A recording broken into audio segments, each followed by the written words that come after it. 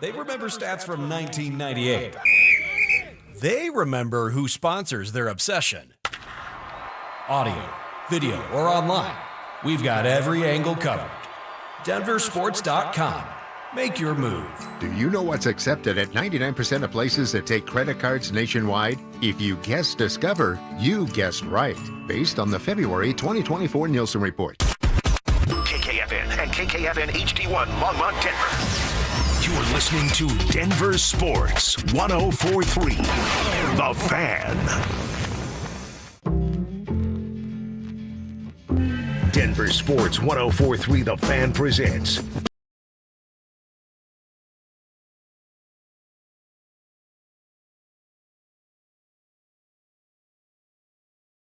You'll be sorry that you messed with the U.S. of A. Boldy looking to push through.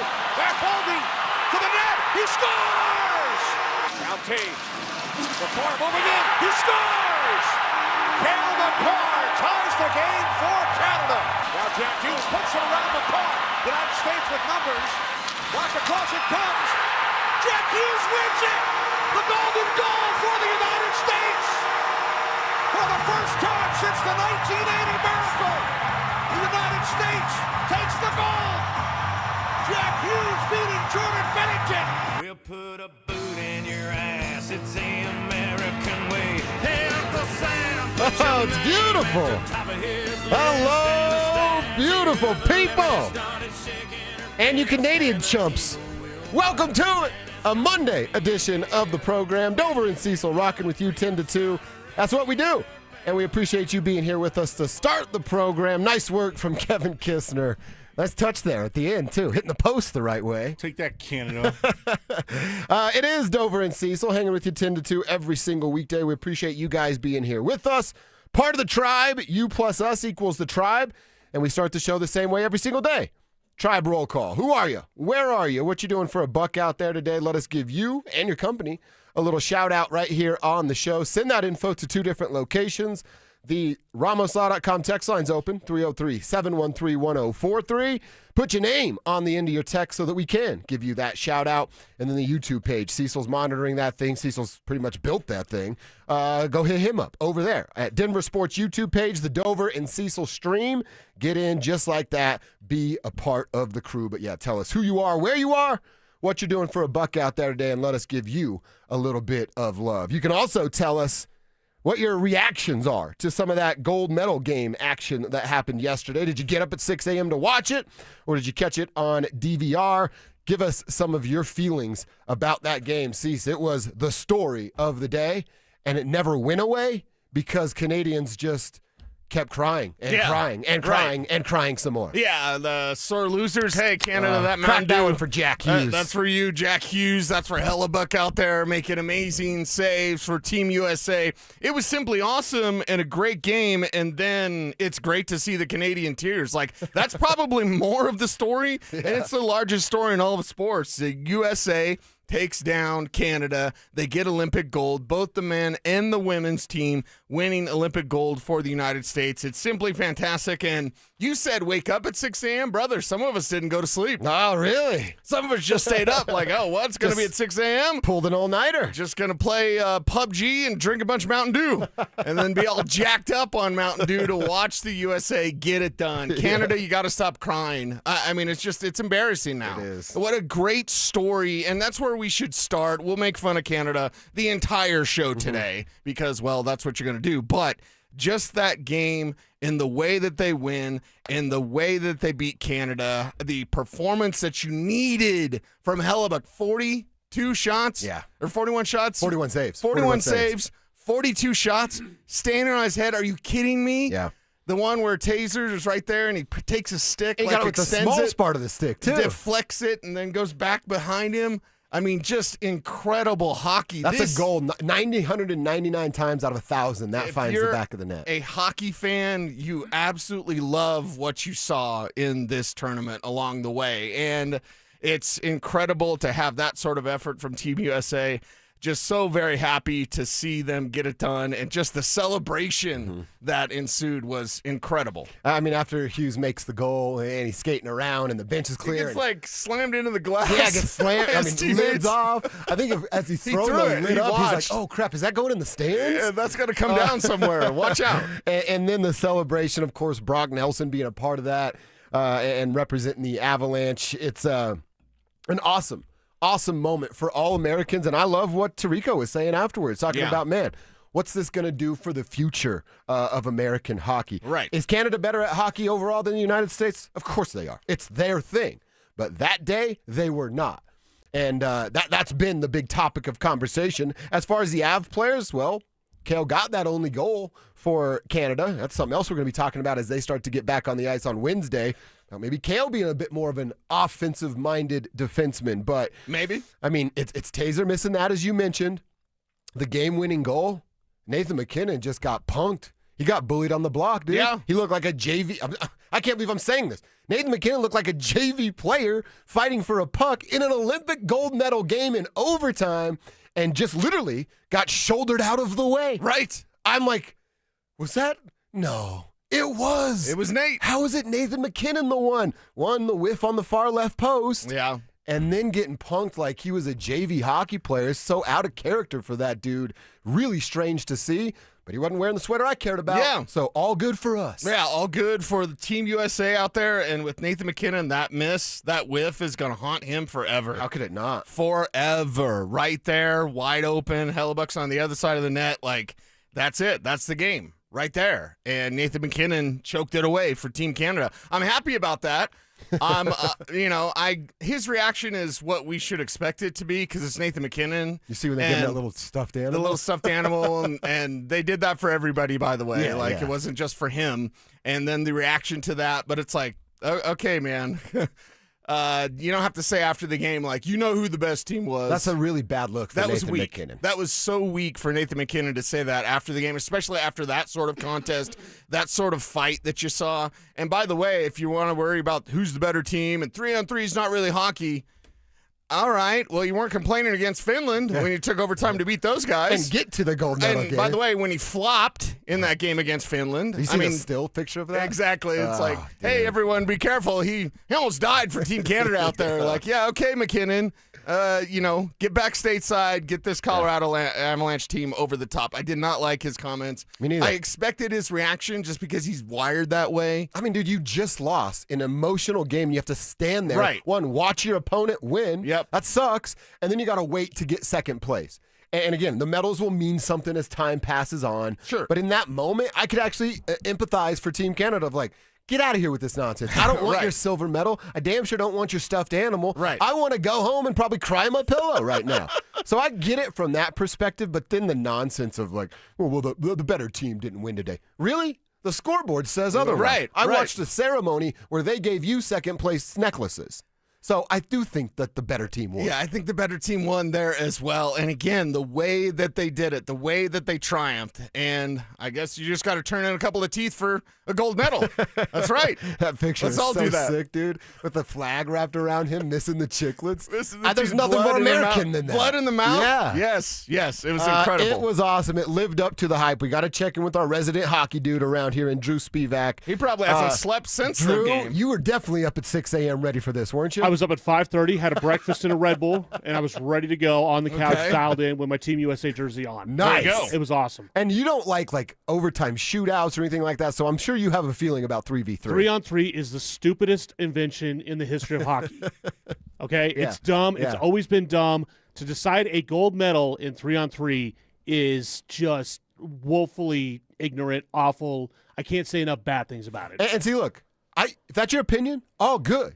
I don't feel that way. And I definitely don't feel that way because my team won. So all good. That's what I don't like. Drew, I know you've had this stance since I've known forever. you. But what bugs me is like, oh, well, they don't win if that's 5-on-5. Again, what about the 5-on-3? What about Connor McDavid 1-on-1 with Connor Hellebuck at a moment in that game? You don't get to complain about the way it looked, knowing that those are the rules. And I love what you said. It was your advantage against Finland. And by the way, when it's the three best players in the world, Look at the three. Canada's got the top 6, and USA has the bottom 6. All true. All true So things. you can't cry about that stuff. You can't. Although we all know that the American fans would be crying if they had lost Sure. 2-1 Yeah, in 3-on-3 overtime. So we all know the roles reversed. Yes. That's how it would go down. But listen, Connor Hellebuck was unbelievable. Not only just in that game, that entire tournament. You're right. The fact that he was not the MVP for the entire tournament. Dude gave up 6 goals in 5 games. Wow. Connor McDavid Wow. wins the MVP. By the way, as a bridesmaid once again, after the Stanley Cup final winning the Conn Smythe Trophy, Yeah. he had 2 goals and 11 assists. He wasn't even the best player on his own team. But no name brand, name recognition, Yep. he gets the MVP award. Macklin Celebrini was better than Connor McDavid was in the tournament. Connor Hellebuck was the best player in the tournament and the sole reason why the United States won yesterday. See, and they overthink that. Who won the They do. gold and who's the best player on that team? Yes. That's the tournament MVP. It's easy. It's easy to figure Well, out. I read something that, and I don't know if this is true or not, but apparently they have that decided after the first period of the gold medal game. Oh, my What? God. Yeah. No Why? Again, listen, I don't know if it's true, but I had read that somewhere that was actually the case. Like, look, the which is graphic guy insane. has a dinner plan. He's going to need to do it early. But even gotta still, go. even if that were the case, if that is true, Hellebuck was still the best player of the entire tournament. Yeah. Even at that point. So it's crazy. Well, congratulations to Team USA. And again, like I said, those silver medals will mean something as time passes. Right now, it's a reminder of what you could not accomplish. But it's a shout out to Brock Nelson.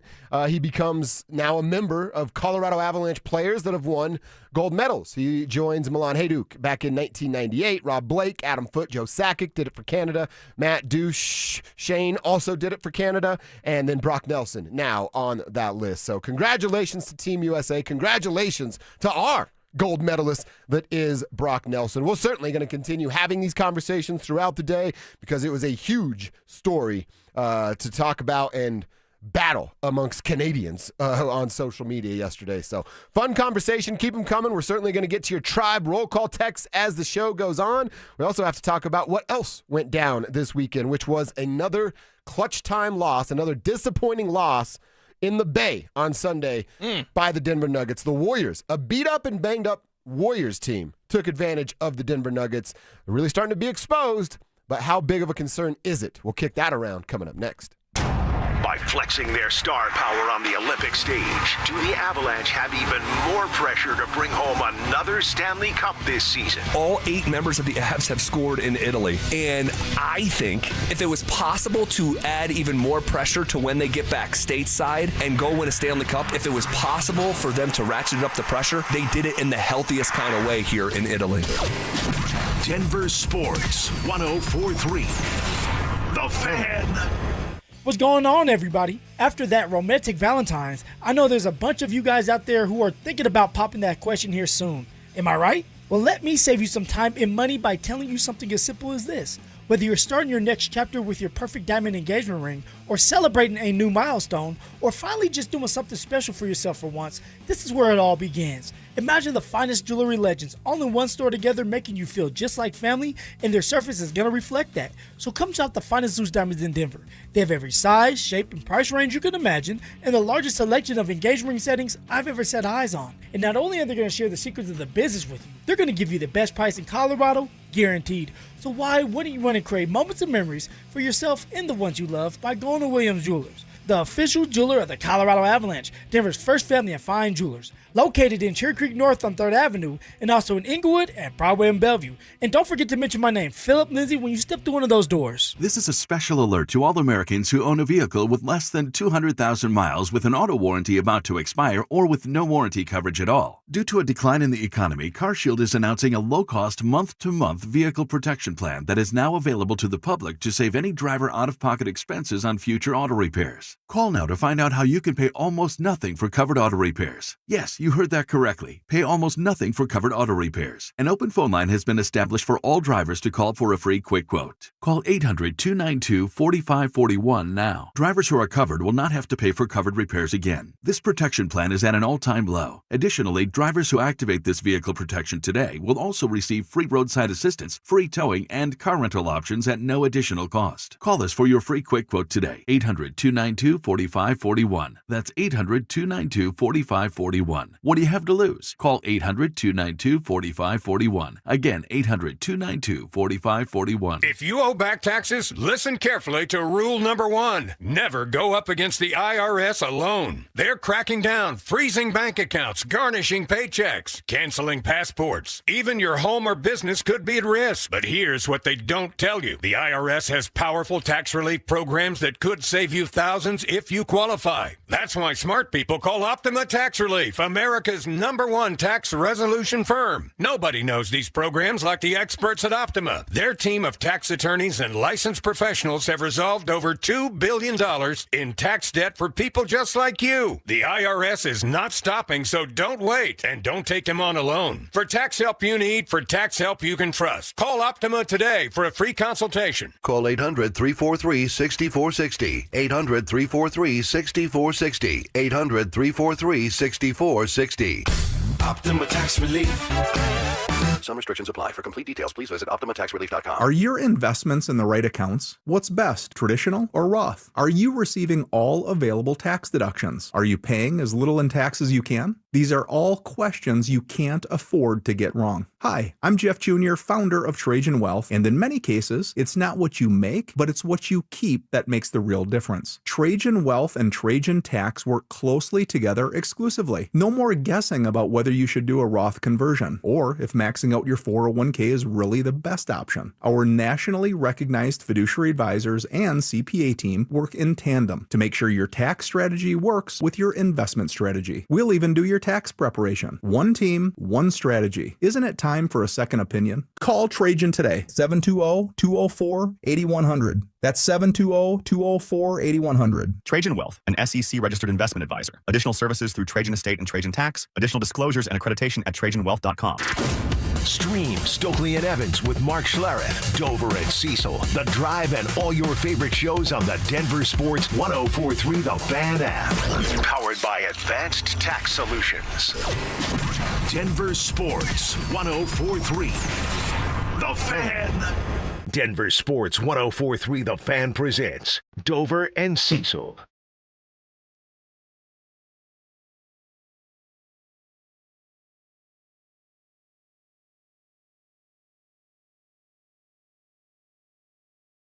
All right, what a strange weekend for the Denver Nuggets. But what happened on Friday night, just scoring bucket after bucket after bucket. And then to start the way they started Sunday in San Francisco against a beat-up and Stephen Curry-less and then late scratch of Draymond Green. So you're really getting the B, maybe even C team with Jimmy Butler being out of the Golden State Warriors. So you go to that game Friday night or watch the game Friday night and you're like, man, all right, the Nuggets are figuring some stuff out. Maybe we don't have to worry about this basketball team. And then they show up in the first quarter against the Warriors and give up 9 threes. 9 threes. They were down 12 points after the first quarter against the Warriors without Steph, Jimmy, and Draymond. Absolutely unacceptable. Bounced back in the third quarter, finally showed some life.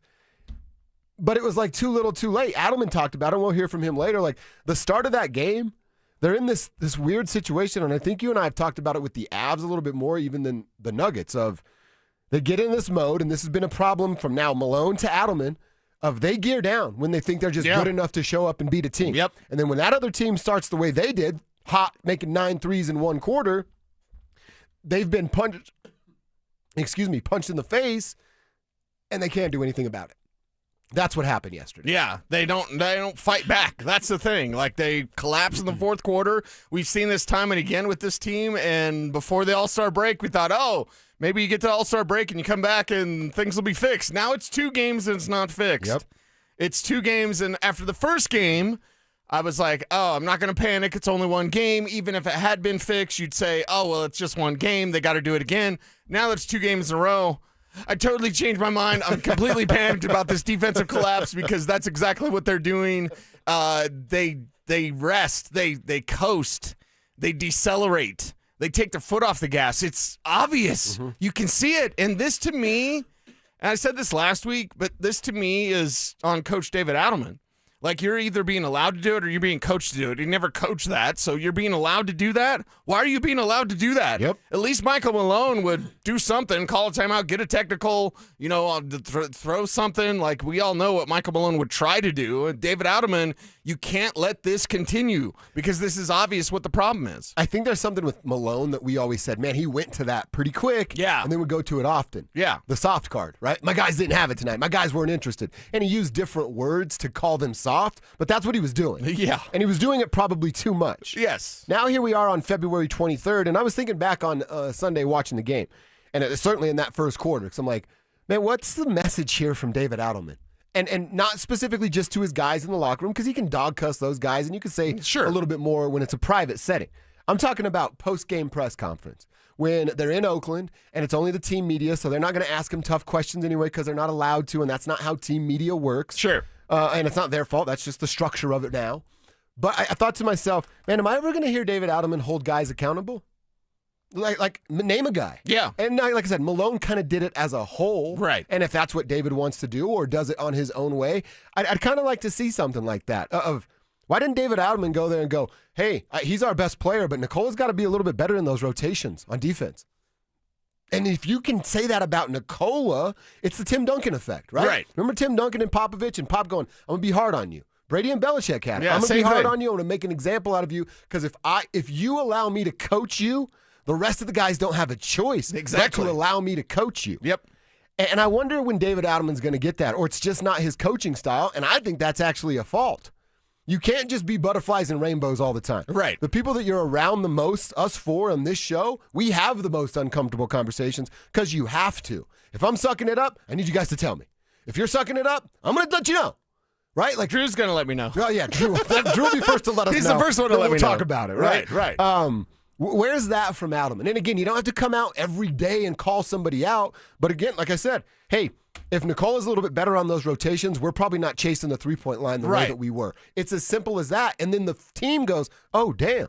Was that Nicola? He's talking about Nicola. Should we have seen this coming, though? Because it was good cop, bad cop with Malone and Adelman. You're right. He was always the good cop. Yeah. And now that there's no bad cop, he's just the good cop. Hey, guys, we got lollipops. Like, what? So is there a bad cop? It has to be Adelman, right? It has to be. Except how can it be when he's been playing the good guy and the nice guy and the player-friendly guy, and now he needs to get in their kitchen? This is something that's obvious for this team. At the end of the game, the two-man stuff isn't working as much as it could. Jamal missed another free throw against the Clippers, right? Okay, so now that's two. Still want him to shoot free throws, but I want him to make free throws now. But it's almost as we're trapped in some sort of Groundhog's Day with this version of the Denver Nuggets, and they can't get out of their own way. They're still dominant. They still have the best player on the planet. They still get inconsistent contributions from the bench, but still, the defensive collapse in the fourth quarter, you got to start closing out, man. Yeah. I watching the game yesterday, and specifically in that fourth quarter, or the first quarter, because it showed some life in the third, I just kept thinking to myself, this is supposed to be a different team. It's a new-look team, new front office, new coach. Why do I feel like it's the same old problem of trying to gear down and then turn it on when it's too late, or just not simply being engaged enough to start a game? Right. That's been the Nuggets' problem literally since after the championship until February 23rd on 2026. This isn't a small sample size. We've got a couple of years of evidence here. Right, and who's going to have the conversation with Cam Johnson? Like, dude, you're here. You're here. You fit in.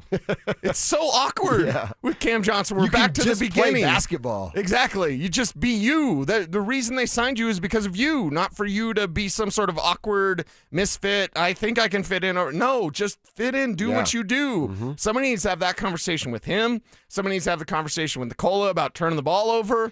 Dude, you know what I think what you're saying here? And I want to get into this more at, let's do it at 11:15. Okay. They need a mother bleeper. That's what they need. Okay. And they needed that. Like, Boogie came in and people were like, oh, he's going to be the guy. He didn't hold enough cachet in that locker room to be the mother bleeper that this team needs. Yeah. It should be Nikola. He's just not that dude. It could also be Jamal. And it's weird because he is that dude. Yeah. He's just not that, like, openly enough. They needed to have somebody yesterday, and it can't be Coach Adelman because that's going to go in one ear and right out the other. They need to have somebody that's going to get in your kitchen a little bit of like, yo, if you don't close out on the three-point line the next time, me and you are going to have a conversation. Yeah, well, there's an answer. I don't know if you want me to save it or give it to you now, but there's an answer. The guy's hurt, but it's Aaron Gordon. You think he is? Yeah. He's kind of a nice guy, too. I know, but he's the guy with the cachet. He's the guy if you have not a heel turn necessarily, but like if you have that turn of like, he's back and he's pissed. You know what I mean? If AG comes back and has that sort of role for him. Chip on his shoulder, it would be that great role. He can hold anybody accountable. He's done it all. He's been a champion. He's walked in the streets of downtown Denver as a champion. Aaron Gordon's that guy. It just sucks that he's hurt. Yeah. But he's the guy. He's the blankety I hope he can be that guy. That'd be a great role for him to come back and be like, I've seen enough. Right. Just start dog cussing everybody. Right. I'm here to get it right. Yeah. All right, we'll get back to that at 11:15. Couple Tribe roll call texts. Ryan in Aurora is up first. He says, Tribe roll call, what a win for USA Hockey. He's out there slinging booze to masses in Park Meadows. Nice. And the medal ceremony, did Canada look like they were just ready to melt down in their medals? Yes, that's absolutely what they were. Jason on our YouTube chat says, Dover and Stokely were pure entertainment on X yesterday after the hockey game, giving those Canadians the business all day. Dude, I had time, and I was ready to roll yesterday. So, yeah, it was a ton of fun messing with the folks on Twitter. I will say I had a fun interaction with somebody that I think they followed me, and they know Denver sports. But we were going back and forth, and he's taking shots, and I'm taking a shot, and then he shot me a DM, and he's like, dude, that was fun. What do you think the Broncos should add? And I'm like, that was sweet, dude. That's how you're supposed to do it. Okay. That's what Twitter's all about. Jack Jordan, roll call for Jack. He's driving Uber and Lyft around. Thank you, Jack. Wishing me a congrats. Absolutely love that. We'll talk about that a little bit later. But keep those folks safe, Jack, and appreciate that. Someone's calling it a Dylan from Arvada, a gold medal Monday. I like that a lot.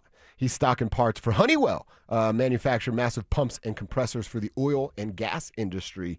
Honeywell used to dabble in avionics, too. When I was working on airplanes back in the day, we used some Honeywell products. So, Dylan, keep crushing it out there. We appreciate everybody checking in with a little Tribe roll call. Again, who are you? Where are you? And what you doing for a buck out there today? All right, coming up on 10:30, that means it's time for a new name on Bo's board. We're building Bo's board all off-season with names Cecil thinks can fit this Broncos offense and help Bo take the next step. Who's on today's list? You'll find out next.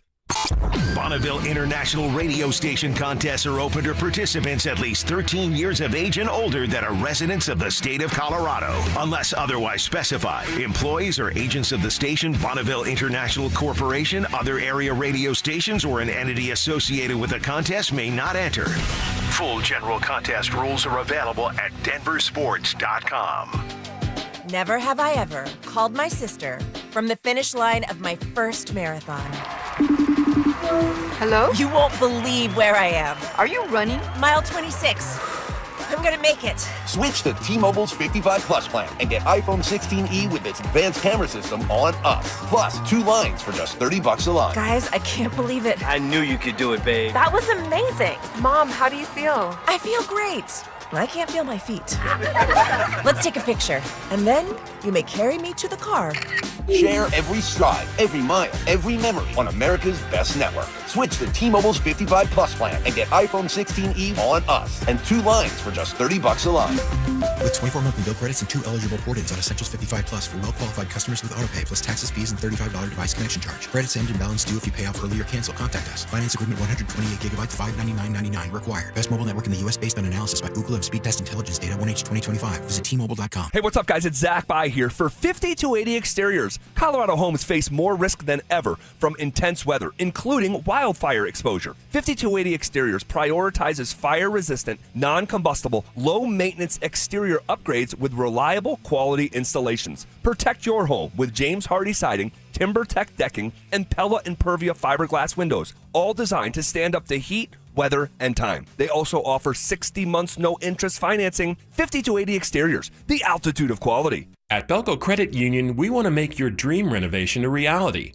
Maybe that means a modern kitchen upgrade or a luxurious new bathroom. With Belco's Home Equity Choice line, you can get easy access to funds with the freedom and convenience of a home equity line of credit, plus the security and stability of a home equity loan. Plus, Belco is also offering low rates for qualified borrowers. Learn more at belco.org/choiceline. Belco is an equal opportunity housing lender. Bilko, banking for everyone. Hey, it's Mike Evans. Restore your bald spot, reverse your receding hairline, or add volume to thinning hair with the same simple one-day treatment I receive from Dr. Tanya Pauls of Advanced Hair. Your own natural hair begins regrowing the very next day, and your new hair is guaranteed to grow. Advanced Hair has changed tens of thousands of lives, including mine. For your free consultation, $250 off, and 250 free hair grafts, call 720-459-HAIR. Advanced Hair. Hi, I'm Terrell Davis, two-time world champion and Pro Football Hall of Famer. There is nothing more important than your health. This February, save up to 50% off on select premium equipment. Visit one of Fitness Gallery's 7 convenient locations from Colorado Springs to Fort Collins. The right financial strategies can make a huge difference, especially if you're nearing retirement. Adam Mueller talks retirement strategies with Mile High Money. Saturday mornings at 8 on Denver Sports 104.3 The Fan. Hey guys, Mark Schlereth here from my friends at Cutarelli Vision. Here's my story. I wore glasses growing up for a long time, and then when I hit my 30s playing for the Broncos, I ended up having LASIK surgery, but when I hit my mid-50s, I needed those readers for everything I did, whether it was going to restaurants trying to read menus, whether it was reading statistics, studying film, I needed those reading glasses. Well, I decided to go see Dr. Cutarelli at Cutarelli Vision for refractive lens exchange, and I can tell you firsthand, total game changer, and you can join Dr. Cutarelli for his live webinar this Wednesday at noon. Learn more about refractive lens exchange from Cutarelli Vision. This free webinar is the perfect opportunity to meet Dr. Cutarelli and have him answer all your questions like, is RLE for me? Am I a good candidate? What's the recovery time? What's the cost? Is there financing? Cutarelli is Colorado's most experienced with over 90,000 vision correction procedures, and he can tell you when it's time for you. Make sure you join that live webinar this Wednesday at noon. Register at ColoradoRLE.com. That's ColoradoRLE.com. You are listening to Dover and Cecil on Denver Sports 104.3 The Fan.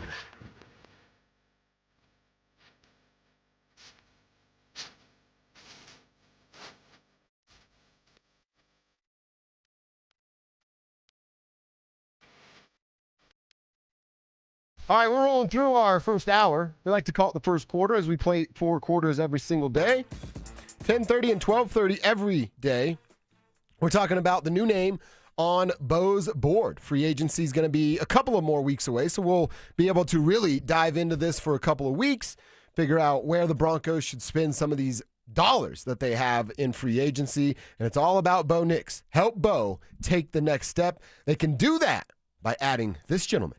Robbins in the bank, and the call here, Pooney with the block, and he's going to take it in for the touchdown. 18-yard touchdown run, Brian Robinson. Brian Robinson, who spent his first 3 years there in Washington, rushing for over 700 yards each year. Last season in Washington, had 8 touchdowns. Went to San Francisco last year in a limited role, obviously, dealing with a couple of things. Only 92 carries for 400 yards last year in San Francisco. He's a guy that you look at, Cecil, and I kind of look at this dude as hey, is he a 1A? Is he a really, really good 1B, like maybe top of the list of one of those 1Bs? Right. Or is he a 1A where in this system, a 1A is a little different than what a normal 1A looks like? Sure. So maybe it fits better as a 1A if he's rocking the orange and blue. You tell me what you liked about Brian Robinson. Yeah, what I like about Brian Robinson, first, you all remember him from Alabama, most likely, and you remember him because he's huge at 6'1", 225. Yeah. I like that already. And then let's look at the career rushing average. This guy's going to average over 4 yards a carry, right? And I know that doesn't sound, what? 4? Yeah, everyone should be 4 yards a carry, but he's been consistent with that with 2 different teams, 4 seasons in the pros, a role as a lead back, a role as a reserve back, of course, with Christian McCaffrey there. You're not going to play. You're not going to be the man. Christian's going to be the man. You're going to be the backup, but still not pouting, not complaining, fitting in those wide zone concepts. And that's the nice thing about a 225-pound back like Brian Robinson is the fact that he's used to bend, bang, or bounce. It's the ultimate decision you get when you get that handoff in a West Coast system. Do I bend? Do I bang? Do I bounce? Do I bounce to the outside? Do I bang her between the tackles? Do I bend back opposite play side? Brian Robinson already knows how to do that. And as a big back, having that sort of skill, not having to be a gap player. Yeah. We remember years ago, Melvin Gordon was a gap player, which means you got to block it, you got to give him a runway, and if you do that, then he can make it happen.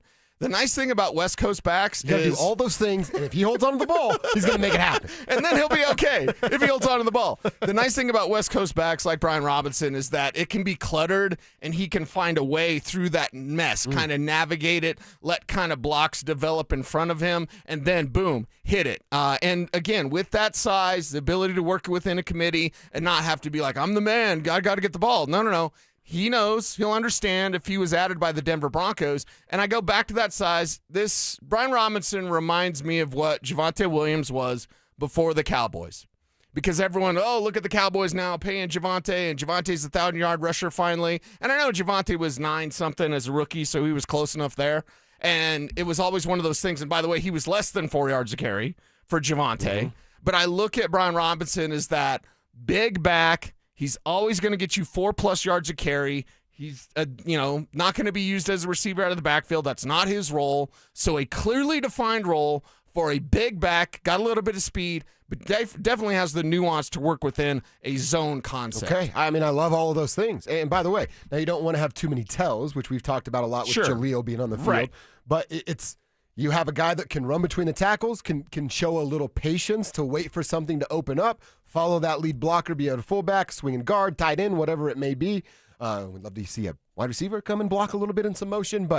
And then you have your guy that's in the backfield that, again, can be your pass-catching threat that also is a threat to run the ball from time to time. I've been telling you, I think a nice situation to work towards, not going to happen immediately, is Bo Nix, 2-back system, and you have the threat of a pass catcher or a guy that you can just turn around and hand the football off to, and a dude like Brian Robinson. The other appealing factor of this man, the spot track market value. 1 year, $3 million. Wow. That is exactly what I'm looking for this running back. Okay. I don't want to break the bank. Again, you can bring me some star power. I'm willing to have the conversation for a longer term and more money on it. But because of who Sean Payton is, I'm very hesitant to put a bunch of dollars in that running back room. You're on a good rookie deal with RJ. Now bring somebody in like this. 1 year, $3 to $5 million. If you bump it up towards like 6.5 because of incentives, and they reach him, good. Everybody wins in that scenario. But that's the money, exactly what I'm looking for in the running back room. And that's what you kind of have to be looking for in the running back room. If in fact, has Breece Hall been franchised yet? Like, we don't know yet. Right. I know the combine starts this week in Indy. Got our YouTube chat talking about that. But it's like, okay, if you can't get that mega star, Breece Hall, or even the guys like Tyler Algier, who we really appreciate, I'm looking at Brian Robinson as like an Algier alternative. Now, Tyler is a better receiver out of the backfield than Brian Robinson is, but I look at him as like, okay, you need that big back. You need the guy that's got the skill. That's clearly, to me, Brian Robinson. So the skill's there. The definition of a role, like, clearly defined. Yeah. He's your 2-down banger. And then the price tag, sounds like Brian Robinson checks a lot of boxes. I know. I got to phrase this the right way because I don't want to compare the two. Breece Hall's a better running back than Brian Robinson. Yes. But is he $7 million a year better than Brian Robinson? You know what I mean? Does production match the price tag? Yeah. Breece Hall going to come in here and give you 15 to 16, 1,700 yards all purpose? All right. That's probably worth that $10 million price tag. Can Brian Robinson come in here and give you $1,200 yards all purpose? That's the proper price tag too. Yeah, well, and the thing is, if you look at Breece Hall, you're essentially replacing R.J. Harvey. Now, while we may want to do that in Broncos country, there's a lot of people, I don't know, not turning on R.J. Harvey, but there's a lot of people realizing the truth of that he's limited in what he can do. There's others that say, just give him a chance. Like, no, that's probably not going to be the case. But they're not going to. So, again, Bo's board is like some of my favorites. Bo's board is a thought experiment. But also at the same time, Bo's board is like, well, what do they want? Because they love R.J. Harvey. They're not going to go away from him. So, Breece Hall, you sign Breece Hall, R.J. Harvey doesn't touch the field because Breece Hall doesn't need to leave the field. You sign a Brian Robinson, R.J. can still grow and develop. So I'm always cognizant of that whenever I'm thinking about Bo's board. And look, I feel like I'm turning into the R.J. defender guy, but I'm not all in on R.J. being the future at running back. Spoiler alert, that doesn't exist. That position's not that important. You could just plug and play and pick and different guys every other year. But I'm not in the mode of just giving up on the guy right now. And I'm not saying you are, but like I said, from the Broncos country's perspective, it's like, no, upgrade and kick him out. Upgrade, develop, and then you have multiple options. Yeah, upgrade, develop, and then you have competition.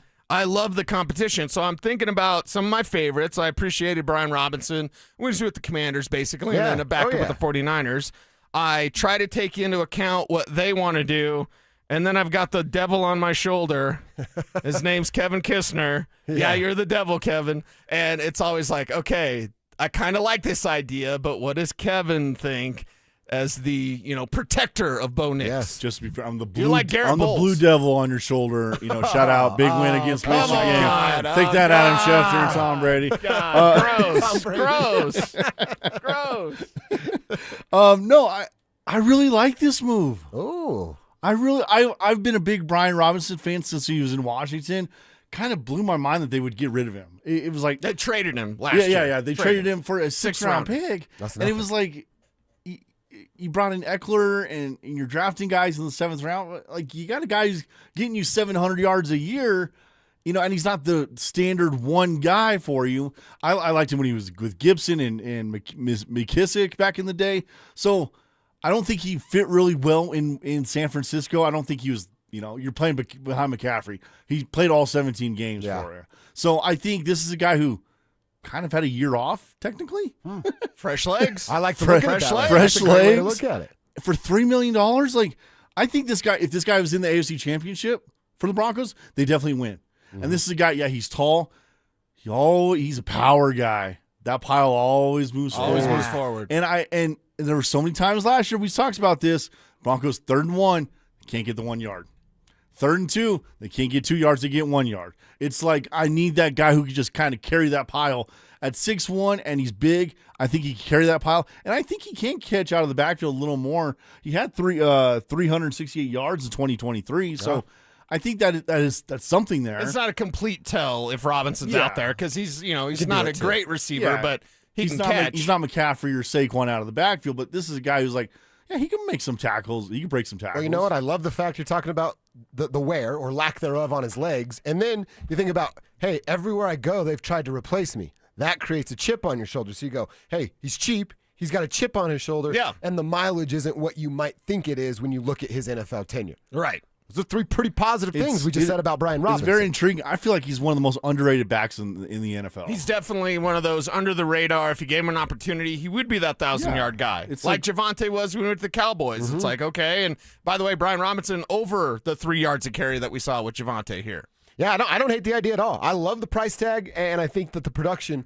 could make that a very, very valuable price tag. Tribe members, Broncos country, what say you? Brian Robinson, yay or nay? Tell us on the RamosLaw.com text line. Throw your name on your text so we can give you a shout-out, 303-713-1043.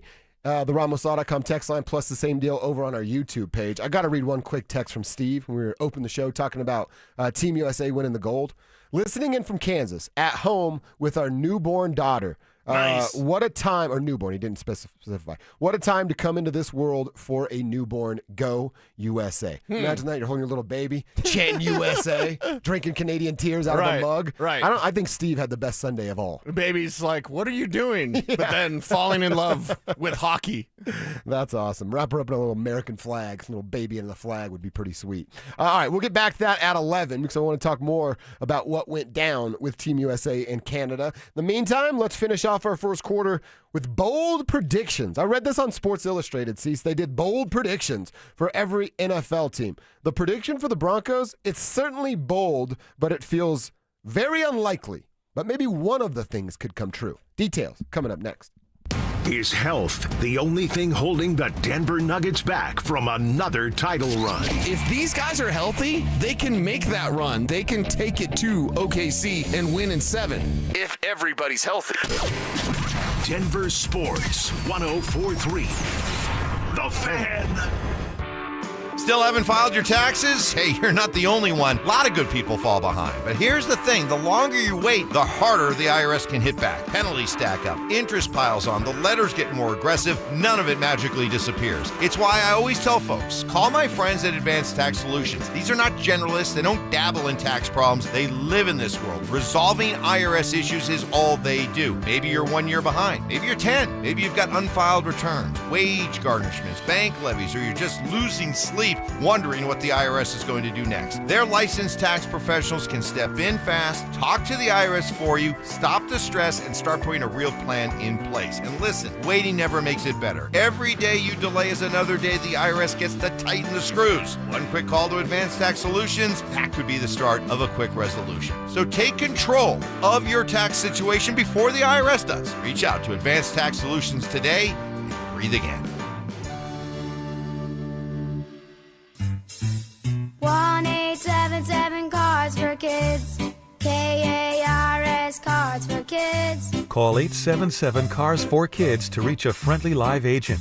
Donation's super easy, and your card can be picked up as soon as tomorrow. Call us now or go to carsforkids.org. That's cars with a K. 1-877 Cars for Kids. Donate your card today. Did you know you can donate real estate too? Oh, could this vintage store be any cuter? Right? And the best part? They accept Discover. Accept Discover? In a little place like this? I don't think so, Jennifer. Oh, yeah, huh? Discover's accepted where I like to shop. Come on, baby, get with the times. Right, so we shouldn't get the parachute pants? These are making a comeback. I think. Discover is accepted at 99% of places that take credit cards nationwide. Based on the February 2025 Nielsen report. Access to education changes lives. That's why National University provides flexible online and hybrid programs from associate to doctorate degrees. Since 1971, NU was built to serve non-traditional working and military learners nationwide. NU understands the demands of work, family, and service. Each year, more than 130,000 learners trust National University to move forward. Visit nu.edu to learn more.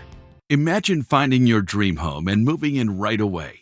No waiting to sell your old place first. Sounds perfect, right? That's exactly what Orchard's Move First, Sell Later program lets you do. Buy your new home now and sell the old one later. Here's how it works. Orchard gives you cash so you can buy and move into your new home first, on your timeline. No waiting, no showings, no double moves. Then the Orchard experts take it from there. They handle repairs on your old home for you so you attract the right buyers.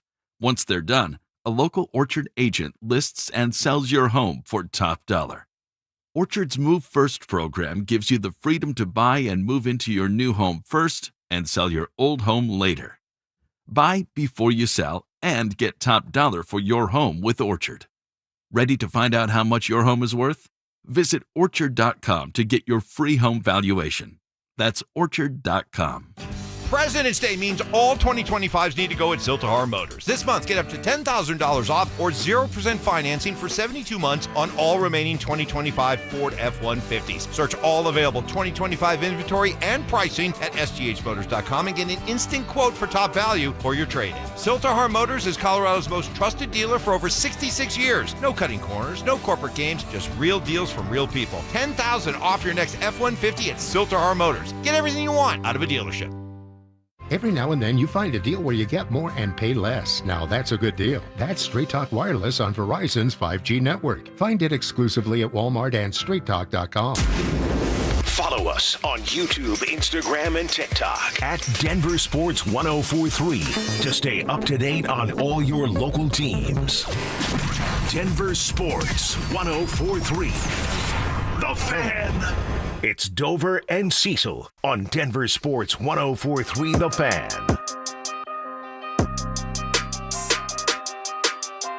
All right, I got to read some bold predictions from Sports Illustrated. Want to make some time at the end of the segment for your guys' Tribe Roll Call text as well.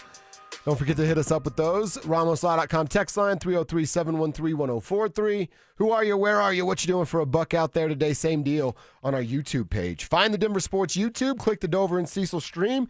You're in just like that. All right, before we get into these bold predictions, got to tell you about our super fan send-off. We're looking for the biggest wrestling fan in the entire tribe, and we're giving you a chance to go to Las Vegas for the biggest pro wrestling event in the world. That's what the Superfan Send-Off is all about. It's presented by our friends at 303 Law 4040. If you were to win this, you're going to get a pair of 2-night tickets to the event, round-trip airfare from Vegas for you and your guest from Denver, 2 nights hotel stay, and a $500 Visa gift card. It can all be yours if you get signed up at DenverSports.com/superfan.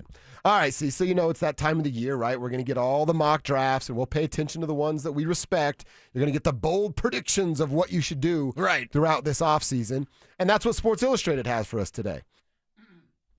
Sports Illustrated wrote for all 32 teams a bold prediction what they should go do this offseason. One of these moves, I'm sure you guys talked about it last week when I was out because his name started to make some circles. But one of the suggestions is that Sean Payton would trade for A.J. Brown. Again, I'm out on that. I saw your take on social. You're out on that as well. Yeah, that's a big no for me, dog. What Sports Illustrated is suggesting here is it's not just the lone A.J. Brown trade. They're suggesting 2 trades will be made from Sean Payton, and he's really chasing an offense here. Sports Illustrated says that the Broncos not only will trade for A.J. Brown to bring a star wide receiver on the outside, they're also going to go get that running back via a trade. And it's David Montgomery from the Detroit Lions. Now, they don't go into exactly what it would take, but they are saying it's going to cost you multiple picks between the 2nd and the 4th rounds to bring in veterans that are going to help you in the hunt. That's what they're saying the kind of overall generalization would be. A.J. Brown, you and I both feel the same way about. I don't want that guy near this locker room. I would actually be upset if that's the route that they went. But David Montgomery? Talk about that 1A, 1B. You're kind of 1B elevated to 1A. Right. I really like that idea. I like David Montgomery a lot. Here's the only problem. One, they're talking about multiple picks. Brian Robinson was traded for a 6th-rounder last year. Brian Robinson, David Montgomery. Now, Montgomery's a better receiver than Robinson, but we just got done talking about Robinson. A lot of people like that idea, and I always go back to the Marshall Faulk trade. Faulk was traded from the Colts to the Rams for a 2nd and a 5th-rounder. Wow. David Montgomery's no Marshall Faulk. No, he's not. So he doesn't need a 2nd and a 5th-rounder. Plus, Jonah Coleman, the rookie from Washington, who I think the Broncos could take at 30, he's David Montgomery. That's my best pro comparison for Jonah Coleman. He's one of my favorite backs. How quickly? Now. Really? Now. With running back, this is why the R.J. Harvey thing, running back doesn't take time. Other than Thomas Jones, and I'm getting sick of telling the Thomas Jones story, it's been one guy in the history of the league where it takes some time to get going. No, it's right there. For a guy like Coleman, he could come in and produce in a way that you would expect David Montgomery to produce without giving up draft capital and without having to pay his salary, because I'm sure it's not a rookie salary for David Montgomery. I'm looking at it right now. He's got $5.4 million this year, now another $7.4 million the following year. That's when he hits 30, and then he's a free agent. So it is kind of appealing right now where you're looking at, I think he's one of us, I would put him in the star running back conversation, especially if he is the lead at 1A. So you go, all right, am I willing to pay 12, 13, if you put the halves on there, we're flirting with like $13.5 million for 2 years and then kick him to the curb and either A, hope that RJ's ready, or you just start this process all over again. They got to get better at drafting running backs. Yeah, they do. So how about you go to the draft and you get that? Now, could you get a Brian Robinson still? Sure, right? Could be Robinson and Jonah Coleman, or Robinson and Nicholas Singleton, who we talked about when you're gone, the Penn State kid.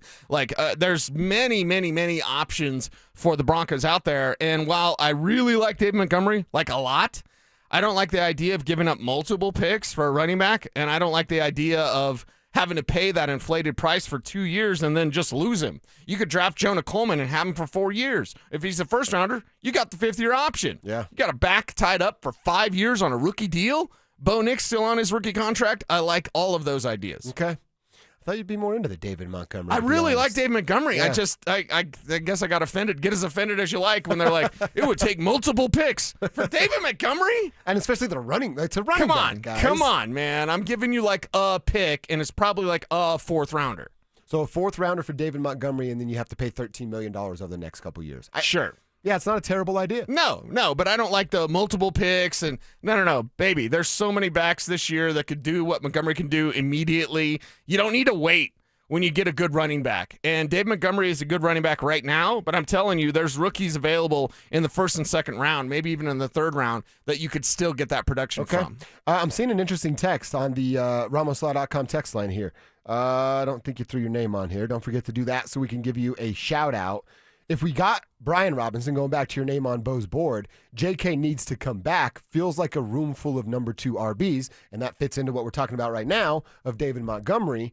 Is that a weird feel of forcing a 2 to be a 1, or is it what we just said? the guy just waiting for the opportunity to be the one. Yeah, there's a lot of guys out there that have just been waiting for that opportunity to be that one. That's how I look at David Montgomery for sure. Yeah, and Montgomery's that guy that he doesn't need to come off the field. And the fact you have Jahmyr Gibbs there with Detroit means he's coming off the field because Jahmyr Gibbs is a special talent like a Christian McCaffrey. So I look at it with Dave Montgomery. That sounds great, but what's the price tag? And then are you okay with the rental for 2 years? That's the thing. And I know everyone wants love, right? When Kev said, we got our franchise, that's when the love started. You want all this love around Bo Nix. Sometimes it's just about renting a guy that can help you along the way. Yeah. So I like the idea, but I got to know the price tag, man. This whole, just throw a bunch of picks. I'm not doing that for David Montgomery when there's this year's class, when there's a carbon copy of him and Jonah Coleman right there available for you. See, and I think that's a very fair statement by you. And I think 4th round pick, hey, you want to have a conversation? Let's start there. The Lions will try to pull a 3rd out of you. You'll try to go, no, maybe it's a 5th and a 6th now if you're, negotiating back and forth. But I'm with you. Multiple picks for a running back, it's a no from me. But I'm intrigued by the idea of a guy that I can get for 2 years, pay $12 million, $13 million to, and then just say thanks for the time. See you later. That's appealing to me. And see where he's at that point, because you might circle back and be like, we won a couple Super Bowls. Right. You want to stick around? Yeah, we'll give you the team, you want to take the team-friendly deal, which no player should ever do, but you try to intrigue him with that. You're a running back. You better take whatever you can. Yeah, that's exactly right.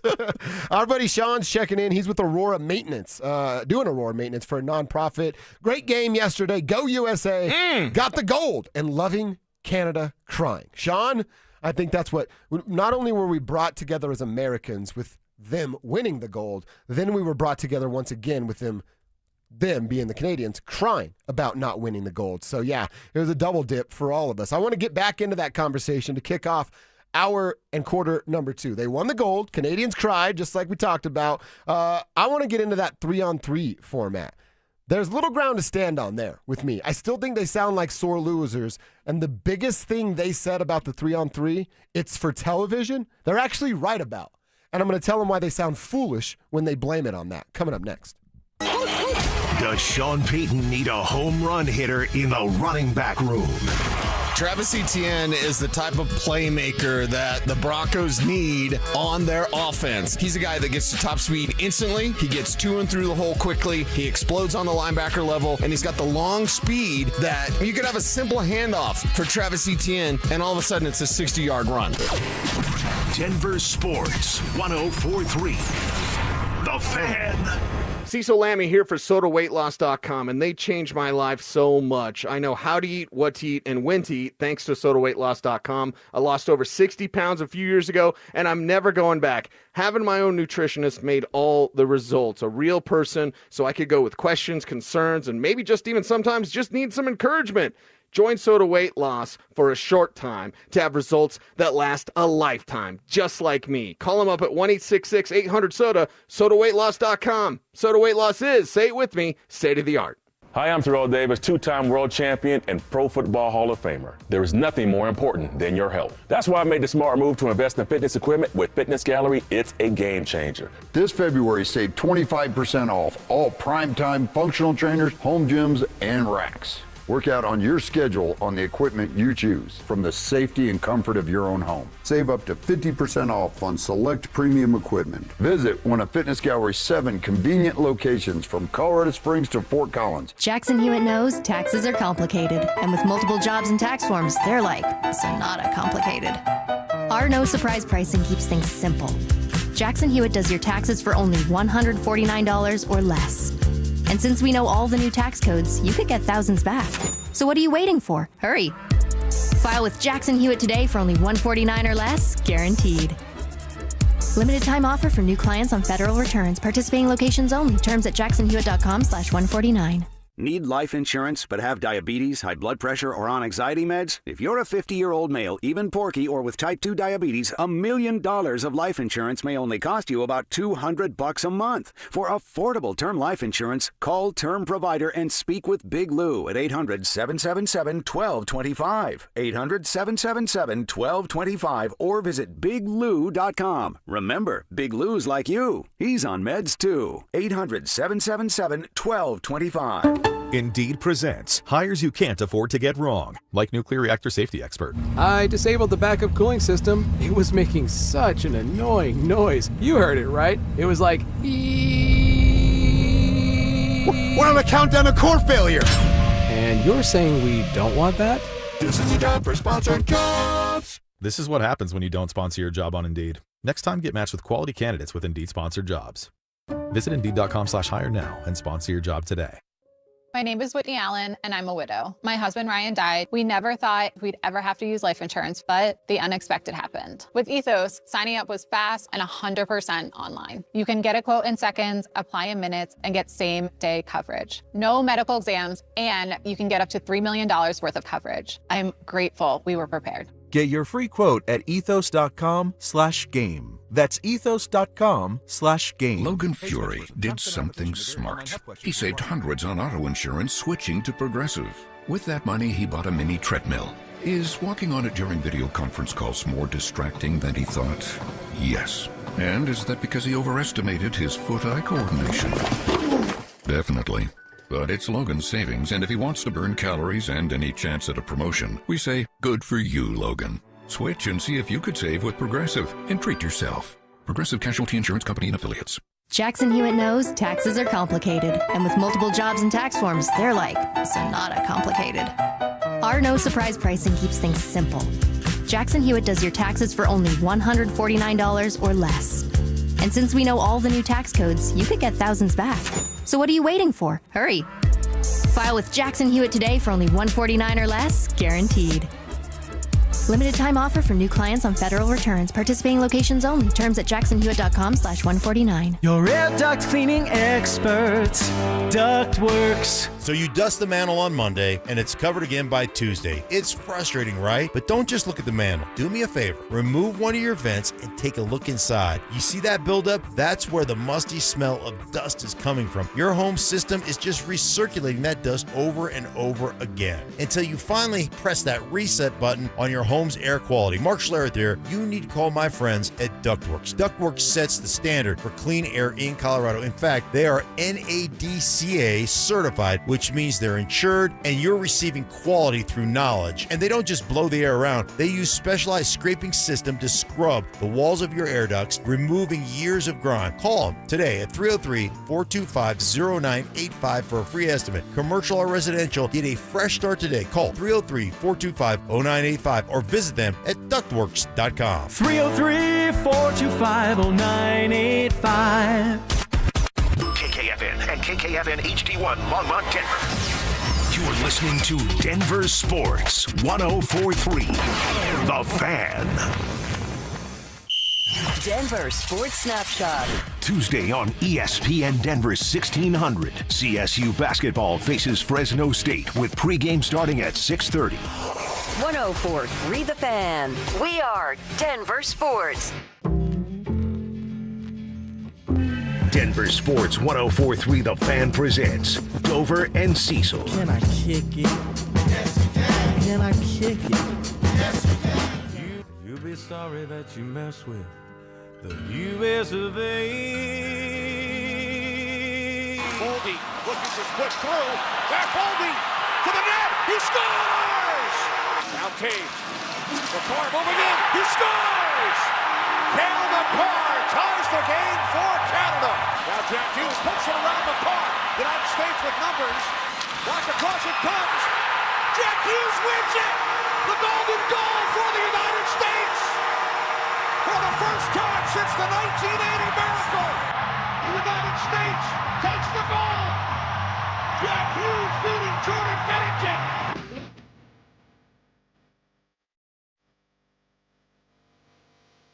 Oh, it's so good. Kevin Kissel with the montage. I know this is the song, but like, how are we all not seeing Jenny on the ledge? You know what I mean? Is that not what we're thinking about right now? I brought that up last week. I was like, this song only makes me think of one thing. And it's Jenny on the ledge. Jenny on the ledge. What a day it was Sunday for Team USA. A gold medal. And the first one since 1980. How about the first time ever, men's and women's, representing USA go and get a gold. You know, the ladies only gave up 2 goals throughout the entire tournament. Yeah. That's unbelievable. They were outstanding. The fellas got it done on Sunday. A 2-1 overtime win. Jack Hughes gets that golden goal with his missing chiclets and all. And I want to talk more about this 3-on-3 hate that's going on. And like I said, our buddy Drew, he's our resident hockey guy. Now, I tend not to like hockey guy. Drew's like grandfathered in. He gets the pass no matter what because we've been bros. He's not the worst hockey guy. No. There's hockey guys that are worse out there. They really are. And like I said, they kind of gatekeep the sport. Yes, they do. And then they complain why more people aren't into their sport. It's like, well, stop gatekeeping then, hockey guy. Exactly. Here's a couple of issues that I have with this 3-on-3. And if you don't like it, I'm not telling you you're wrong. That's like your opinion, man. I like it. And that's okay, too. If you don't, all right, we don't have to agree on I like the shootout, everything. and most every hockey guy hates the shootout, so whatever. We don't have to agree on everything. That's not what life is all about. But here's my issue. And actually, John Cooper said it. And here's another reason. We're going to feel sorry for Canada. One, it says Canada across their shirt. I'm American. And this is America. They're Canada. Their coach is John Cooper. Raise your hand if you like John Cooper. Now put your hand down if your last name's not Cooper, because nobody likes that guy. He's a turd. That's the coach. Brad Marchand's on the team. You like him? He's a giant turd too. Tom Wilson's on the team. You like him? He's a giant turd too. Oh, and by the way, their goaltender is the biggest turd in the punch bowl that there is in Jordan Binnington. So not only are they sore losers, they literally have 4 guys that the world hates on their team. They're not very likable. And people want to feel sorry for them. Well, and I'll bring up something that's very, very sensitive. You ready for this? Yeah. Nathan McKinnon, that likable? We love him because he's one of ours. He reps our shit. But if he wasn't one of ours, do you think we'd really like Nathan McKinnon? Probably not. He can be. He can rub you the wrong way. He can be unpleasant at times. Sure. But what John Cooper said about the 3-on-3 really, really pissed me off, to be honest. His quote here: "You take 4 players off the ice, now hockey's not hockey anymore. There's a reasons overtime and shootouts are in play. It's all TV driven to end games, so it's not a long time. There's a reason why it's not in the Stanley Cup final or the playoffs," end quote. All right, I will actually give him some pass on this statement. Is it TV driven? 100%. Yeah. No doubt in my mind, is it TV driven? So John Cooper is right in that instance. But this isn't like, hey, pick what you like and don't like a la carte. That's not how it works, Mr. Cooper. Old Johnny boy. Because you know what else they've done for television? Well, one, you've got back on television. ESPN gave you CPR. You were on life support, NHL.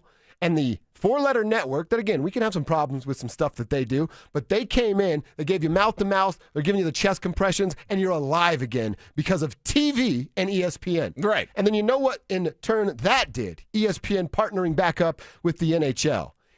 2 years ago, this league had the biggest cap rise it's ever had. And guess what's going to happen again this offseason? Another giant cap raise. Right. And guess why, Jonathan? Because of TV revenue and them changing things for television. I also saw a hockey guy a lot on social media the last week going, man, it's so pleasant to watch a hockey game without a helmet ad and a jersey patch and an imposed endorsement deal on the ice. They're really offended by that? Bug you that much? And again, by the way, hockey guy, if none of that was going on, your precious little sport wouldn't exist because they were on their way to not being around because nobody was watching and they couldn't make any money. They're on Outdoor Life Network. Now ESPN's involved. Now you are changing the game a little bit to cater to the television audience, which every other sport has done throughout the history of their existence. And you've never been bigger because of it. So your little crybaby rant about it's all for TV, you're kind of right. But it's not a la carte. You don't get to pick what's good for you in this argument and then ignore it in this one. Hockey's the level that it is because of television revenue, because of the partnership with ESPN. And yes, they changed the rule for television, but that's the rule. Deal with it, Jonathan Cooper. Deal with it, and then deal with it, Canada, because it's the reaction. Like, we can celebrate everything that Team USA did, and we need to continue celebrating that. But at the same time, Canada, you took one on the chin. Just admit it. Yeah.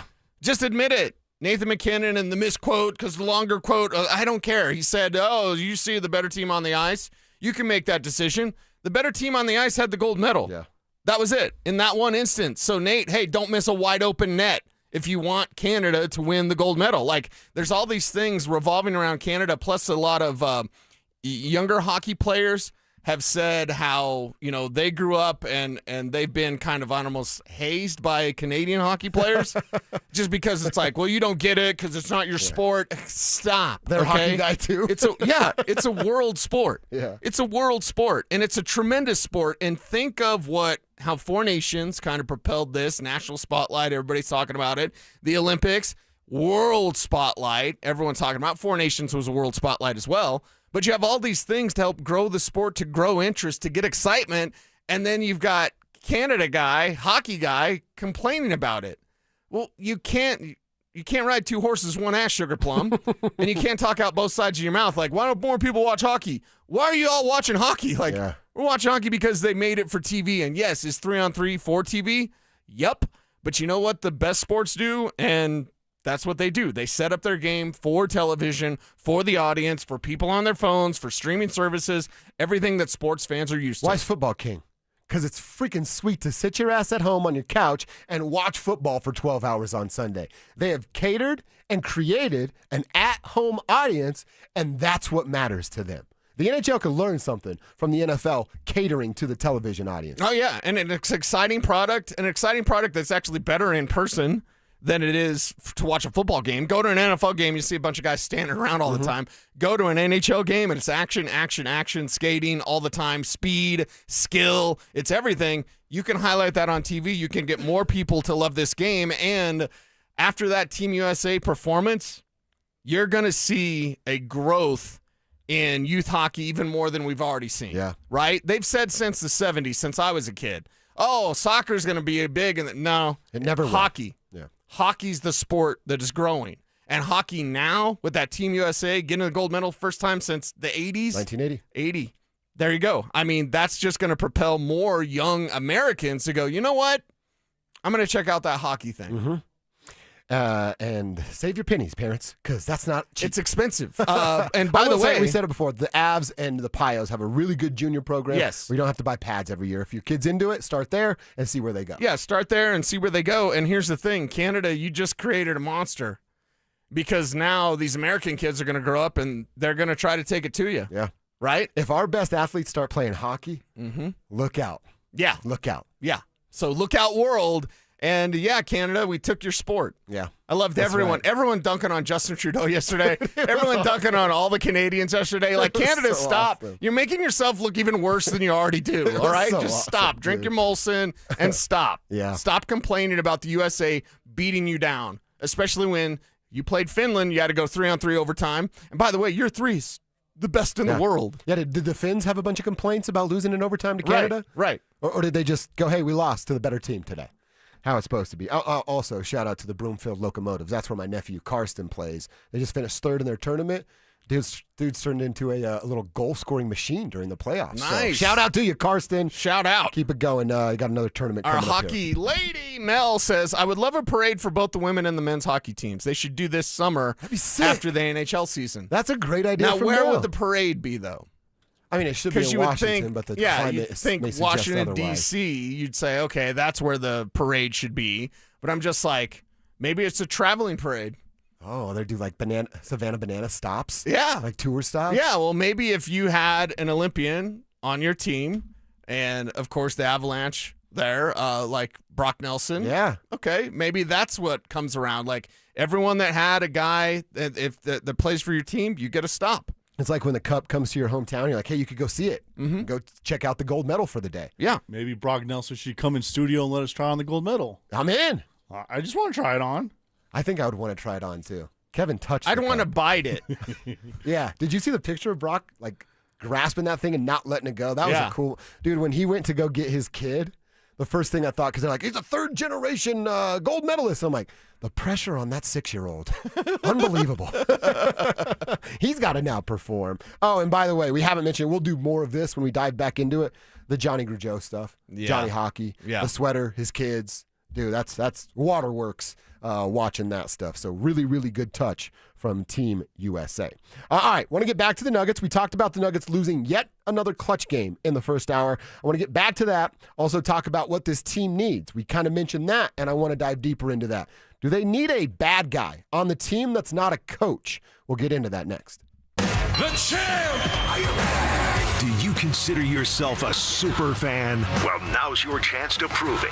It's Denver Sports 104.3 The Fan Super Fan Send-Off, presented by 303 Law 4040, sending you to Las Vegas for the biggest pro wrestling event in the world. A pair of 2-night event tickets, airfare, and hotel all included, plus a $500 Visa card. So get in the ring and enter now at DenverSports.com/superfan. That's DenverSports.com/superfan.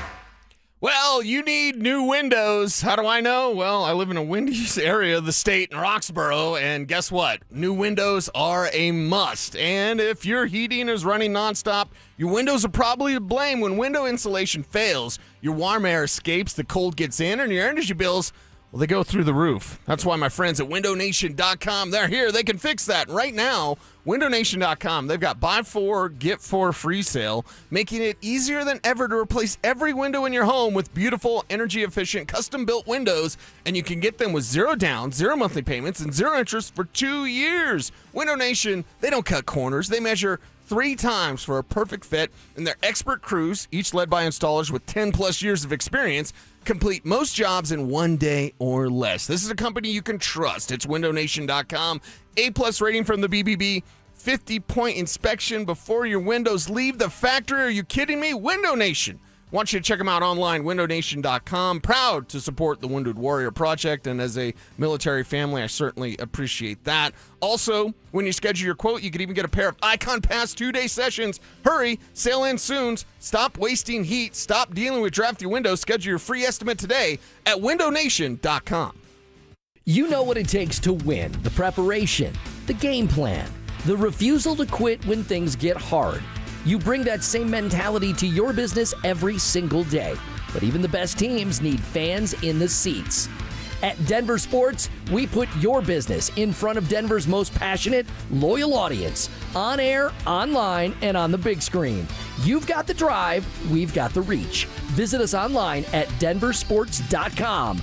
Let's build your roster. Hey, it's Mike Evans. Restore your bald spot, reverse your receding hairline, or add volume to thinning hair with the same simple one-day treatment I receive from Dr. Tanya Pauls of Advanced Hair. Your own natural hair begins regrowing the very next day, and your new hair is guaranteed to grow. Advanced Hair has changed tens of thousands of lives, including mine. For your free consultation, $250 off and 250 free hair grafts, call 720-459-HAIR. AdvancedHair.com. At Belco Credit Union, we want to make your dream renovation a reality.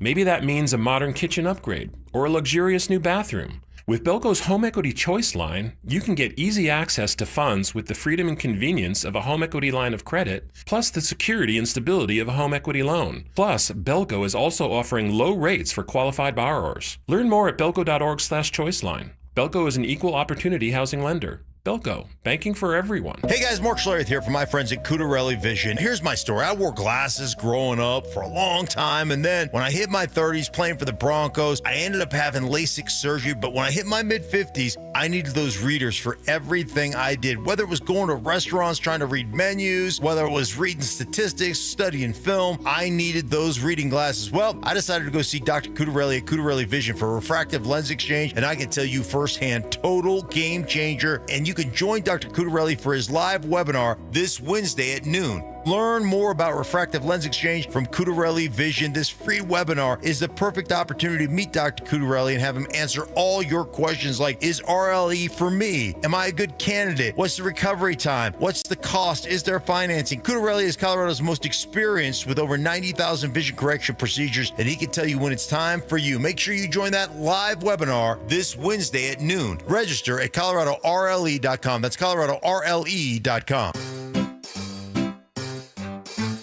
1-877 Cars for Kids. KARS Cars for Kids. 1-877 Cars for Kids. Donate your car today. Call 877 Cars for Kids to reach a friendly live agent. Donation's super easy and your car can be picked up by tomorrow. Call now or go to carsforkids.org. 1-877 Cars for Kids. Donate your car today. Did you know you can donate real estate too? Follow us on X at DEN Sports 1043. for up-to-the-minute information and opinions on all things Denver sports. Also, we can still call it Twitter, right? Denver Sports, 104.3 The Fan, DenverSports.com, and the Denver Sports app. Denver Sports 104.3 The Fan presents Dover and Cecil.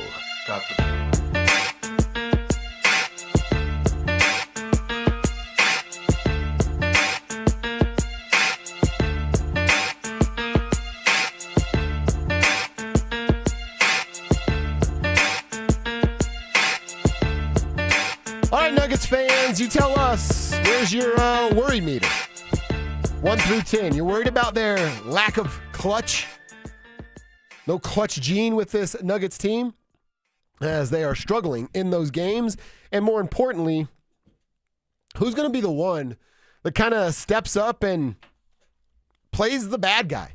Throws on the villain hat, if you will, and starts holding guys accountable. It's clearly not going to be the coach. Not really working. Nothing's changed from Michael Malone to David Adelman as far as the problems that came with this roster. Coach Adelman talked about it after the game yesterday when they blew another one in a clutch game against the Warriors without their 3 best basketball players, and he talked about their start costing them at the end. Yeah, we didn't take care of the ball. I thought we had some empty possessions that, even though they weren't turnovers, they led to poor shots and runouts for them. So really poor execution throughout the start of the fourth. But the bottom line is this game came down to the start of the game. We were not ready to play. This has been a tough weekend for us with the game time, the back-to-back and all that, but that has nothing to do with your approach to the game. And we gave them confidence early. Their energy surpassed ours. They played harder. And then to your point, we had to work so hard to get back into it. They had more energy than we did at the end of the game. That's the bottom line. So your approach to these games has to be different. Wasn't good enough tonight, and this is one of those losses during the season where you're going to look back and really wish we had a different approach to start the game. He's right. There's a couple of things in there. First of all, him talking about the start times, you save that nonsense, Coach. Yeah. Nobody here wants to hear that stuff. You don't like when your job starts? Get a new job. Don't complain about that stuff. They'd be like, man, I can't believe you have to be here at 10. Unbelievable. Gotta be here at 10 every day? What the heck? That's just weak sauce. Man, I had to wake up at 9 today. Yeah, Oh, my God. I don't want to hear that, Coach. And none of the fans that are working 2-3 jobs, grinding to try to get kids to practices in school, want to hear about how tough it was for you to start at 1:30. He's talking about their energy. Who controls that in the game, Coach? You can sway that. You can call timeout. You can bench some guys. You can move some things around. That energy that he's talking about, he's right. Everything David Adelman said right there was 100% on the money. My mind just goes, oh, that's you. That's you, Coach. You can change that energy, or you can, hey, you guys are lagging out there. Let's go. What's going on, guys? See, that's where I go of like, how much of this is on Adelman? Because we've said this before. If your boss has to get you motivated to do your job, you're not good. You're not a good employee. But he's not just free and clear of this duty. Right. So where does this responsibility lie? More on the players is where I stand. If you say it's the coach, that's okay too. Again, we're having a conversation.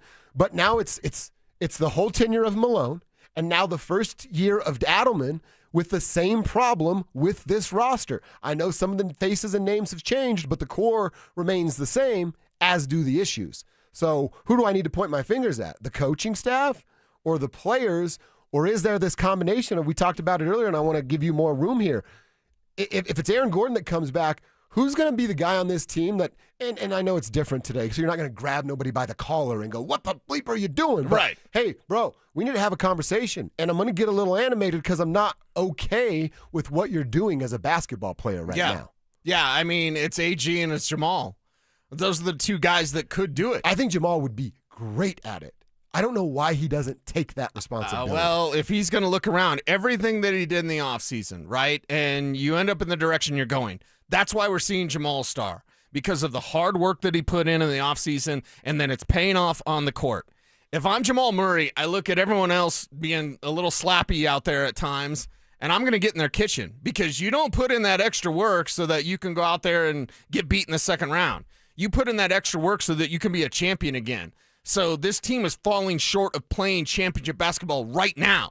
And if I'm Jamal Murray, I kind of have that heel turn immediately on this and be like, hey, me and Joker can't do everything, guys. You know what Jamal can say, man? And it would be such a powerful moment, and we'd probably never get word of it. but we could see a difference on the floor. Jamal Murray can sit up there with coaches or just players, however he preferred to do it. And he could say, and man, holding himself accountable in front of that room, oh man, you know what that would do? He could say, we didn't go back to the championship the last 2 years after we won it because of me. He could be looking at his guys because of me. I didn't take my job serious enough. And you know what I did this offseason? Exactly what you just laid out. I looked myself in the mirror. I figured out I'm the problem. There's an issue with me. I fixed it, and now he is who he is, the best version that we've ever seen overall. Jamal in the playoffs was a stud, an all-pro kind of guy. He's never been that until this season. And then is where it gets real uncomfortable. And then he can go, and now we're not going to get to the championship because of you. And he's pointing at Cam Johnson. Because of you, and he's pointing at Christian Brown. Because of you, and he's pointing at, whomever it may be. Right. And then if he's real smart about it, he has a conversation with Nikola, and he goes, my last point is coming at you, big fella. And it's nothing personal. It's business, baby, right? And we're not going to get back to championship because of you. And then he says something about Nikola. And then the room is on alert of going, oh, my God, did Jamal Murray just call out Nikola Jokic? And Joker accepts it, and because of who he is, and then that locker room now belongs to Jamal. The floor belongs to Nikola. The locker room belongs to Jamal. That's what this team needs. He's the man to do it. I'm not sure if it goes down. Yeah, I'm not sure if he will do it, but he would be able to do it, and everybody would listen based on how he crafted it himself. Now, would he fall on the sword and be like, hey, it was my fault?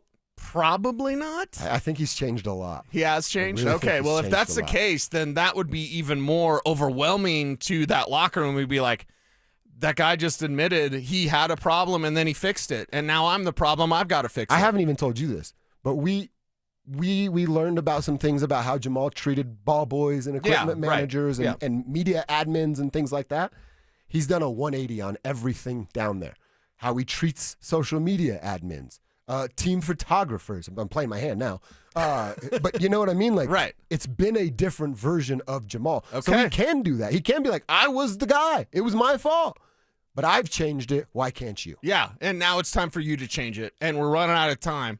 That's the thing. Like, the starters are going to be together for about 10 games. We've established that. So basically, I got like a month stretch of basketball and a rough stretch. Spivak was telling us about their schedule coming up for the rest of the year. Toughest schedule in the NBA. That's right. So you're going to be battle-tested just by the nature of the teams that you're playing. You better be ready for the playoffs, or else you're not even going to make it to OKC. Someone's got to step up. I don't think it's weird that it's like a 3/4 of the way through his first season. I don't think David Adelman's voice does anything in that locker room. Nothing. He was the nice guy. He was the good cop for too long, with Michael Malone being the bad cop. And it's difficult. In fact, I don't think he can change that. I remember when Shane Ray told me in the locker room one time, like, yeah, VJ's trying to be tough this year. Because the first year VJ was like players coach and super happy. And then guys were clowning him because VJ was like iron fist. And like everybody knew John Elway ran everything. VJ didn't have any power. So I think if David Adelman tried that, he'd get those jokes in the locker room and be like, oh, DA, man, trying to get up our craw. Like, nah, DA, sit down, man. We got this. I'm telling you, man, there's one sure way to get this team back on track and back in a championship contention. Nikola commands the court. Jamal commands the locker room. And AG backs up Jamal. Yeah, that's a good one. That's a good one right there. All right, we'll get back into that conversation. We'll hear from Joker coming up at God, noon, I want it to happen. About his concern level. Can't wait to hear from him. In the meantime, let's get back to a Broncos conversation. Coach Payton lost a handful of coaches this offseason. Another hire over the weekend has most of his spots filled. So the question is the staff better today than it was 2 months ago? We'll answer that next. He's Bo Nix, the most proven quarterback from his draft class. So I got a guy in Bo Nix who's thrown the most touchdowns, who has got a low interception rate, who's got the lowest sack rate, and the most wins. And what do I value in football more than any other projection or forecast? Production. Am I concerned about the injury stuff? I am. But if we're re-ranking this class, I would take Bo Nix number 2. Denver Sports 104.3. The Fan.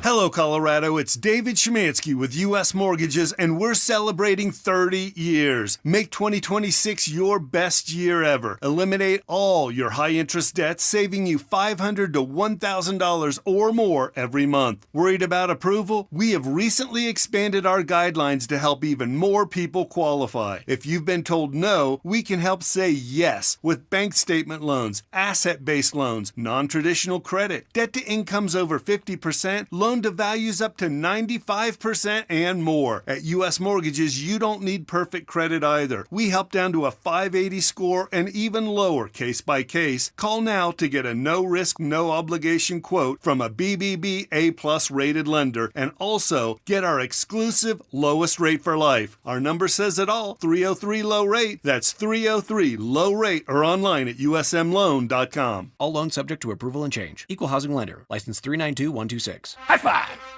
Up top! Dave's company just got the 5-year price lock guarantee from Comcast Business. Yeah! It's 5 years of gig speed internet, advanced security, and a great rate that won't change. All from the company with 99.9% network reliability. Heck yeah! He hasn't given this many high fives since Deborah brought in her famous banana bread. Yes! The Comcast Business 5-year price lock guarantee. Powering 5 years of savings, powering possibilities. And it's hurting, but I am not stopping. Woo! For a limited time, now through March 29th, switch to Comcast Business to lock in your rate for 5 years and get a $500 prepaid card on a qualifying gig bundle. Or ask how to get started with 150 megabit internet and Security Edge for $59.99 a month for 12 months with a 2-year agreement. Don't wait. Call today. Restrictions apply. New customers only. 1-year contract required for guaranteed rate. Paperless billing and automatic payments with bank account required. 5-year pricing applies to monthly service charge, excluding taxes and fees. A family office is a team built to handle the 3 biggest financial responsibilities a family faces: wealth management, tax strategy, and estate planning. Most firms only manage your investments and refer the rest out, hoping everyone stays aligned. At Trajan, we built something different. Your wealth, tax planning, and estate planning are handled together inside one firm, under one roof. There's no guessing whether your CPA, advisor, and estate attorney are truly in sync, because our team works together every day on your behalf. When your financial life becomes more complex, your advice should become more coordinated, not more fragmented. One plan, one trusted team. Call Trajan today, 720-204-8100. That's 720-204-8100. Trajan Wealth, an SEC-registered investment advisor. Additional services through Trajan Estate and Trajan Tax. Additional disclosures and accreditation at TrajanWealth.com. We all hear the radio ads about the IRS. They tell you to be afraid, to be scared, and they try to frighten you into calling. I'm not here to do that. Tax Relief Advocates is different. TRA is here to tell you that if you owe money to the IRS, whether it's $5,000, $50,000, or $500,000, we have a solution. It doesn't matter if you're sitting in your car, at work, or with your kids. No matter where you are, call now. 800-575-8157. Don't lose hope. TRA can eliminate or reduce what you owe to the IRS. Generous programs are now available that can give you a fresh start. Our passion is taxes and helping individuals fix their IRS problems. We have over 1,000 5-star reviews on Google and an A+ with the Better Business Bureau. You don't need to be afraid of the IRS any longer. End your tax nightmare today by visiting us online at TRA.com or call 800-575-8157. That's 800-575-8157. Tax Relief Advocates. Real solutions for real people. We're all at risk when you don't give space to vehicles on the side of the road. Move over or slow down. Put yourself in their shoes. This could be you someday. Brought to you by the Colorado State Patrol. Denver Sports Snapshot. Tuesday on ESPN Denver 1600. CSU basketball faces Fresno State with pregame starting at 6:30. 104.3 The Fan. We are Denver Sports. You're listening to Dover and Cecil on Denver Sports 104.3 The Fan.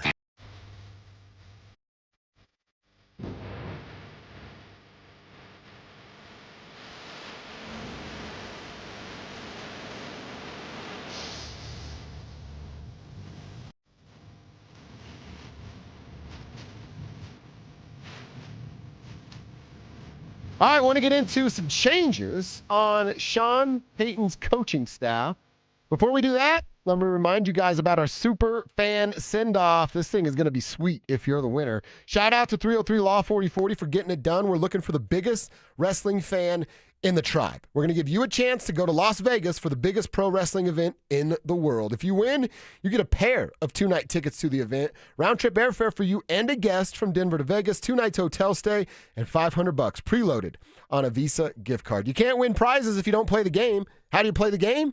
You get signed up over at DenverSports.com/superfan. That's DenverSports.com/superfan. All right, so I want to get into this. I think the question's pretty simple, right? We can talk about what goes into the question, but the question is the Denver Broncos and Sean Payton's coaching staff better today on February 23rd than it was 2 months ago when they were still playing some football? Over the weekend, we saw some reports. I saw it first from Parker Gabriel. He's going to get the credit from me. That Sean Payton's new revamped offensive staff looks like. We all know Davis Webb's the offensive coordinator. Logan Kilgore got the promotion. He's now the quarterback coach, the passing game coordinator. They bring back old Johnny Moe. Johnny Morton left for 1 year to go to Detroit. Didn't go well for him out there in Detroit.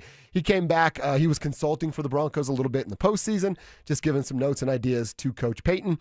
And then they add Ronald Curry, a wide receiver coach, who I actually learned, it was Instagram. Oh, it was Zach Bye. Okay. Zach Bye on Instagram did he does those videos where he's got the floating head, he's just like floating around there. Right. And he was talking about Ronald Curry. I didn't know this about Ronald Curry. Did you know he was at one point in high school the number one recruit as a football player and a basketball player? Yeah, it was North Carolina. Yeah, he had opportunities to go do both at a very high level. So that dude's just screaming athleticism. There was a cool video of Michael Vick talking about Ronald Curry, saying like, when I knew I was going to go play Ronald Curry's team, I'd get nervous. Yeah. That's pretty cool. And now he's the wide receiver coach for the Denver Broncos. So there's some changes with some familiar names with Davis, Logan, and now Johnny Moe coming back. And then the new addition of Ronald Curry with some ties to Sean from the past. Cecil, I'll give you the floor first. Is this staff better than what it was when they lost in the AFC Championship? Yeah, I can't say that it is when you lose Jim Leonard. Let's start there, right? You lose Jim Leonard. That's a great resource to that Broncos defense, and you want the defense to continue to play strong with Vance Joseph. You anticipate that it will, but I can't sit here and say they're completely better. Now, if you were to tell me, and Sean Payton speaks tomorrow at the scouting combine, unfortunately it's 3:15, so it'll be after our show. But so he got permission to go on a field trip this time. If Sean Payton says, you know what? Davis Webb's calling the plays. If we get that tomorrow and you say, oh, whoa, now they lost Jim Leonard, but now Davis Webb's calling the plays, I might change my mind. So, is the staff better? No, I can't say that. But is it a better plan to have Davis Webb call the plays? Maybe that's the best answer. So the staff changes notwithstanding, and we can talk about the merits of everybody. I really like Ronald Curry a lot as a hire for the Broncos. But if I say, hey, Davis Webb's calling plays, that might be enough to just tick it over the top. So not an addition necessarily, just a promotion, and then Sean Payton being allowed to do more of the coaching that he needs to do and less of the in-game management. That now can be Davis Webb. Okay. I mean, look, your answer about Jim Leonard is 100% spot on. He meant a lot. He left. I mean, he was the guy in waiting to take that next gig, and now you don't have that backup plan. So, yes, you're absolutely right. That's a major loss. And it's tough for me to go, oh, they're better. I haven't seen them perform. I don't even know what Davis Webb's game plan is going to look like. Does he really want to get a tight end more involved? Does he want to run the ball more? And does that input actually matter into what's going on if Sean Payton's calling the plays? But I will say this. I'm certainly leaning towards it being better. And the main reason why is because I learned a lot about Sean Payton this offseason. I learned that Sean Payton, and this was a legitimate question for me, and maybe it's unfair because of how I feel about Sean Payton, but those are the breaks. It's how I feel. You're not going to change my mind. I thought, man, this guy was loyal to a fault. And that's a weird term, right? Loyal to a fault. But I thought that's what Sean was, loyal to a fault. You're going to roll with Joe Lombardi. You're going to roll with Pete Carmichael and these types of guys, no matter what the result is. And now we got a proof that Sean Payton went, I am loyal to those guys, but I'm about to lose somebody that might help me get over the top. Right. And the team gets priority over my good old boys club that is Pete and Joe and the rest of these names that we can rattle off. So to me, that's a huge step in the right direction for somebody that I didn't know would even take a dab of toe in the water in that direction, and he took a big step in that direction. So they still have a ton to prove on the field and game plans and position groups and the things that Davis hopefully gets a chance to do. But the simple fact that Sean kind of broke the mold a little bit, it means a lot. It shows a lot to me. Yeah, and I like that you bring that up because the training wheels are off. Mm-hmm. They're completely off now. And when you establish with a new team and you need to establish your culture, I understand why you bring in a Joe Lombardi and why you go get a Pete Carmichael. I understand that because you're trying to establish something new.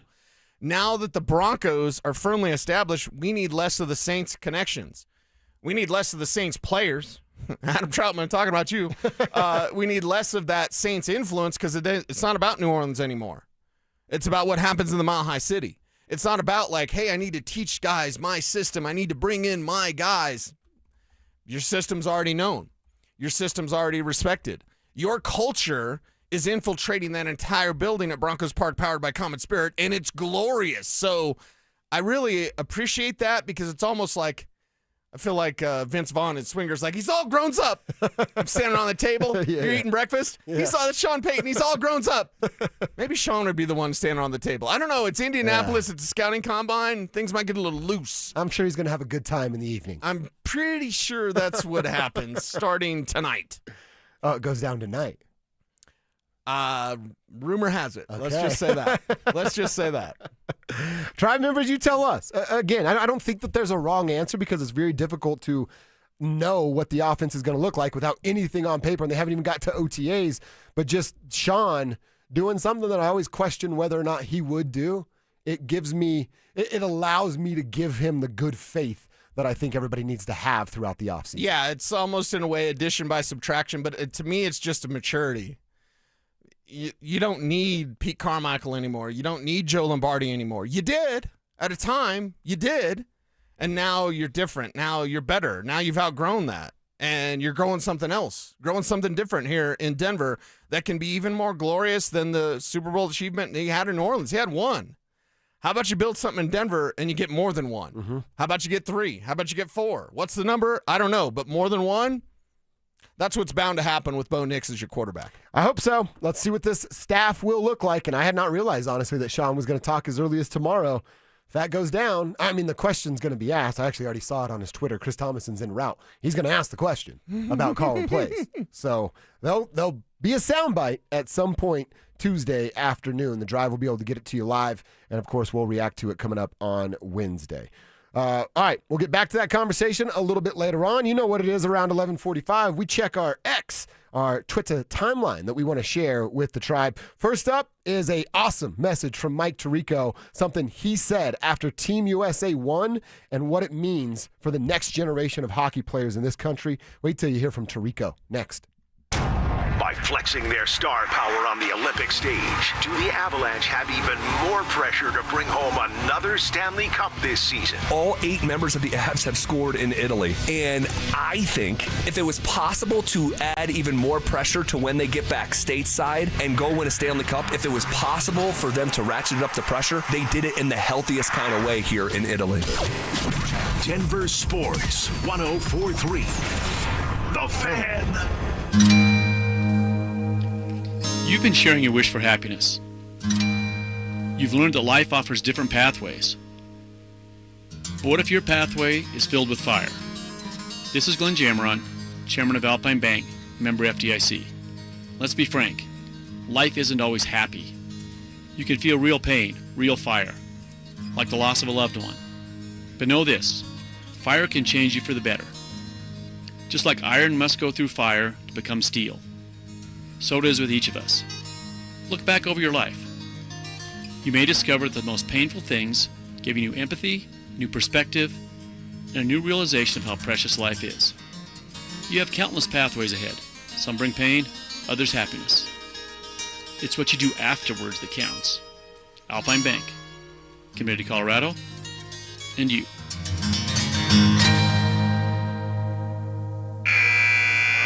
You're listening to Sports Talk Radio at work. So is your competition. So are your customers.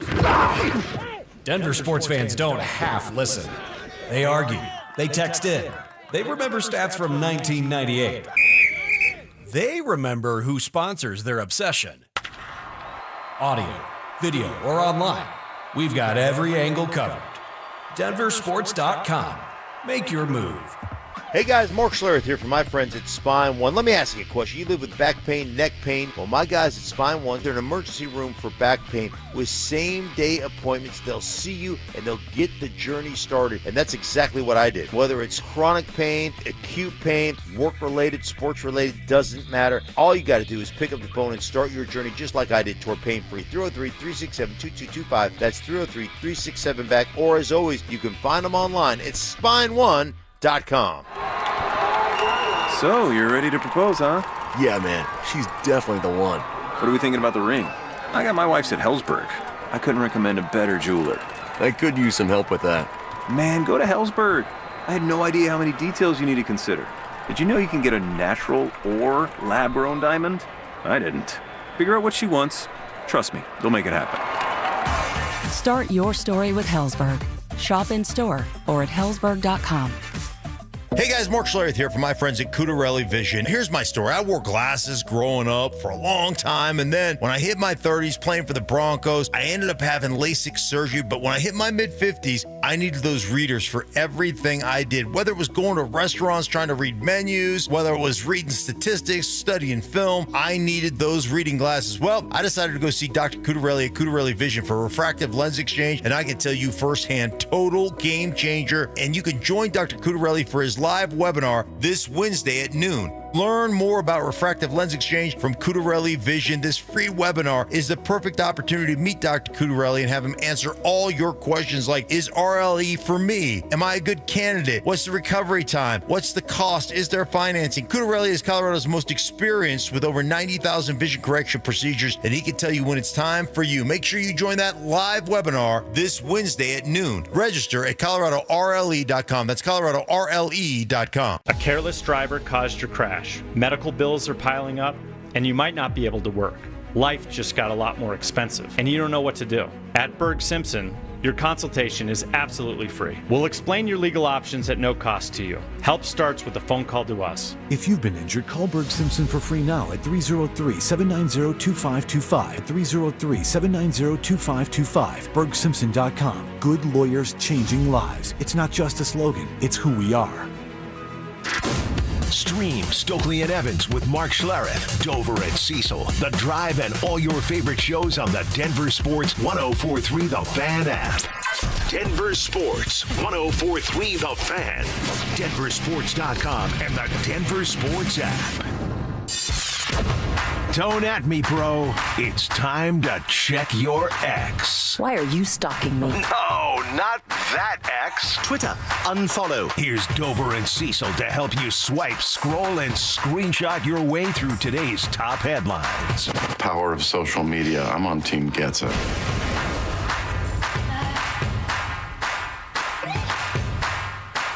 All right, what's happening on our Twitter timelines that we want to share with the tribe? Love to have you guys follow along. Hit us up on Twitter, at Joshua Dover, at Cecil Lamb, if you want to get in and get involved. I got a couple of things on my timeline, both actually related to Team USA getting it done. First up, it's about a minute long here. Mike Tirico, after the game, after the medal ceremony, if you hung around, you heard so good what he said about this win for the United States of America and young hockey players in this country. Because of a drought that almost lasted the half century, those teams are revered. They are held on to forever. And what happened today doesn't take away from the greatness of those teams or the meaning that those teams have in U.S. hockey. But what you saw today was the build of a generation, inspired perhaps by that team that lost in 2010 in Vancouver to the Sidney Crosby golden goal in overtime. Or the team where TJ Oshie had all those shootout goals in 2014. That's when these guys were doing what you're doing, watching on TV. And they were young, and they were living the dream. So for all the young people out there, not just the hockey, but all the Olympics you've watched, those dreams are formed now. Go chase them and go get them. Because our country loves sports, and it brings us together unlike anything else. And if you didn't know that, and if you haven't been watching the last 2 weeks, you saw it in Team USA hockey, winning the gold over their arch rival Canada here in Milan to wrap up these 25th Olympic Winter Games. And like I said, we've been having some fun and poking at Canada a little bit because some people were being real sore losers about it. Oh, we're going to poke some more. Yes, we will. We're going to do that coming up at noon. But I think that's such a great message of, hey, sports is our what brings us together as a country, especially when you're rocking that with the USA on front of it. And I told you, man, I have 2 nephews that play hockey. But 2-3 years ago, they're like, what's hockey? And now this is going to be like, I'm seeing photos from my sister of like, the kids came over to watch the hockey game. Kids are gathering to watch the hockey game. They go to watch Avs games. Like, Tarico's absolutely right about that. I don't know what it's going to lead to in the next few years of growth of hockey, but in 10, 15, 20 years from now, you're going to get an interview, and there's going to be a Jack Hughes sitting up there being interviewed and go, hey, what's this moment like? And that kid's going to go, I love America. I'm so proud to be from this country. Yeah. And this all started when I watched Jack Hughes missing chiclets get the gold goal for Team USA when I was 8 years old or whatever the case may be. Yeah, and Mike Tirico, of course, the voice to say that, right? You just love everything that he does. He can go from football to any sport, basketball, Olympics, it doesn't matter. So you love to hear that. And, yeah, it feels great to be American. It feels great to love this country, and it feels great to know that hockey now is going to get a boost nationwide because of what Team USA was able to do. It was awesome. Tirico crushed it. Wait a minute. I think Waka Waka is broken. Waka Waka's dead? Yeah, Waka Waka's broken. What'd you guys It's broken. do to me? I don't know. I think just blame Richie. I'm going to blame Richie. It's on easy that. to blame Richie. Yeah, Let's blame Richie. Richie's fault. Let's see if this works. Wobble with me, wobble with me. Ah, wobble with me. nice. We still got wobble. All right, that's fun. That's fun. Last one, and again, like I said, this is from the game, but we all saw the photo. It's Jack Hughes, toothless, blood dripping, American flag.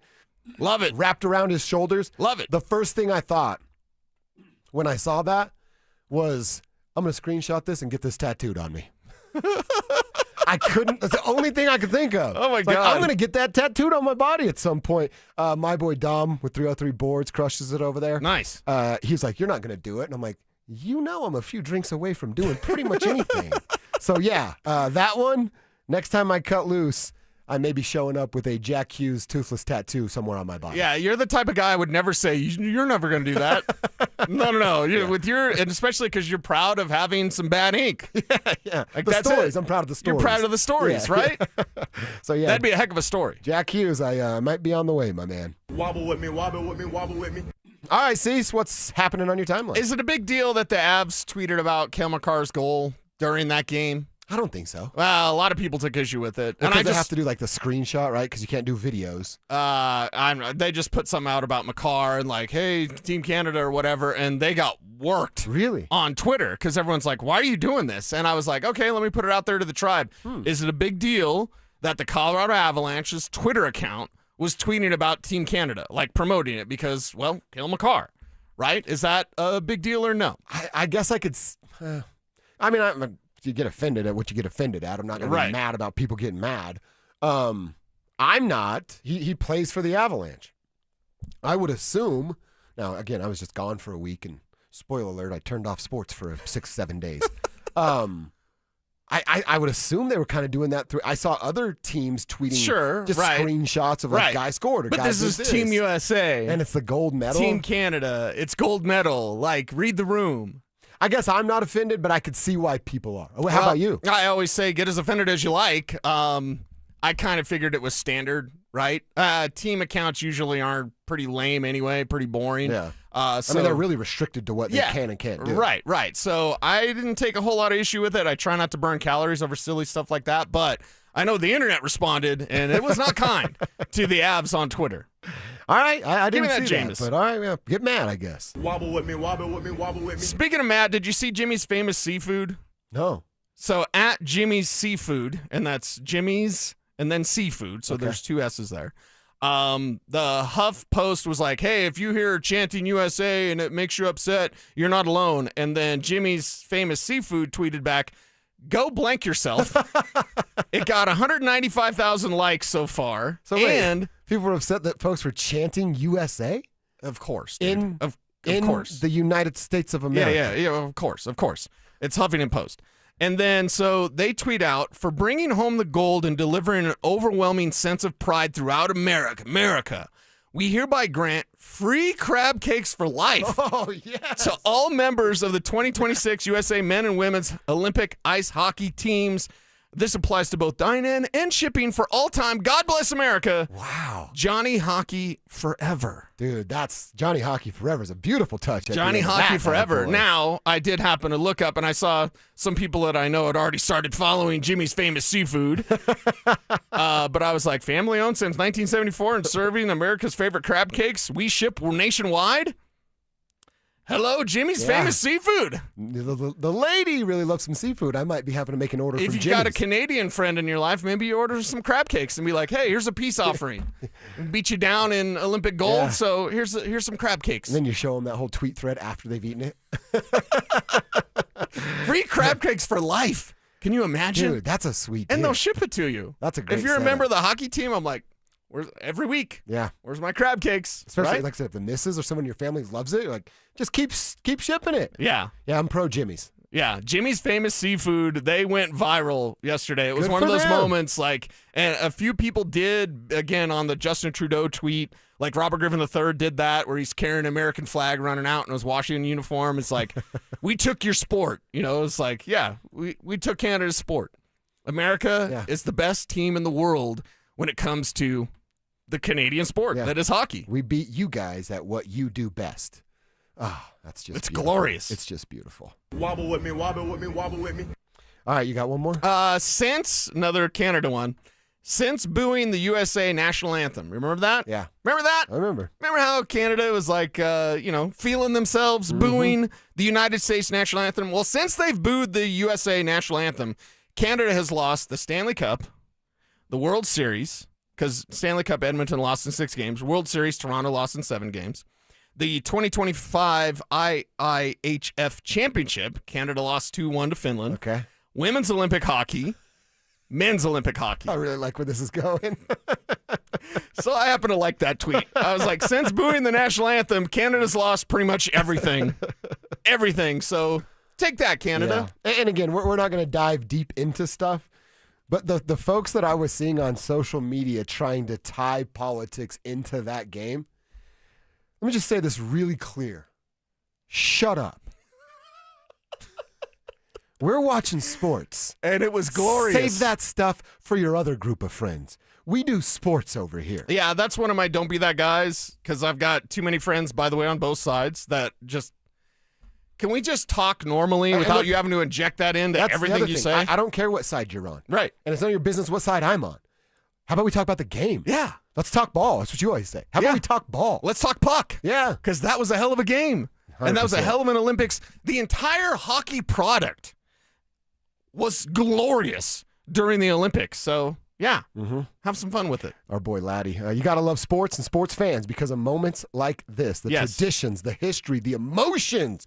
Wouldn't have it any other way. Laddie, that's really well said. And then he writes, oh, by the way, to Canada hockey, be better. To Canada hockey fan, suck it. Laddie, that's good, Laddie. We're going to appreciate that at all times. Thank you, Laddie. All right, let's get into our lunch hour. We like to call it quarter number 3. Of course, we're going to get back to that game. The Nuggets had a little afternoon delight Sunday. Got to look back at the reasons that they lost. Plus, you're going to hear from Nikola Jokic about how concerned he is. Before we do that, we will dive a little bit deeper into the game that was between USA and Canada. And I certainly want to talk a little bit more about Johnny Hockey in the moment of his kids coming out on the ice. We'll do that next. Is health the only thing holding the Denver Nuggets back from another title run? If these guys are healthy, they can make that run. They can take it to OKC and win in 7 if everybody's healthy. Denver Sports 104.3. The Fan. Fellas, what's going on? Josh Dover here to talk to you about something that changed my life a couple Septembers ago, and it's my testosterone levels being where they're supposed to be. I was getting close to my 40s, and I thought, wow, old age sucks. I'm tired all the time, can't get out of bed. I've got no energy to get to the gym. I can't get a full night's sleep, and biggest worry was my sex drive. That was going away. Who wants to live like that? I know I didn't. So I went to RockyMountainMen'sClinic.com. I took a simple 10-question low T quiz, set up my first appointment. That first appointment included a consult with a Colorado licensed medical provider, a blood test where they told me what my T and PSA levels were. All that happened in about 30 minutes. Then when we're sitting down talking about my options, they laid it out for me. One of them was to sign up for testosterone treatment right there on the spot. They said, hey, if you agree on this, you're not paying a penny today, and we're going to start the treatment. That's what I did. I did not pay the $99 first appointment fee because I began my treatment that day, got the first booster shot, set everything up to get shipped to my house, and now here we are a couple years later feeling like a brand new man. Fellas, it's not going to get better. You're just going to get older, and your T levels are going to get worse. That's why I encourage you to start a conversation today at RockyMountainMen'sClinic.com. Featured therapies are compounded and have not been evaluated nor approved by the FDA. Provider prescription required. See website for details. Hey guys, it's Mark Schlereth, and home show season in February is when homeowners make the smartest improvement decision before the demand hits. If windows are in your future, Gravina's Window Center of Littleton offers Infinity by Marvin fiberglass windows built for strength, efficiency, and long-term value. And this February, you'll save 25% plus enjoy 12 months zero-interest financing. Visit windowsforyourhome.com or call them at 303-794-0490. I can't believe how spotless my floors look after using the Swiffer Power Mop. No more dragging around a heavy mop and messy bucket. Now I get the same deep clean without all the work. Thanks to the powerful solution and scrubbing pad of the Swiffer Power Mop, dirt and grime don't stand a chance, and I don't break a sweat. Mic drop. Mop drop. Swiffer Power Mop. Swiffer Power Mop. A smarter way to mop. Try it or your money back. Are you 50 or older? This news is for you. The CDC recommends you get vaccinated against pneumococcal pneumonia. Even if you're healthy, your age puts you at risk. People 50 or older are over 6 times more likely to be hospitalized with pneumococcal pneumonia compared to adults 18 to 49. Just one shot can help protect you. Learn more and schedule at vaxassist.com. That's VAXassist.com. Sponsored by Pfizer. Hi, I'm Brad Barnett, president and founder of Mountain High Appliance. This President's Day, enjoy huge savings at all of our showrooms. Whether you're replacing a single appliance or planning a full kitchen remodel, we've got you covered. From freezers starting at $199 to complete kitchen packages starting at only $19.99. Plus, save up to $4,200 on select KitchenAid packages. And our price match guarantee means you'll always receive the best pricing. When you think appliances, think Mountain High Appliance. Mountain High Appliance, your favorite appliance store. Thank you. Get in the zone, AutoZone. Welcome to A to Z Savings, our biggest sale of the year. Happy to be here. Can I get some rotors? Would you like brake pads with that? How much are the brake pads? Free with Duralast rotors. Free. Really? Really? Free. I also need some oil. Would you like an oil filter with that? Yeah. How much is that? Free with the oil. Free. Really? Really. Free. It's part of A to Z Savings with hundreds of deals. From A to free. Get in the zone, AutoZone. Ends March 9th. Restrictions apply. Jackson Hewitt knows taxes are complicated, and with multiple jobs and tax forms, they're like Sonata complicated. Our no surprise pricing keeps things simple. Jackson Hewitt does your taxes for only $149 or less. And since we know all the new tax codes, you could get thousands back. So what are you waiting for? Hurry. File with Jackson Hewitt today for only $149 or less, guaranteed. Limited time offer for new clients on federal returns. Participating locations only. Terms at jacksonhewitt.com/149. KKFN and KKFN HD1 Longmont, Denver. You're listening to Denver Sports 104.3. The Fan. Denver Sports Snapshot. Tuesday on ESPN Denver 1600. CSU basketball faces Fresno State with pregame starting at 6:30. 104.3 The Fan. We are Denver Sports. Denver Sports 104.3 The Fan presents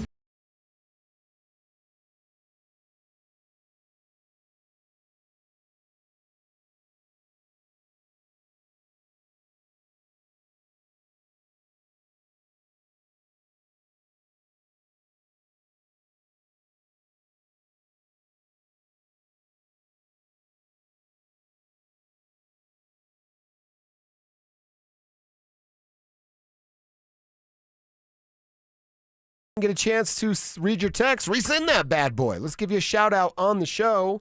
Who are you? Where are you? What you doing for a buck out there today? Send that information to 2 different locations. First up, RamosLaw.com text line. 303-713-1043. Ask that you always put your name on your text so that we can give you a shout out here on the show.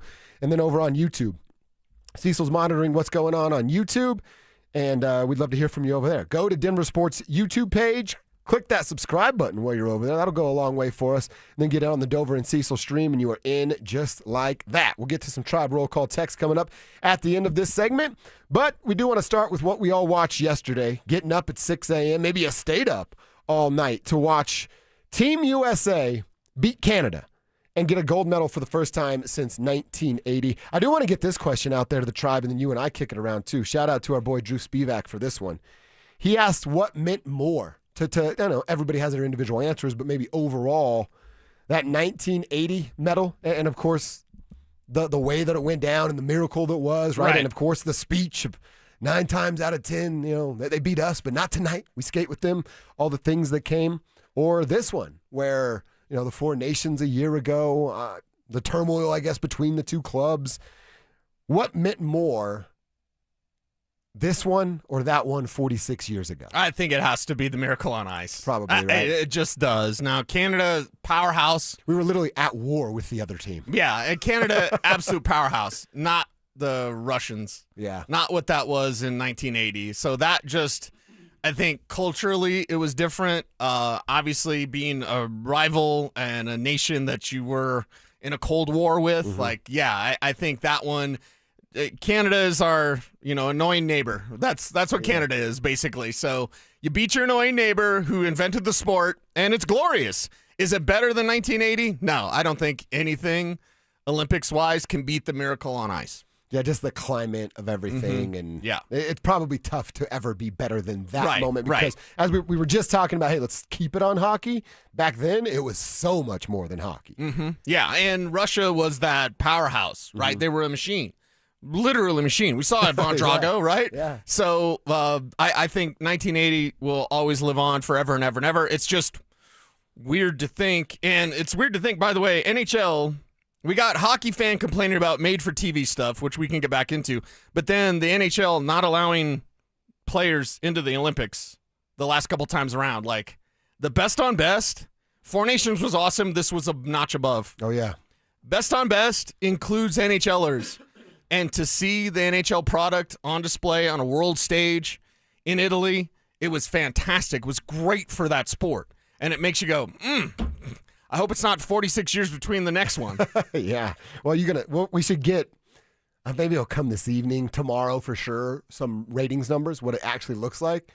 And if the goal is to grow the game and the number is what we all think it's going to be, how can they deny doing this for the foreseeable future? Right. It's got to be the best on best. Yeah. Not only was it, Canada, USA is going to get some major numbers, but I was telling you guys, dude, out on vacation, I'm in Dominican Republic, and I know it's Canada, and that's like what they do. Every morning, Canadians were lined up with their iPads, not watching Canada, watching hockey because it's recognizable names. Half of them they're like, you're from Colorado? Oh, Marty's playing here. I'm like, great, I'm on vacation. Shut up, man.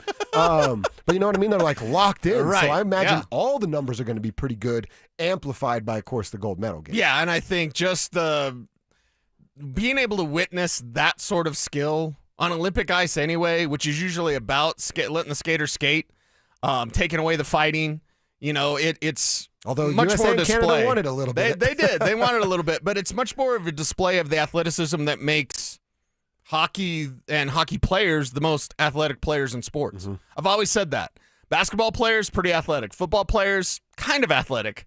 Hockey players, the most athletic. You're doing all that stuff on a blade. Yeah. Basically. So you are the most athletic. You got to see that on display, and it was awesome. No matter the country, no matter your rooting interest, if you turned on Olympic hockey, you saw a great product. And I will say this. I think, and again, you can correct me if you feel differently, and we can have a conversation about it. If you're an Avs fan and American, I don't know that this could work out any better for you. I'm going to talk about myself because I'm an Avs fan and I'm American, and I was rooting for USA. This is about as good as it's going to get because USA won for the first time in 46 years. An Avs player was on it, and Brock Nelson, and you give him the love, and again, a third-generation gold medalist. That is a very awesome story to talk about. And then they beat Canada, so you win, you beat your rival. The three guys on that team played poorly. Devon Taves, well, not Cale Makar. Two of them played poorly. Cale had the goal. Cale, Devon Taves, and Nathan McKinnon. And now they're going to come back with a little bit of a chip on their shoulder, pissed off, if you will. I don't know how long that can carry into a full-time, cup chase. But I don't think this could work out any better for me. As an Avs fan and a Team USA fan, my team won. The guys they beat are now going to come home and put my sweater back on and have a chip on their shoulder on the final stretch to go chase Lord Stanley. Thank you. Couldn't have worked out any better, guys. Yeah. For all of us Team USA fans, now I'll bring up something that'll be very sensitive. Very sensitive. Is there any worry that Makar and McKinnon both choked in the brightest moment? Because we're talking about playoffs. We were watching Marty Netchus, right? And be like, hey, Marty, Olympics, whatever. But we know that come playoff time, Marty Netchus will play a different brand of hockey, and it's not as good as it needs to be. Is there any concern? And I'm only asking the question. I'm not saying this is my opinion, but I kind of like stirring the pot. Yeah. And since hockey guy's mad anyway, because 3-on-3, hey, hockey guy, I'll make you even more mad. Is it a concern that in the brightest moment in the Olympics, your best players failed? Nathan McKinnon in that wide open net is going to haunt him forever. We just saw the screenshot on whatever show was on in studio, and it was as wide open as it gets. It's never going to be easy. I mean, Hellebuck wasn't even, it was like a leg was outstretched, but like. He was just turning. His hips were just turning. I mean, it was so right there for McKinnon to put that one in. So I understand. Not only that, and then how about he got punked for the last goal. Right. And Makar kind of with some weak stick work as well. So I'm just asking the question because I love the thought experiment of, okay, that was their brightest moment. They're the best players in the world, and they failed. Is that any concern as an Avs fan to think, oh, God, this team hasn't been out of the second round with Nathan McKinnon other than one time. One time, and that's when they won it all. But that's not good enough when you have Nathan McKinnon. So we can blame coaching, and we can blame general manager. We can blame, hey, Chris McFarland, Jared Bednar. Or we can say, that doesn't compute when you have the best player in the world and he's got one cup. I mean, I will say this to your question. I think there are two different kind of ways of looking at it. And the way I hope it goes is what I was kind of setting up. He's pissed. There's a chip on his shoulder. Right. He's now going to take it out on the rest of the NHL. The other way, and I know I've been told this, I've seen it with my own two eyeballs, and I know you're aware as well. And I think it's relatable because we've all worked with this person or they've been your boss, which is worst case scenario. That's terrible, by the way. But I think Nathan is kind of that boss mode guy, right? He's in charge of the locker room. What he does and says goes in that locker room. And the latter is, oh, hey, chill. Nate's around. Chill. Yeah, chill. Hey, hold on. He's here. Take it easy. And then that guy's attitude or vibe dictates the rest of the room. That's not a fun workplace environment. No. That's not a fun atmosphere to be in if it's not at your workplace. And like I said, Nate's going to get to Colorado today, right? Tomorrow he'll be back at Ball Arena, and they'll get ready for, is it Utah on Wednesday? Utah, Wednesday, Minnesota on Thursday. You hope by Wednesday maybe kind of that's gone away and he's just back into Avs mode. But I know who Nathan McKinnon is. I know other guys in that locker room that have told me that of like, yeah, you kind of walk on eggshells until you know Nate's vibe. Yeah. And then everything sort of opens up. Well, and Nate has such ownership on the power play as well. So what did this Olympics teach us? It taught us that the power play can be much better if Nathan McKinnon does things a little bit differently. So it's just again, thought experiment, but we already have a great debate on our YouTube chat. I'm sure our text line is going nuts as well because Tommy says, yeah, there's definitely a concern. They are not clutch. And then Wes says, angry Nate, NHL better be on notice. See, I kind of like that idea, but I don't know if I can just lean all into that. Yeah, well, is that truly the case? Is it going to be chip on your shoulder time for Nathan McKinnon, or is it going to be choke in the brightest moment again for Nathan McKinnon? I mean, they go on a cup run, but it's just one. Does that not give them enough clutch cachet because we know what the rest of the history is? They haven't been past the second round other than one time. Yeah. That's preposterous with Nathan McKinnon. So this Olympics showed us a lot of fun, but clutch over skill, that's a debate now raging. They've got skill, but are they clutch? Are they clutch? Can you get it done? See, there are things that like I want to take away, and I know we're going to dive deeper in this tomorrow, and I really want Drew a part of this, of like the things that Cale Makar yesterday. The one goal that Canada scores is because a Cale Makar, the defenseman, became an offensive-minded blue line player. I think they've been missing that all season long. He's been missing confidence with a shot. But the problem is if Cale creeps up and plays in the offensive zone a little bit more, they're already struggling on the back end, and now you lose one of your best pieces to be skating the other way. So like these little things, can Cale be more aggressive but still protect the blue line? That's stuff that Jared Bednar has to figure out. That's why he gets paid all of that. There can be these little takeaways. I want to read something on the text line from SB is what they wrote as their name. Okay. I feel like this is the elephant in the room, and we just haven't addressed it with these words. It's simple. SB puts it in a very simple form. Is Nate Dogg less likable today? Yeah. I think it's like, it's weird for me because I can separate the two. Nate as the Canadian hockey player. Right. Don't mess with him. Don't like him. Wearing the other sweater, kind of a jerk. Nate comes back and puts on the Avs sweater. That's my jerk. Love him. That's my jerk. And I love the way he treats people. Yeah.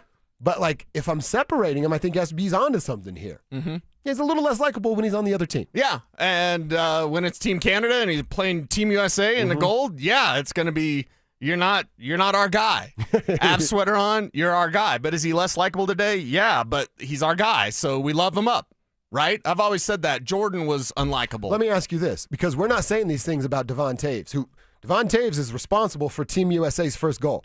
Devon got beat to the puck, got his stick, but then gets split, one of the two defenders that gets split, then gets his stick lifted to get puck possession, and then Boldy beats goaltender back of the net. So Devon had a terrible play. Cale had the one good goal, and McKinnon had multiple moments of bad.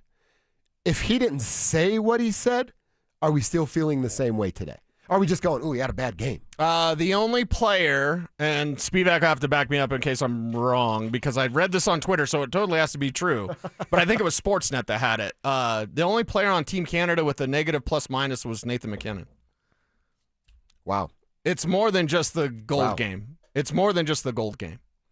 So, would we feel different with some other comments? He's a hyper competitive person. And that's going to come across in the way that it does with his mannerisms. As long as he's hyper-competitive for the Colorado Avalanche, we love it. But when it's not for the Colorado Avalanche, we see, that's what everyone else thinks of him. See, the nationwide. Getting the silver medal and being pissed about the stuffed animal, that's all good. I would have been the same way. And I know I'm sure you've seen it on YouTube. I've seen it on the text line of, well, you guys got to read the whole text. Let's do the relationship on that. Relationship test. You tell your girl or your fella, right? You're like, yeah, it hasn't been the best lately. And then they lose their mind, right? And then there's a fight. You're going to fight. But then later on, you're like, well, hold on. I'm going to say something else. You're saying intentionally pick a fight? No, I'm just saying, like, if you did this in your relationship. Okay. Like, yeah, we weren't the better one, but, we're doing it today. And then you go back and kind of backtrack. What you said up front doesn't get the pass. You just said something else because I think you kind of tested the water and went, ooh, want that one back. Let me take it back. So, yeah, we read the whole quote. But the whole quote is diminished because of how we started the quote by claiming that the better team won. Was Canada better than USA? If you put them on paper and we were picking, you got first captain and I got second captain, a lot of Canadians would come off the board. But yesterday, when they were handing out the necklaces with metal on the bottom, USA's had gold and you guys had silver. Man, Creaky says, can we never see the Quebec Nordique sweaters ever again? USA. I'm not saying that, Creaky. Let's not get crazy. I like those Nordique sweaters. But, yeah, and a lot of people are kind of agreeing with us about the grit that is necessary to win a Stanley Cup. Team USA had grit. Canada, less so. So what does that say about the Avs moving forward? I don't think it's as simple as they'll have a chip on their shoulder. That's cool. I like that thought. I honestly wish I thought more like that in this instant. Like, they're going to come back and they're going to be so mad. McKinnon's going to be so hyped. They're so intense. Or is it the opposite? That was a team that lost in the brightest moment with your stars. So now that they're back, what do they do in their next brightest moment? Which is going to be incredibly important. And everyone knows, and YouTube chat's blowing up about it, the staff, it's Stanley Cup or bust for Chris McFarland and Jared Bednar. And it's get there and see how it looks. It's Stanley Cup or bust. This team's got to be more dialed in than they were before the Olympic break. Hopefully, unlike the Nuggets, who had questions about the Denver Nuggets before the All-Star break, they haven't answered them in a couple of games post-All-Star break. Hopefully we get a different answer with the Colorado Avalanche, because right now our confidence in the Nuggets parade is waning. I don't want my confidence in an Avs parade, and they've always been number one to me. They've always been number one. Even me saying 13 wins for the Broncos, the number one parade chances for me were the Colorado Avalanche. I kind of want to see signs that that's still going to be the case. I want to see some ferocity. I want to see that chip on the shoulder. I want to see this team be the wagon that they were before the Olympic break. And you know what? That you think about, it feels like forever before Wednesday gets here, and then they're going to go back-to-back Wednesday, Thursday. Well, we'll figure out if Nate's going to play or the guys coming back for the gold medal game are going to play Wednesday night, but Thursday against the Wild would be great to see it. They go and win those 2 games, and let's say they get a couple power play goals. You know what we're all doing? Fine. Olympics, who cares? Avs are back, getting this thing figured out. They can figure all this out, and they can nip all this in the bud. You come and play 120 minutes of solid hockey on Wednesday and Thursday. I'm not sure they're going to do that, but we shall see. All right, let me remind everybody about our Superfan Send-Off contest going down right now. You can get signed up, get more information about it all at DenverSports.com/Superfan. We are looking for the biggest wrestling fan in the tribe, and we want to give you a chance to go to Las Vegas for the biggest pro wrestling event in the world. That's what the Superfan Send-Off, presented by 303 Law 4040, is all about. If you were to win this thing, you're going to get a pair of 2-night tickets to the event, round-trip airfare for you and a guest from Denver to Vegas, 2 nights hotel stay, and how about $500 preloaded on a Visa gift card? It could all be yours if you get to DenverSports.com/Superfan, get signed up, and you never know, we could be calling your name pretty soon as a winner. We really want somebody from the tribe to win this thing, so you can tell us how loose you got out there in Las Vegas after it goes down. All right, I want to get back to the Nuggets here. We'll get back to some Avalanche and gold medal game conversation coming up. But the Nuggets, they come out Friday night and score all the points. Could not be stopped offensively. Then they come out Sunday and really looked uninterested to play basketball, basically from the jump. The question earlier was, how worried are we? How worried is Nuggets Nation about this team? And is Joker being worried changing anybody's tune? I mean, definitely a good question, because we are losing the games. We are losing the games, and we are not creating open looks. So that's something that we need to change, and hopefully we need to get better. I don't know what it is, but we need to figure it out. All right, so he says it up front. Yeah, I'm definitely concerned. We're losing the games. Losing the games, he's talking about some of those clutch games that they have been in and are now losing. And now they're under 500 in those clutch games. Our buddy Jake Shapiro tweeted about that. The Nuggets are 14-15 in those clutch games, a net of minus 9.9. They're losing by almost double digits in those clutch moments. Whew. Only the Nets, the Grizzlies, and Pelicans are worse in the clutch moments. And you know what the Nets, Grizzlies, and Pelicans are going to be doing in May? Watching the playoffs like the rest of us. Yeah, exactly. Hopefully being safe if you're Ja Morant. That's the list and a group that you do not want to be in. So, like Nicola said, yeah, there's reason to be concerned. Is it DEFCON 1 or 5? I always forget how the scale works. No, but it's not like, it's a 3-game sample size. We got a pretty good games of evidence of they choke in clutch time.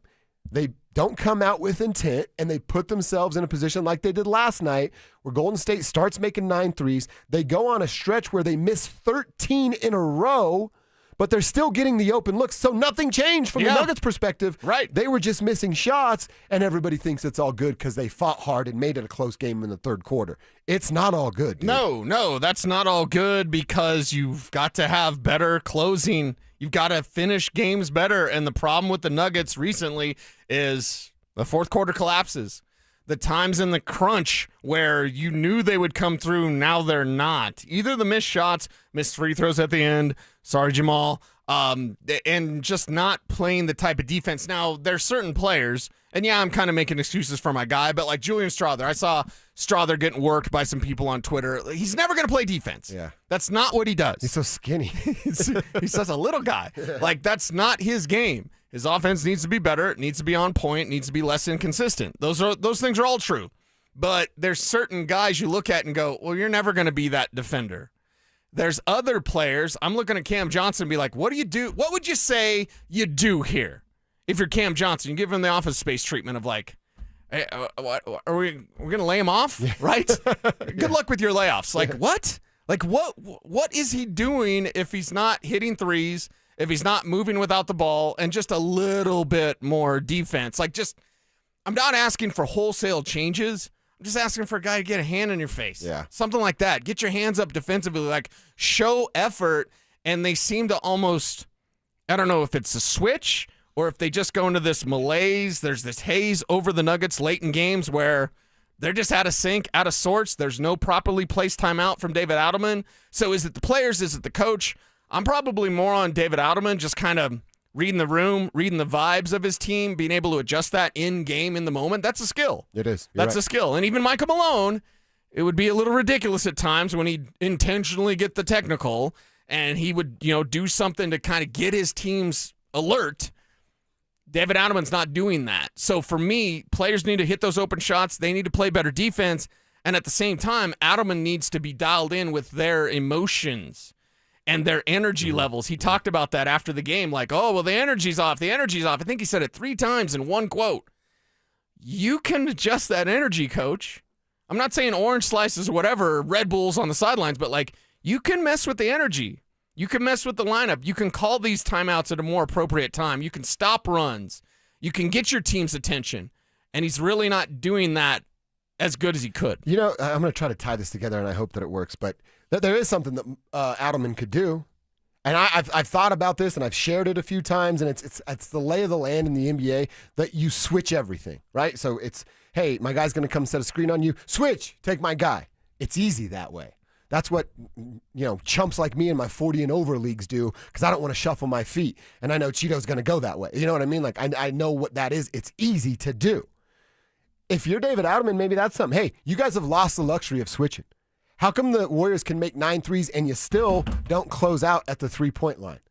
That could be something. And again, what I'm going to try to tie in here, it was, I don't even remember what Olympics it was, but there was a video going around recently of basketball, Team USA basketball sharing a story of Kobe Bryant, and Kobe saying, hey, I know what Spain's first play is. They're going to try to screen me with Pau and then get an open 3 with my guy. And they're going to think that I won't run through Pau because he's my teammate. Yeah. And Kobe said, I'm going to run through that mother's chest.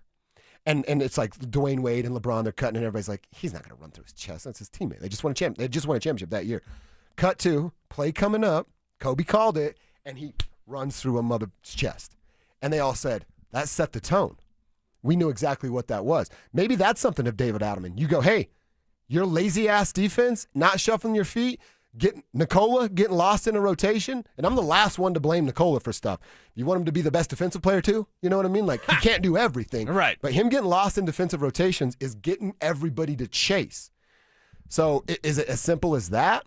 Hey, Joker, you're going to get 2 fouls. Because the first time they set a screen, I want you to treat that dude like his last name is Morris, right? Run through him like you did that Miami dude. Right.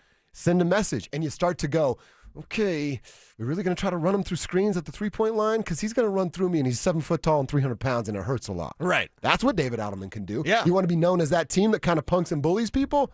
I think it could go a long way. Aren't we kind of talking about the same thing for both teams that play at Ball Arena? Being more physical? Grit. Yeah. Physicality. Mm-hmm. Where's the physicality? Where's the grit with these teams? Because you know what playoff hockey's about? Grit. Yeah. Determination. Do you know what playoff basketball's about? Physicality, grit, determination. When the next time we see either of those teams get pissed off because they're getting out physicaled will be the first time this season. And it's February 23rd. It's not great, Bob. No, it is not. All right, we'll get back to it. We'll hear from David Adelman a little bit later on. Just a few things. Like I said, there's been physical play, not being able to close out on the 3-point line, and teams exposing Joker a little bit, not being able to rotate. Those have been 3 major problems for this Nuggets team about the last month or so. They don't figure it out, they're going to be in a bad way come playoff time. All right, 12:30. It means it's time to build Bo's board. We have a new name for Bo's board every single day at 10:30 and 12:30 to help this team take the next step. More specifically, help Bo Nix take the next step. They certainly need an upgrade in the running back room. We've got one for you coming up next. Does Sean Payton need a home run hitter in the running back room?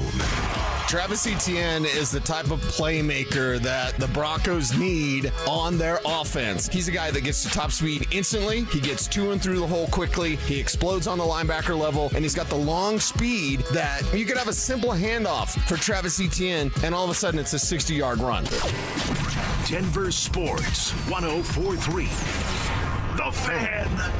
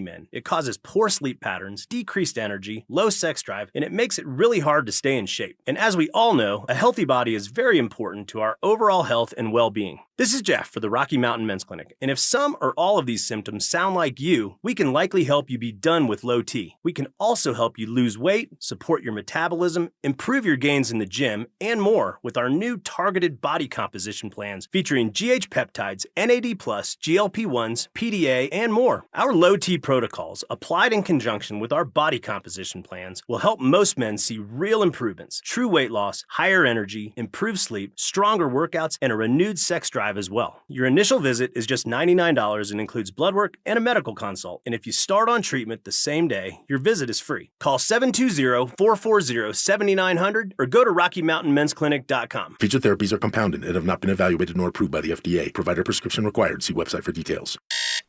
One iced coffee? $1, please. For real? No way.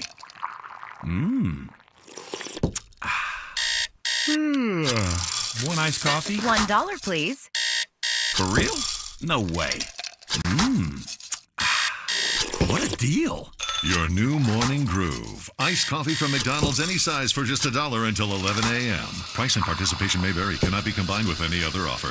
Ba-da-ba-ba-ba. Hello, Colorado. This is David Szymanski with U.S. Mortgages, the home of Yes, You're Approved. Have you wanted to purchase a home or refinance one and been told no due to high debt ratios, low credit scores, employment length, or any other options that most banks deny? Well, we've expanded our guidelines to allow no W-2s or tax return options. If you're finding it hard going a traditional route, you might just need an out-of-the-box lender. We can approve with bank statements only, asset depletion, DSCR, DTIs over 50%, and less than perfect credit is okay. Don't let fear or someone else's no stop you from saving money on a home you own or buying one. At U.S. Mortgages, we say yes. No upfront fees and no risk, and our number says it all. 303-LOW-RATE. That's 303-LOW-RATE or online at usmloan.com. All loans subject to approval and change. Equal housing lender. License 392126. Hi, I'm Brad Barnett, president and founder of Mountain High Appliance. Looking for the best deal in town this President's Day? Then stop by our Denver Clearance Center, where you'll find savings of 70% or more on open box, overstock, and discontinued appliances from the industry's best brands, including Bosch, Thermador, KitchenAid, and many more. Hurry in for the best selection, or visit us online and take advantage of these huge President's Day savings. When you think appliances, think Mountain High Appliance. Mountain High Appliance, your favorite appliance store. Thank you. Get the fastest local alerts and accurate 24/7 forecasts with WeatherBug. It's easy to use, so the weather never takes you by surprise. Download the free WeatherBug app today. Denver Sports Snapshot. Tuesday on ESPN Denver 1600. CSU basketball faces Fresno State with pregame starting at 6:30. 104.3 The Fan. We are Denver Sports. Denver Sports 104.3 The Fan presents Dover and Cecil.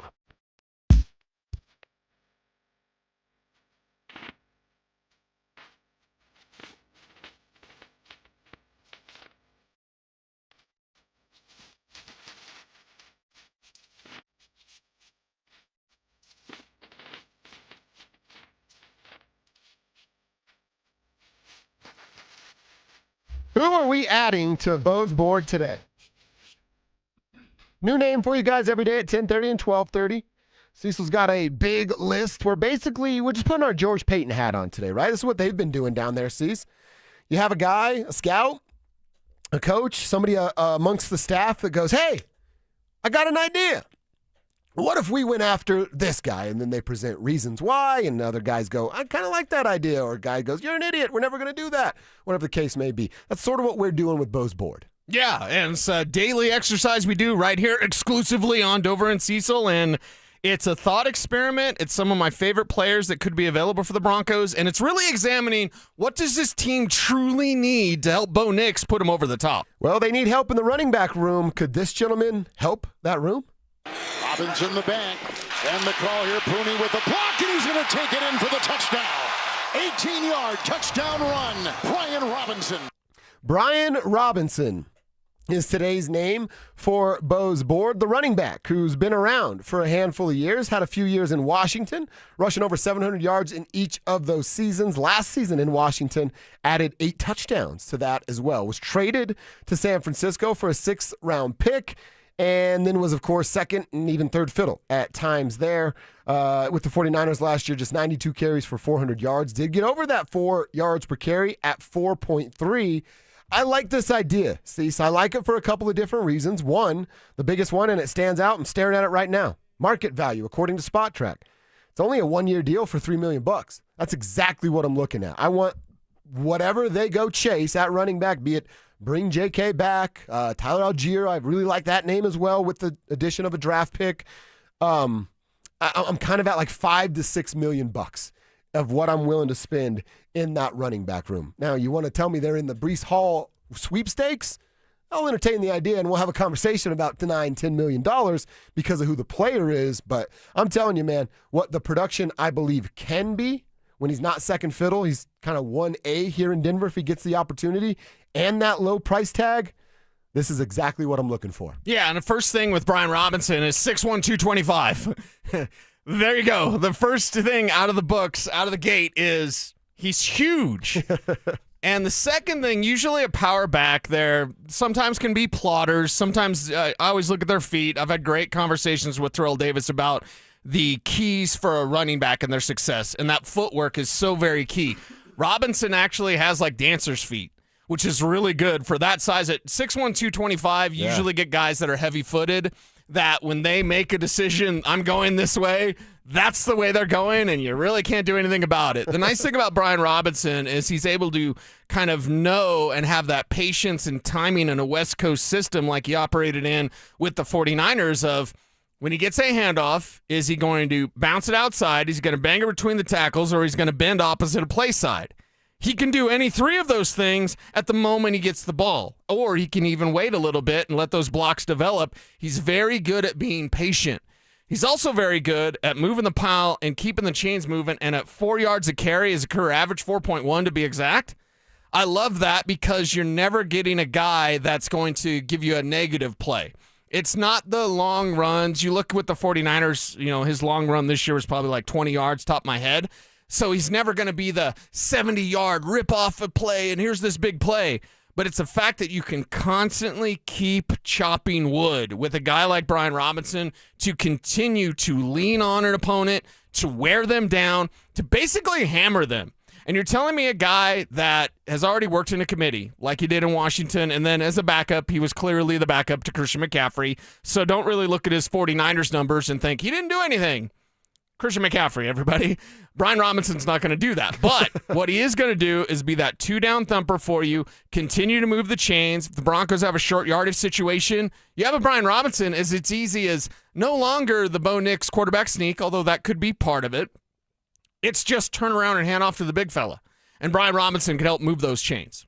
Look, I love the size. I love, like I said, the price tag is what really, really stands out to me. Because I don't want to break the bank for that room where I'm unsure who's calling the plays and what it's going to look like from an offensive game plan perspective. Then the other thing about that is, and again, I'm not saying it's you that are, but I'm not just kicking R.J. Harvey to the curb after 1 year and one rookie year where he really didn't even, kind of get into form until we're talking about double digit, week 10, week 11, because he had to be thrown into that role. I'm not saying that R.J. Harvey's the answer at running back, and he's going to be the savior for that room. I'm just saying don't give up on a dude that you used pretty high draft capital after just 1 year. He needs help. He's never, maybe never's unfair.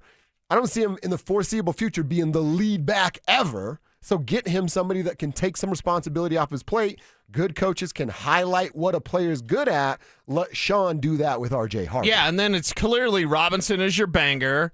And then you've got Harvey as your change of pace, and they work together in tandem. And when Robinson's on there, out on the field, it's not a complete tell. He's not the receiver that R.J. Harvey is out of the backfield. He's decent. He's not a great receiver, but he's decent. So that means you can throw to him out of the backfield if you need to, just to, tip off the defense and not just have them go, oh, Robinson's in, this is a run. Mm-hmm. Or Harvey's in, this is a pass. Brian Robinson can do both, and he's one of those guys that does work in concert with R.J. Harvey, doesn't completely replace R.J. Harvey because they like R.J. Harvey. Y'all out there may have some questions, and those questions are all fair. They don't. So when I look at this, I go, okay, Breece Hall's nice, exciting, and there have been franchise tag players so far on Bo's board. We're going to get to that here at 12:45 to let you know the latest about the franchise tag news, but Breece Hall, that replaces, he's everything. If you get a Brian Robinson, you still have a lot of R.J. Harvey. And I'm here to tell you, they want a lot of R.J. Harvey. And that's why this thing could work out really well if you had a player like Robinson. All right, third voice on Bo's board is always our man Kevin Kistner, who gets to weigh in. Kind of the final determination with Kev. Even if it's good or bad, some negatives, some positives. I'm always nervous when we toss it to Kev here. Kev? I feel like you guys are George Payton and I'm Sean. Like, no, it's a stupid idea. We're going my way. And we're like, damn it, let's go back, Cecil. We're going to figure it out. Go get me a coffee. No, I actually really like Brian Robinson here. Oh, my God. Instead of coffee, it's a Mountain Dew. No, I really like Brian Robinson here. I don't know why Washington gave up on him so early. I mean, he was averaging over 700 yards every season he was there, but he was splitting so many carries. He can catch out of the backfield, not like a McCaffrey or R.J. Harvey at that rate. But, this is a guy who, he's 6'1".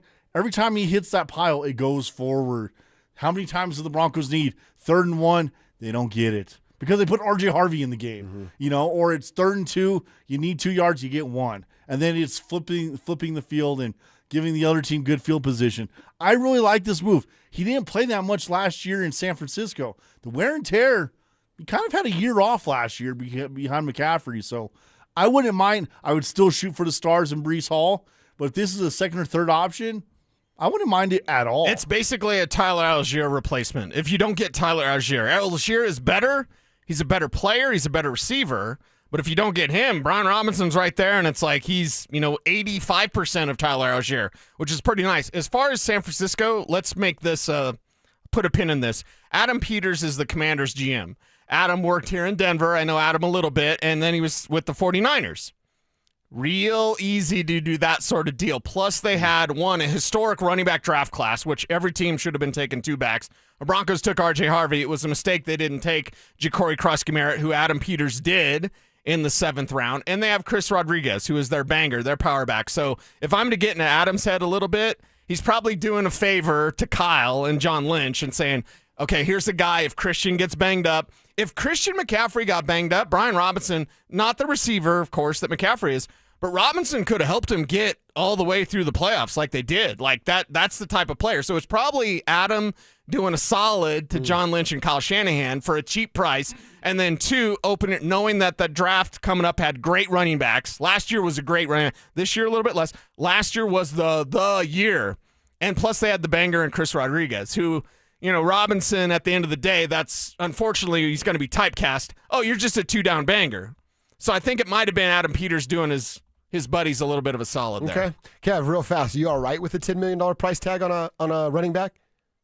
Right now, yes. For Breece Hall. Because of the window you're in. Because of the one that, okay, that's a great answer. You have all the pieces. Let's go. That's a great answer. Let's go. Yeah, you're looking for that big screen, right? That big curved big screen TV. That's what Kev's looking for all off season. Broncos country. With the curves. Kev talking about the curves. I know. Kev has a type. That's right. I don't know. I think the show has a type. I just feel like that's the new trending in TVs. I don't know. Yeah, I mean, it looks cool when you're playing video games. That's for sure. Yeah. Now I want to see Kev working at Best Buy. Like in, 40-Year-Old Virgin? Like, Oh, yeah. If I hear Yamo be there one more time. Remember when he, you keep your in check. So many great quotes that we can't say. All right, good stuff. Broncos country, tri-members, what say you? Brian Robinson, cheap price tag? Maybe the production makes it a very, very good value contract. Are you in or are you out? Tell us on the RamosLaw.com text line at 303-713-1043. We'll react and get caught up there. Same deal on the Denver Sports YouTube page and the Dover and Cecil stream. We'll get caught up with your texts, and Cecil mentioned it, a couple franchise tags have been handed out today. We'll tell you who got them next. The champ! Are you ready? Do you consider yourself a super fan? Well, now's your chance to prove it. It's Denver Sports 104.3 The Fan Super Fan Send-Off, presented by 303 Law 4040, sending you to Las Vegas for the biggest pro wrestling event in the world. A pair of 2-night event tickets, airfare, and hotel all included, plus a $500 Visa card. So get in the ring and enter now at DenverSports.com/superfan. That's DenverSports.com/superfan. All Americans should do what they can to prepare for the future. Donald Trump Jr. here with an important message.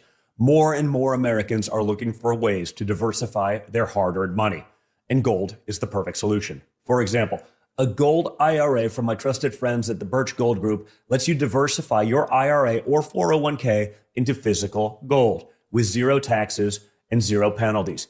You stay in control with a tangible asset that's held value for thousands of years. And right now, Birch Gold is offering a free info kit to help you understand how it works. Just text the word SECURE, SECURE, to 989898. There's no pressure, no obligation, just the facts.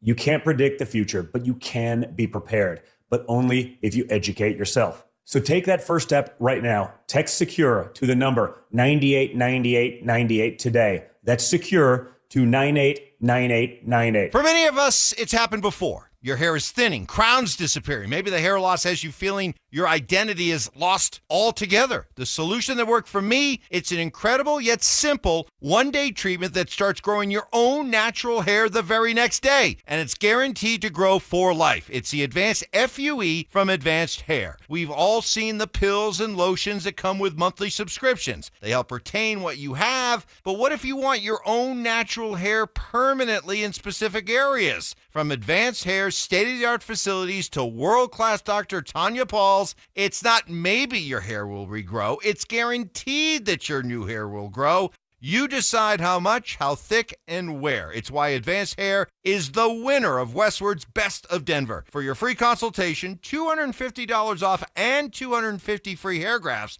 call 720-459-HAIR. That's 720-459-HAIR or advancedhair.com. You know what it takes to win. The preparation, the game plan, the refusal to quit when things get hard. You bring that same mentality to your business every single day. But even the best teams need fans in the seats. At Denver Sports, we put your business in front of Denver's most passionate, loyal audience, on air, online, and on the big screen. You've got the drive, we've got the reach. Visit us online at DenverSports.com.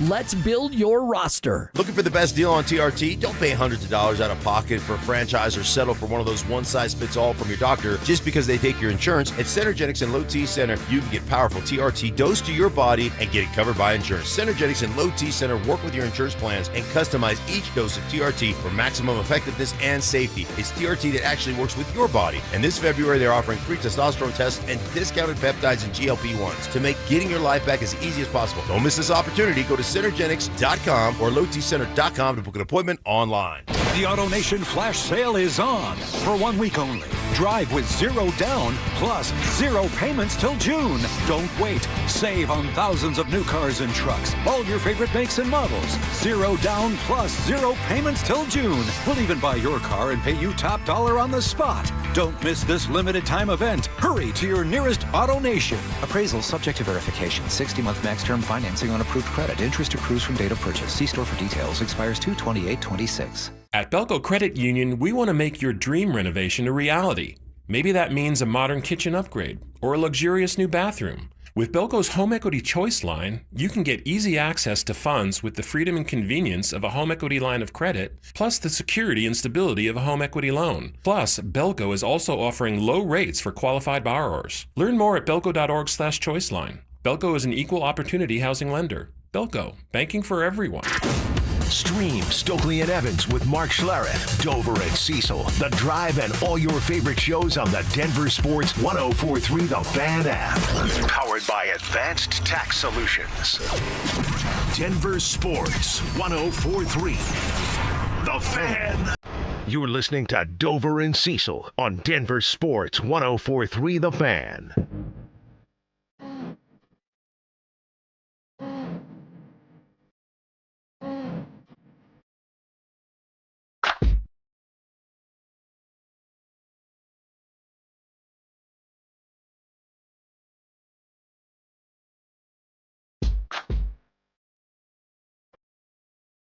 All right, franchise tags. Big talk around the NFL right now. Yeah, and at the Combine, you're going to hear a lot of this. Here in this week at the Scouting Combine, we are going to hear from Sean Payton and George Payton tomorrow. Also at the same time, you're going to hear ideas of teams that may be moving on from certain players. Oh, I like that. You may hear about some early cuts, maybe some rumblings. There has been rumblings that, for example, the Colts may be moving on from Michael Pittman. There's some rumblings about that. So we're going to keep you abreast of everything. The best place to do that, right here, Dover and Cecil. That's exactly right. We'll be plugged in, getting it all in, and a ton of information usually comes from the Combine. I like the Combine because one, I like the little inside the game within the game, if you will, of like, Sean's going to go there to try to screw with some people, about your roster manipulation, and then he doesn't have the draft status to really do it right now, but like he did when he had the 12th pick and selected Bo. That's kind of what I'm into, and it mostly I'm going to be asking you questions, and you probably can't share it on air, of like, hey, tell me the dirt that's going on. That's what I want to know, what's happening in Indy. Yeah, the dirt that's going on because, well, the NFL has a drinking problem, and a lot of guys love to talk, usually Prime 47. Yeah. The spot moves from time to time, but yeah, Prime 47 will be hopping, and people will be talking, and yeah, we'll be listening. We will certainly be listening. So the two names that we're hearing today about franchise tag, nothing's been official. It's just, hey, probably likely going to go down. Kyle Pitts, who's been on Bo's board. Right. And then George Pickens, who I've seen Broncos fans ask you and me on social. I'm the same way. No. You think A.J. Brown's a no? George Pickens is like a hell no. Right. George Pickens he's like a James Harden where the honeymoon's really good. But with Harden, at least the honeymoon's like a year. With George Pickens, it's about 8 weeks. And then he's going to start really being a problem if things aren't going his way. So it looks like the Cowboys are going to take care of that and just slap the franchise tag on him. How he and his camp handles that will be something that we'll monitor. But those are the two names that we're hearing right now. And honestly, Cecil, you tell me if it's different. Not a huge surprise that they're looking to slap it on those two dudes. Not a huge surprise. Surprised we haven't heard anything about Breece Hall yet. Because the rumblings a week ago, when you're right near the beach, boy, when you're on the beach, the rumblings were Breece Hall is probably going to get franchised. Of course, it's the Jets, and they're terrible, so who the hell knows? But, okay, Kyle Pitts. Is it official yet, Kev? Did we find that out or not? Because we have the George Pickens should be franchised. Pitts is official. They're both expected to be franchise tagged. They're planning on getting the tags. Okay, because the tag window, which is already open and has been open for about a week, it closes. When does it close, Kev? Like at the end of this week. It's pretty close to closing. So you have a couple-week window to decide whether or not you franchise tag someone. Breece Hall is on that list. March 3rd for the close. March 3rd. Okay, yeah. Which is a week. Wednesday? It's a week. Yeah. Basically, yeah. I would say if you're Breece, if you're the Jets, and this is an open conversation, an honest conversation with yourselves of who's our guy over there? Muji? Darren Muji is still over there? If you're the Jets, don't you have to have kind of an uncomfortable conversation of, hey, we're going to use the franchise tag, but why? I'm serious. Right. Why? Is he going to help us win 3 games instead of 2? Is he going to help us win 4 games instead of 3? Because you're trying to tag and trade? Okay. Try and do something like you that. Get some assets in return. Yeah, okay. And that's where they get a little bit of protection because Breece Hall is a coveted player. Breece Hall is a player that he'll be the highest paid running back in free agency if he's available. So this week at the Combine, it's not just about the rookies. It's about some of the veterans. It's about the franchise tag decisions. And it's about any sort of trade scenarios. Bo's Board has not dipped our toe yet into the trade scenario, but that's coming. Okay. That's coming. I like Mostly free agents as we sit here before the start of free agency, but also Bo's Board is going to include more draft picks. After free agency, the first wave is done. It's going to be a lot of draft picks. A lot. We've dipped our toe in just a few right now. That's coming. And then also trades. What trades are realistic? When we talked to Mike Kliss, our 9 News Broncos insider on, was that Thursday, Kev? It's time without you just did not exist. It was, he said no on Jonah Ellis and no on Riley Moss. They're not going anywhere. Being traded. So we'll see if maybe the Combine changes that tune. Okay. See what old Kliss can find out down there. Oh, yeah. The other thing, real quick, last thing on Breece Hall. If I'm Breece Hall, I'm telling my agent, you need to tell those guys, if they slap a franchise tag on me, we're holding out. We're having a big, and then now that becomes the story of an already dysfunctional franchise going, oh, you can't even get the franchise tag right. So again, do the Jets really want even more, the perception of you're lost and you don't know what you're doing? Because that's what the franchise tag on Breece Hall would do. Yeah, and if you're Breece Hall or Breece Hall's fantasy GMs, you're depressed. He's going to stay with the Jets? Oh, man. Like, well, there goes that top pick in next year's fantasy world. Yeah. One thing that I did see over the weekend, Travis Etienne, a guy that we've talked about before, he apparently has interest. And again, this may be the agent going, hey, this week we're going to say we're interested here. Next week we're going to do here. And you're just trying to keep your client's name in the papers. But there was a report that he has interest in coming to the AFC West, but playing for the bad guys in the Kansas City Chiefs. Yeah, how are they going to afford it? Well, did you see what they did with Mahomes' deal? Yeah, but they still have like $30 million to get under the cap. Well, they created a They created number. $40 million, I think. Million. Yeah, something like that. But so either way, you would have to be asking. That's the other thing. Now the position there, and you're asking guys, hey, come here because we're us. Do they still have that sort of cash? Well, and you also have Jeremiah Love staring at you in the top 10. And every mock draft is probably going to have Jeremiah Love going to the Chiefs at number 9. So do you want to go pay for Travis Etienne, or do you want to draft the guy that's Jahmyr Gibbs in Jeremiah Love from Notre Dame? So Chiefs got some decisions, but as long as they're not adding the right weapons, I'm okay with that. Travis Etienne would be very, very coveted right here in Denver. I know you're high on Jeremiah Love, but I just like Notre Dame running back. I'm like, is he really that much of a threat? Yeah. Oh, well, it's something to discuss. We had, was it Daniel Jeremiah suggesting Jadarian Price as an option for the Broncos as well? Really? Price the backup to Love, but also a player that's incredibly talented. That's like way incredibly explosive. No, first round. At 30? Yeah. Wow. There could be 2. I know what you're saying about Notre Dame backs. Probably just get Ryan to text you. But, yeah, you might see 2 of them go in the first round. Okay. Wow, at 30 as a backup, that'd be an interesting take. Yeah, and as a very productive player for the Fighting Irish, so there's some conversations. Jonah Coleman, full disclosure, is my favorite back in this class. Not that I don't believe in Jeremiah Love. It's just I like a guy that does everything. Mm-hmm. I like a guy that's like that David Montgomery. I've seen too many guys like Jeremiah Love, he's Jahmyr Gibbs, turn into C.J. Spiller. Ooh. And that's not what you want there. This is why I love our tribe so much. We were talking about Travis Etienne, and tribe member thought we were talking about bringing him to Denver because I said in the AFC West, and they wrote Etienne, F yeah. And then I'm talking about the Chiefs, and they responded, oh, F them then. Tribe helps tribe. It's our 289er. Heck yeah, always good stuff right there coming from the 289er. All right, yeah, we'll keep an eye on it. Franchise tag window's open. Got a few days to finish it. We'll see what the rest of the teams are doing around the NFL and if it will have any sort of impact on the Denver Broncos. All right, let's get into our fourth and final quarter. We got to have one more conversation about Canadians complaining about 3v3 hockey. We're going to talk about why they were so wrong about their TV take coming up next. He's Bo Nix, the most proven quarterback from his draft class. So I got a guy in Bo Nix who's thrown the most touchdowns, who has got a low interception rate, who's got the lowest sack rate, and the most wins. And what do I value in football more than any other projection or forecast? Production. Am I concerned about the injury stuff? I am. But if we're re-ranking this class, I would take Bo Nix number 2. Denver Sports 104.3. The Fan. Imagine finding your dream home and moving in right away. No waiting to sell your old place first. Sounds perfect, right? That's exactly what Orchard's Move First, Sell Later program lets you do. Buy your new home now and sell the old one later. Here's how it works. Orchard gives you cash so you can buy and move into your new home first, on your timeline.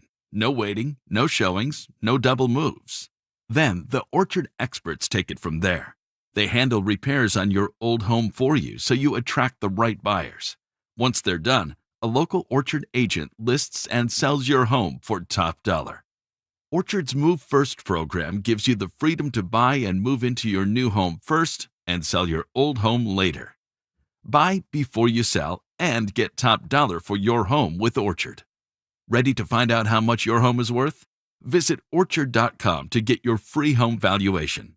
That's Orchard.com. Hey guys, Mark Schlereth here from my friends at Xfinity. Imagine all that could happen in 5 years. Jobs may change, kids will grow, new memes will come out, but what if you had reliable, intelligent Wi-Fi and the price didn't change for 5 years? Thanks to Xfinity 5-year price guarantee, you don't have to worry about that part of your future. You're guaranteed 5 years of Wi-Fi that boosts speeds to your devices that need them the most, that finds and fixes any issue before you even notice them. It's like super intelligent Wi-Fi that keeps you protected from online threats. You get incredible gaming speeds on multiple devices and no one battling for bandwidth. For the next 5 years, all your devices will be working with perfect harmony and you get our best equipment with no annual contracts, no fees, and no strings. So even though your kids grow up and you still don't understand 6-7, your internet will stay sharp, reliable, and most importantly, the price will stay put. Plus, get online in minutes with same-day Wi-Fi, all with Xfinity 5-year price guarantee. Lock in your price and unlock the possibilities.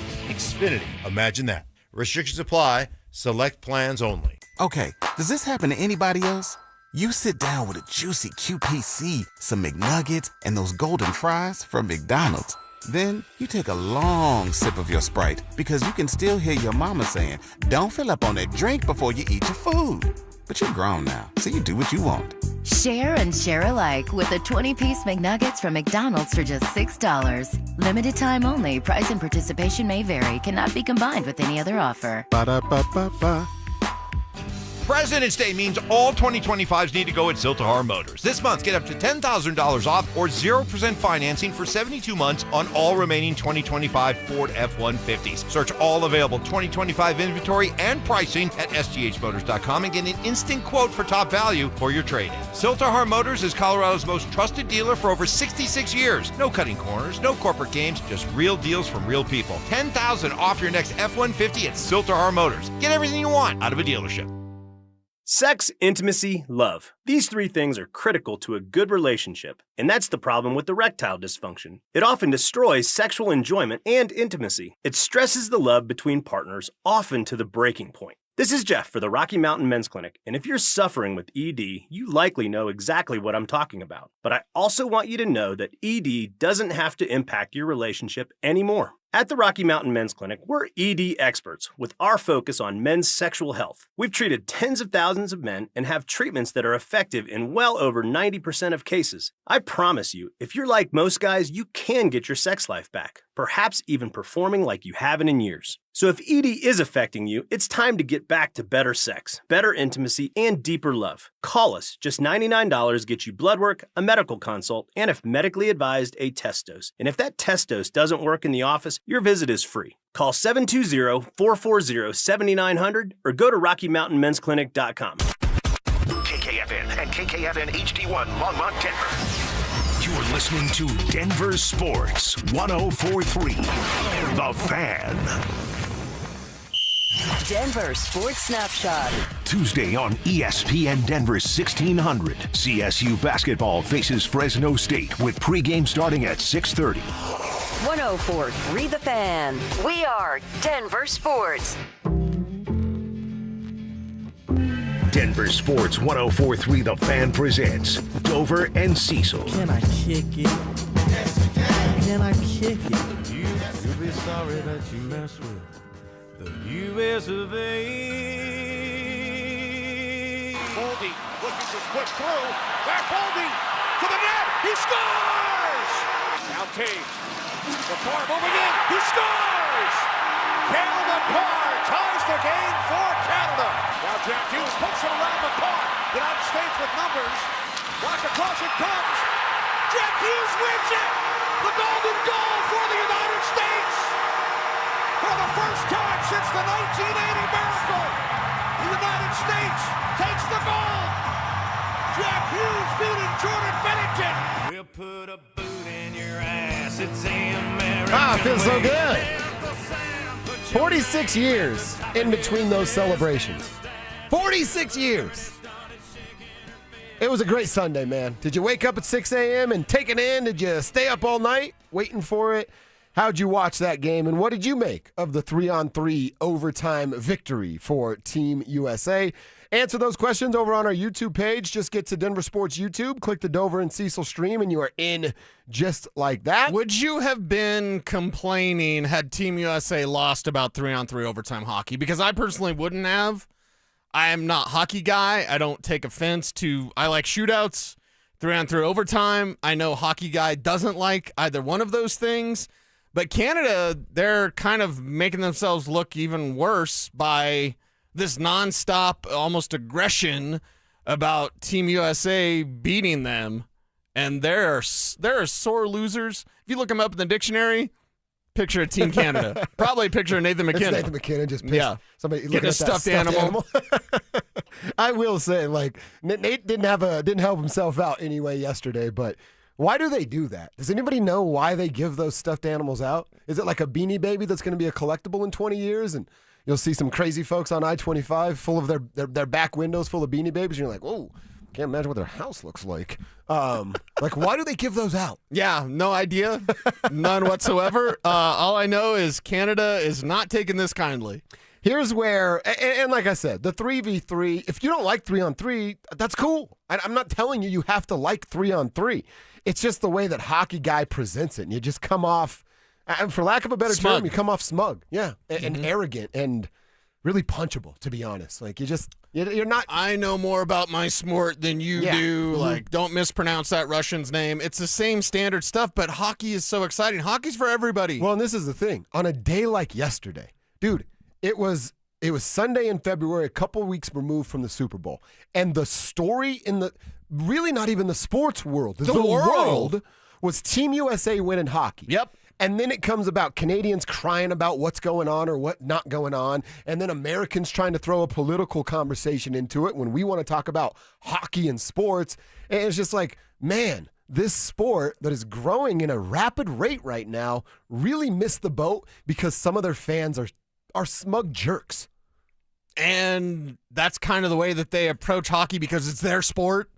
Is this ownership of hockey something that we're always going to have to fight until Team USA continues to win? Like, just think about that. I think about the young players in America that are now watching this falling in love with hockey. Yeah. The biggest story in the world was Team USA winning. And that's great for the sport of hockey. See, what I just don't get with is what John Cooper had to say. And I want to read what John said and then my reaction. And then I got a good tweet from somebody that's a Canadian. I'll just read it real quick. They say, as a Canadian, a Bronco fan, and a listener to your show, I don't agree with what John Cooper said. The rules are the rules. Canada dominated the game, had numerous chances to win in 60. They didn't. Congrats to USA on their well-deserved victory. Cheers. That's Broncos JMB. He's at Bronco JMB7 on social media. Huge Broncos fan and loves, of course, a little bit of hockey there. That's a great text. That's a tweet. Like a responsible, thought-out tweet. And again, he's absolutely right. You have a 5-on-3, can't convert. You have 2 1-on-0s with Celebrini and Connor McDavid. Yep. Your precious golden boy. And you couldn't beat our goaltender in Connor Hellebuck. Nathan McKinnon has a wide-open, yawning cage, left post, and he misses by 5 feet. Ugh. And then the game-winning goal, before Jack Hughes even fires that bad boy, it's a race to the puck, and Nathan McKinnon half-asses it. What are we talking about here? Right. You know, it's just strange to me. It's not like you had no opportunities to win. You had plenty of opportunities to win. And then when you get to 3-on-3, which everybody hated, you've got the best 6 players on the ice, and we have the worst 6 players on the ice. And you still found a way to complain about it. What I don't like about what John Cooper said, and it's what our buddy on Twitter's responding to, is saying that the 3-on-3 is a gimmick for television. Look, I'm not going to argue with you, Johnny. You're right. It is for television. They want more action. They want more speed. And you know what else they want? A goal to be scored because it's in overtime, and they have an obligation to the next television show that's on, and they got to keep it moving. That's the real reason this is going down. But for them to kind of pick and choose of what's good for hockey and what's not good for hockey based on the results of one hockey game is stupid and foolish to me. Because you don't like 3-on-3? All right, cool. Do you like how much exposure hockey's now getting? Why is that? ESPN got back in bed with them. They're back on TV, on the TV channels that we watch. The salary cap went up more than it's ever gone up a couple of years ago, and it's about to do the same thing this next year. Why is that? Because of the TV deal. Right. Because of catering to television companies and catering to the mothership that is ESPN. Does ESPN do everything right? No. But did they make hockey relevant again? You bet your ass they did. And they did that in this country by putting them back on television. So when John Cooper wants to cry about, oh, they're doing it for TV, we know your name because you're back on TV, John. So be careful what you wish for. You might just get it. Do you want your sport to grow or not? Right. I mean, you have to go where the audience is at.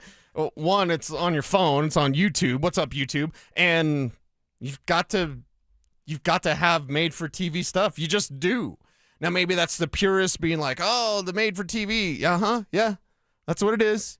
But TV's what gets you the eyeballs. It gets you the attention. And for this sport, which is a glorious sport, a fun sport, to have that sort of worldwide audience and nationally in the U.S. for the excitement to be there for Team USA, to have the gold medal and the celebration, I mean, this is perfect for the sport in America. And yet Canada's complaining about it. Do you want to be the fourth sport forever? Or do you want to grow? Because this is what growth looks like. And I've said it always about hockey. You have to embrace the casual fan. You have to. That's the NFL problem. embraces the casual fan. The guy with the 2 beers in his helmet is drinking out of straws, doesn't know who Tyler Bidet is. Yeah. That guy loves football, and the NFL loves him.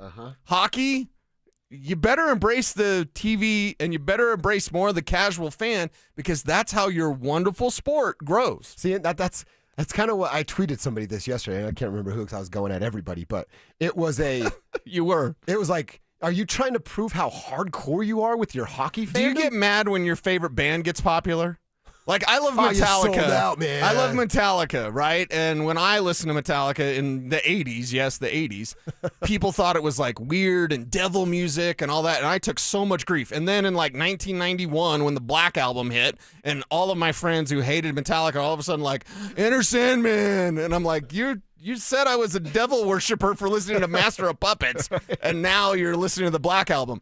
But I wasn't mad, right? You're accepting. Yeah. Come and be in this club with me. Are people mad when hockey grows in popularity and the more casual fan is going to be tuned in? That's how casuals become more hardcore fans, is they get introduced to it. It's fun because hockey's fun, and then you go, I want to learn more about it, and then your friends talk about it, the water cooler conversations that you have about it, like.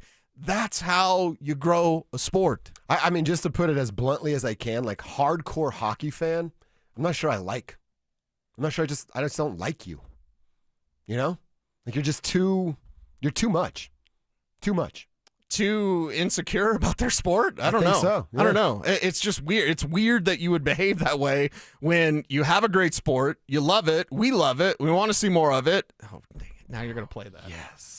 I've been waiting for this for a week. I like it. I love it. There you go. Yes. I walked right into that. I hate that. Yes. But I love that the attention that this got. I just wish Canada would take dial it down a little bit, right? Canada, you gotta switch to some decaf for the next week. Right. Y'all are too much. It's just the crying, the whining, the nonsense. Dude, how different do the world feel about Nathan McKinnon today if he goes, hey, I thought we had multiple chances to win.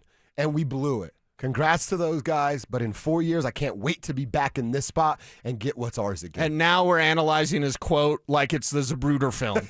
Yeah. Well, he technically didn't say that. What had happened was, no, Nate's ours, so we love him. If it wasn't ours, well, not real lovable. Yeah. I'm being nice today to Nathan McKinnon because he wears an Avs sweater most of the year. Yeah. But he didn't do himself any favors. Come through and get a Stanley Cup. If this can be a chip on your shoulder, then so be it. Just go win it all, man. Win it all for the Avs. You didn't do it for Team Canada. I'm actually pretty happy about that. What do they say in Major League? There's only one thing left to do. Win the whole damn thing. All right, we'll get back to some Nuggets conversation coming up. Nuggets front office, they got an A+ for their offseason, adding depth for the first time in a long time. But they missed one thing, and I believe it's the reason we're seeing them struggle right now. We'll tell you what it is coming up next.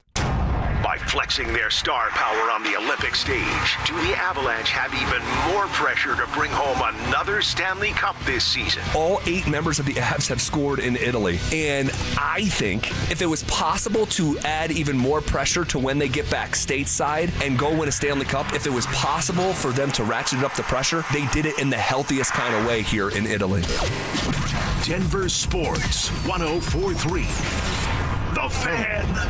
Hello, Colorado. It's David Szymanski with U.S. Mortgages, and we're celebrating 30 years. Make 2026 your best year ever. Eliminate all your high-interest debts, saving you $500 to $1,000 or more every month. Worried about approval? We have recently expanded our guidelines to help even more people qualify. If you've been told no, we can help say yes with bank statement loans, asset-based loans, non-traditional credit, debt to incomes over 50%, loan to values up to 95% and more. At U.S. Mortgages, you don't need perfect credit either. We help down to a 580 score and even lower case by case. Call now to get a no-risk, no-obligation quote from a BBB A+ rated lender and also get our exclusive lowest rate for life. Our number says it all, 303 low rate. That's 303 low rate or online at usmloan.com. All loans subject to approval and change. Equal housing lender. License 392126.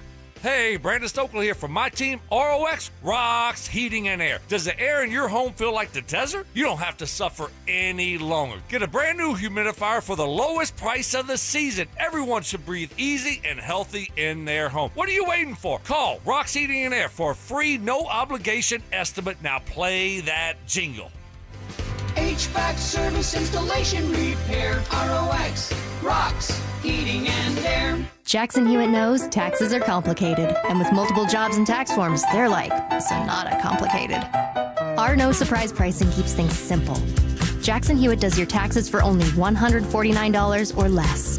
And since we know all the new tax codes, you could get thousands back. So what are you waiting for? Hurry. File with Jackson Hewitt today for only $149 or less, guaranteed.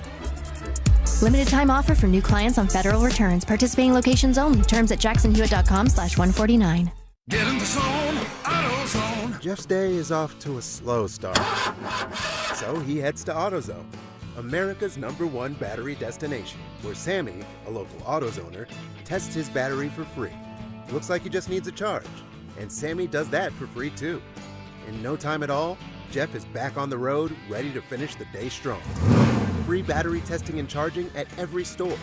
No hassles, just help. Get in the zone, AutoZone. Restrictions apply. Hoops in Hamilton on the DU campus is intense this season. And the Denver Pioneers have scored more points than any game in program history.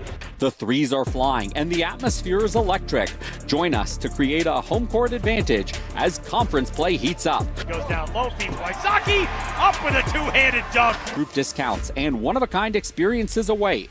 Denver basketball. Get your tickets today at DenverPioneers.com. Your heat seems to be running a lot more than it should. Why? You might be surprised to learn it's because the insulation in your windows has failed. When that happens, your heat leaks out and the cold gets in. Talk to the pros at Window Nation and get new windows with big savings during Window Nation's Buy 4 Windows, Get 4 free sale. Plus, you could get them with 0 down, 0 monthly payments, and 0 interest for 2 years. And ask how you could get a pair of Icon Pass 2-day sessions. Don't wait to put an end to your window problems. Schedule a quote now at windownation.com. 1877 Cars for Kids. KARS Cars for Kids. 1877 Cars for Kids. Donate your car today. Call 877 Cars for Kids to reach your friendly live agent. Donation's super easy and your car can be picked up by tomorrow. Call now or go to carsforkids.org. 1877 Cars for Kids. Donate your car today. Did you know you can donate real estate too? What's going on, everybody? After that romantic Valentine's, I know there's a bunch of you guys out there who are thinking about popping that question here soon. Am I right? Well, let me save you some time and money by telling you something as simple as this. Whether you're starting your next chapter with your perfect diamond engagement ring, or celebrating a new milestone, or finally just doing something special for yourself for once, this is where it all begins. Imagine the finest jewelry legends all in one store together, making you feel just like family, and their surface is going to reflect that. So come shop the finest Zeus diamonds in Denver. They have every size, shape, and price range you can imagine, and the largest selection of engagement ring settings I've ever set eyes on. And not only are they going to share the secrets of the business with you, they're going to give you the best price in Colorado, guaranteed. So why wouldn't you want to create moments of memories for yourself and the ones you love by going to Williams Jewelers, the official jeweler of the Colorado Avalanche, Denver's first family of fine jewelers, located in Cherry Creek North on 3rd Avenue, and also in Inglewood at Broadway and Bellevue. And don't forget to mention my name, Philip Lindsay, when you step through one of those doors. Follow us on YouTube, Instagram, and TikTok at Denver Sports 1043 to stay up to date on all your local teams.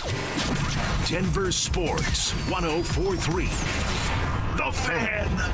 Denver Sports 1043 The Fan presents Dover and Cecil.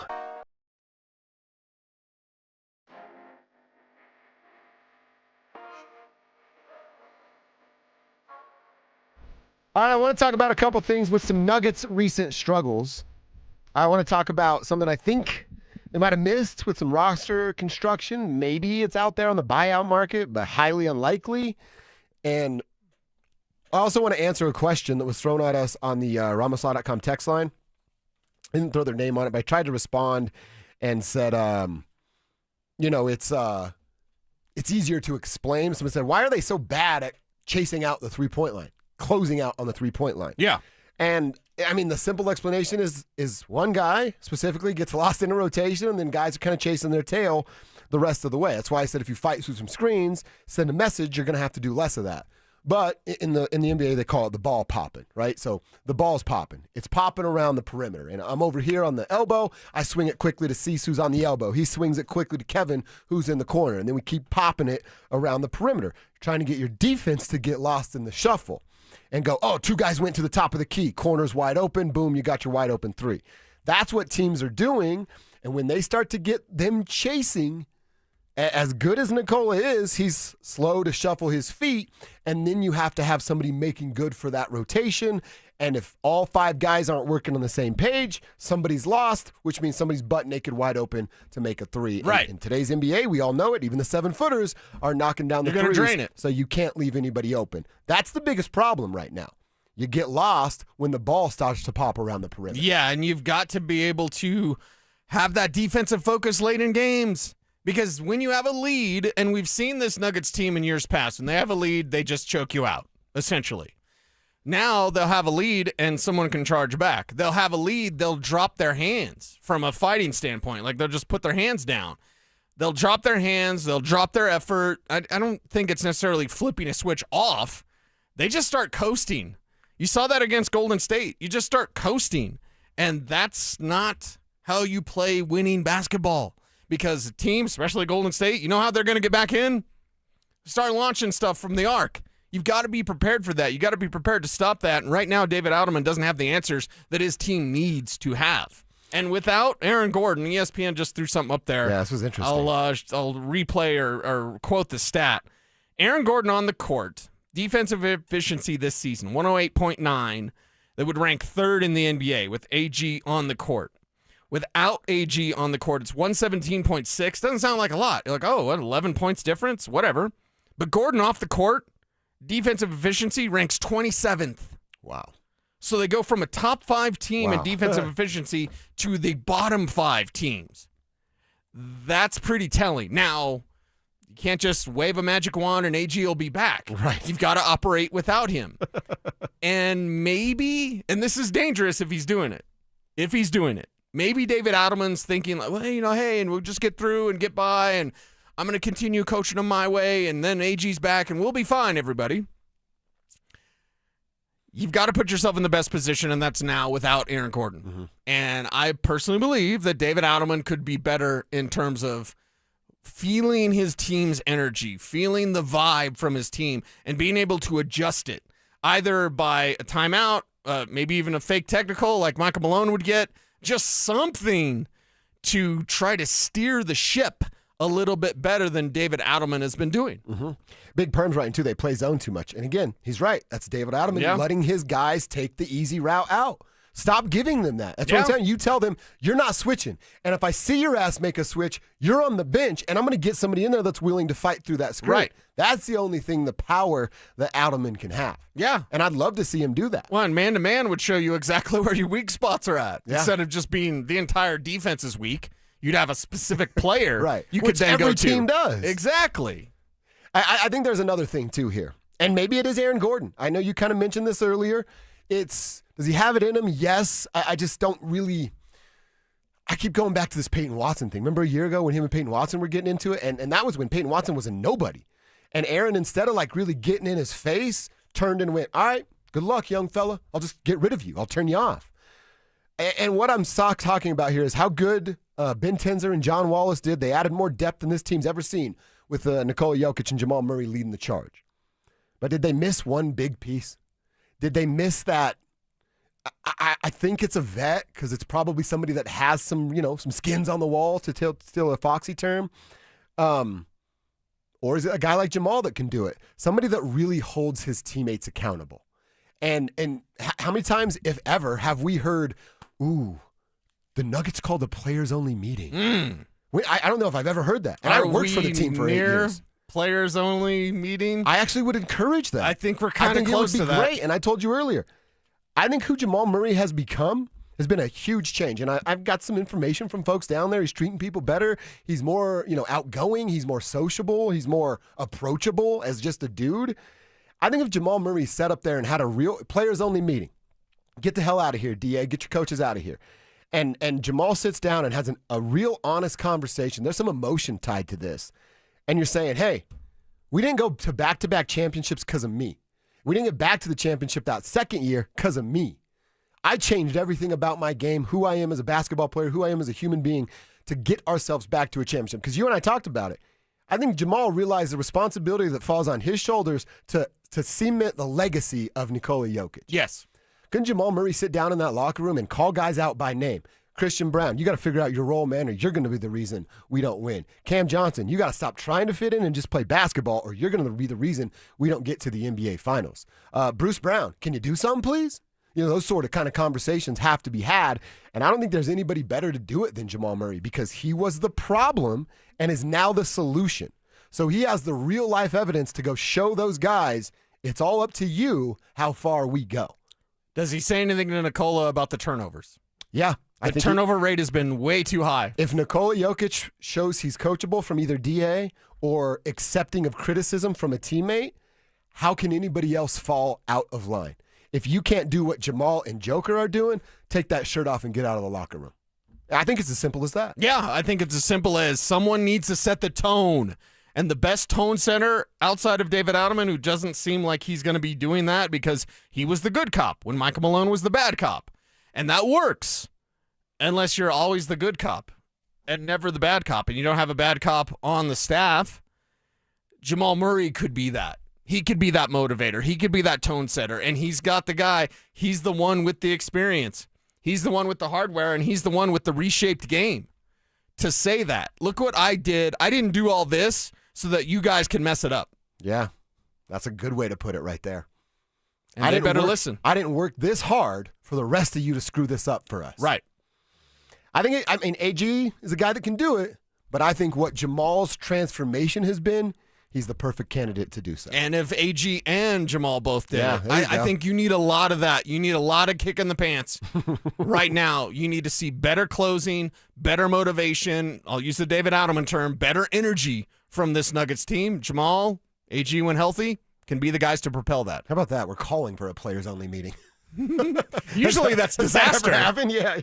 Like, oh, it's over. It's a players-only meeting.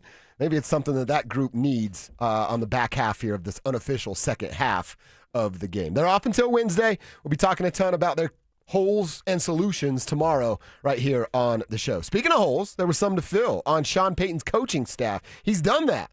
Will his staff be better, worse, or the same? Let's talk about the changes and what it means for next season coming up next. Is health the only thing holding the Denver Nuggets back from another title run? If these guys are healthy, they can make that run. They can take it to OKC and win in 7 if everybody's healthy. Denver Sports 104.3. The Fan. Between groceries, travel, and higher prices, it's easy to feel overwhelmed, especially if you're already relying on credit cards to cover the basics. If that debt is piling up, you're not alone. If you're a homeowner, you might have considered reaching out to American Financing, but hesitated because you don't want to give up your low mortgage rate. That's why American Financing created the Smart Equity Loan, a simple, smart way to get your finances back on track without giving up your low mortgage rate. Unlike a HELOC, which can fluctuate with the market, the Smart Equity Loan offers a fixed rate, so you'll have one predictable monthly payment. It lets you use your home's equity to pay off high-interest debt, free up your cash flow, and still keep your existing mortgage intact. There are no upfront fees to find out how much you can save. Call 303-695-7000. That's 303-695-7000, or visit them online at AmericanFinancing.net. NMLS 182334, NMLSConsumerAccess.org. Wesley is a truck driver. I drive a truck, and I love what I do. A truck driver with IRS troubles. They told me I owed them $43,000. It got really bad. Quite a few letters in the mail. They were talking about wage garnishment, coming after my house, my car. Yeah, they don't play around. I seriously thought that I was going to lose everything. One sleepless night, Wesley finally made a call to Optima Tax Relief at 2 a.m. Kind of figured I'd get a machine, but I didn't. I actually got to talk to an actual person in the middle of the night. He found just what he was looking for. Oh, they were great people. You need a team of people that know what they're doing. Optima Tax, they know what they're doing. Optima Tax Relief came through with flying colors. I saved an incredible amount of money. Happy don't even come close. I was absolutely overjoyed. Take Wesley's advice. If you're in any kind of trouble with the IRS, call Optima Tax Relief. Don't trust anybody else. Call Optima for a free consultation. Call 800-343-6460. 800-343-6460. 800-343-6460. Optima Tax Relief. Some restrictions apply. For complete details, please visit OptimaTaxRelief.com. When you've been hit by an 18-wheeler, there's 3 things you need to do. First, call the police and get medical care. Second, don't talk to the insurance company alone. And third, call the truck crash lawyers at Berg Simpson Law Firm. Berg Simpson has 50 years of experience holding them accountable and over $50 million recovered after truck crashes. Call Berg Simpson today and let us fight for you so you can focus on healing. If you've been injured, call Berg Simpson for free now at 303-790-2525. BergSimpson.com. Good lawyers changing lives.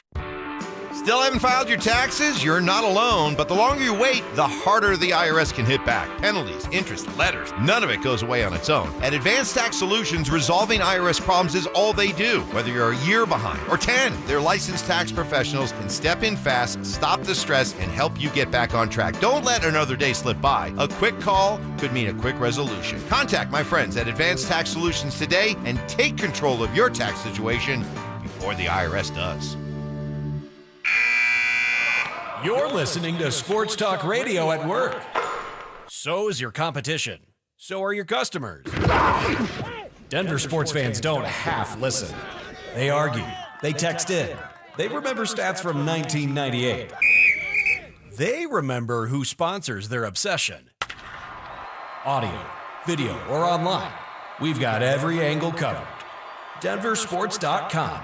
Make your move. Brandon Stokely here from my friends at Roller Auction. Do you have items you're looking to sell? Since 1976, Roller Auction has been conducting commercial and industrial auctions for Colorado government agencies, Fortune 500 companies, small business owners, secured creditors, individuals, and more. They have a large marketplace to showcase your assets, so don't wait. Visit RollerAuction.com for a free consultation and turn those items into some cold, hard cash. Again, go visit them at RollerAuction.com. That's RollerAuction.com. One iced coffee? $1, please. For real? No way.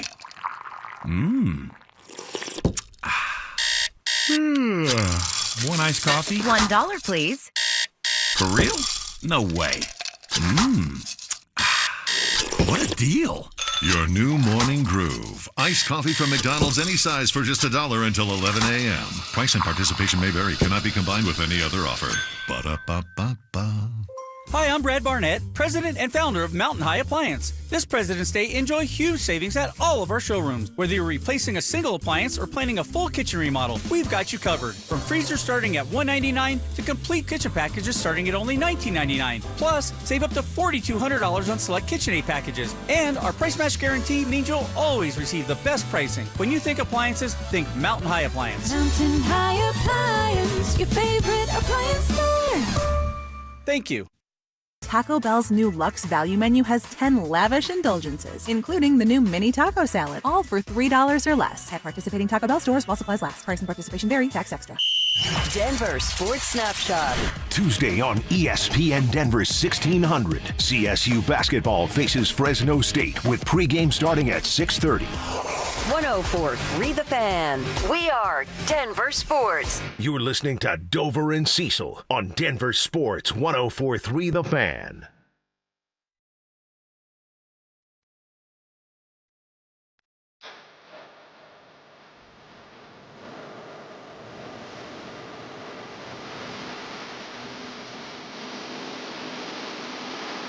All right, we've got some new, old, familiar coaches to talk about with the Denver Broncos.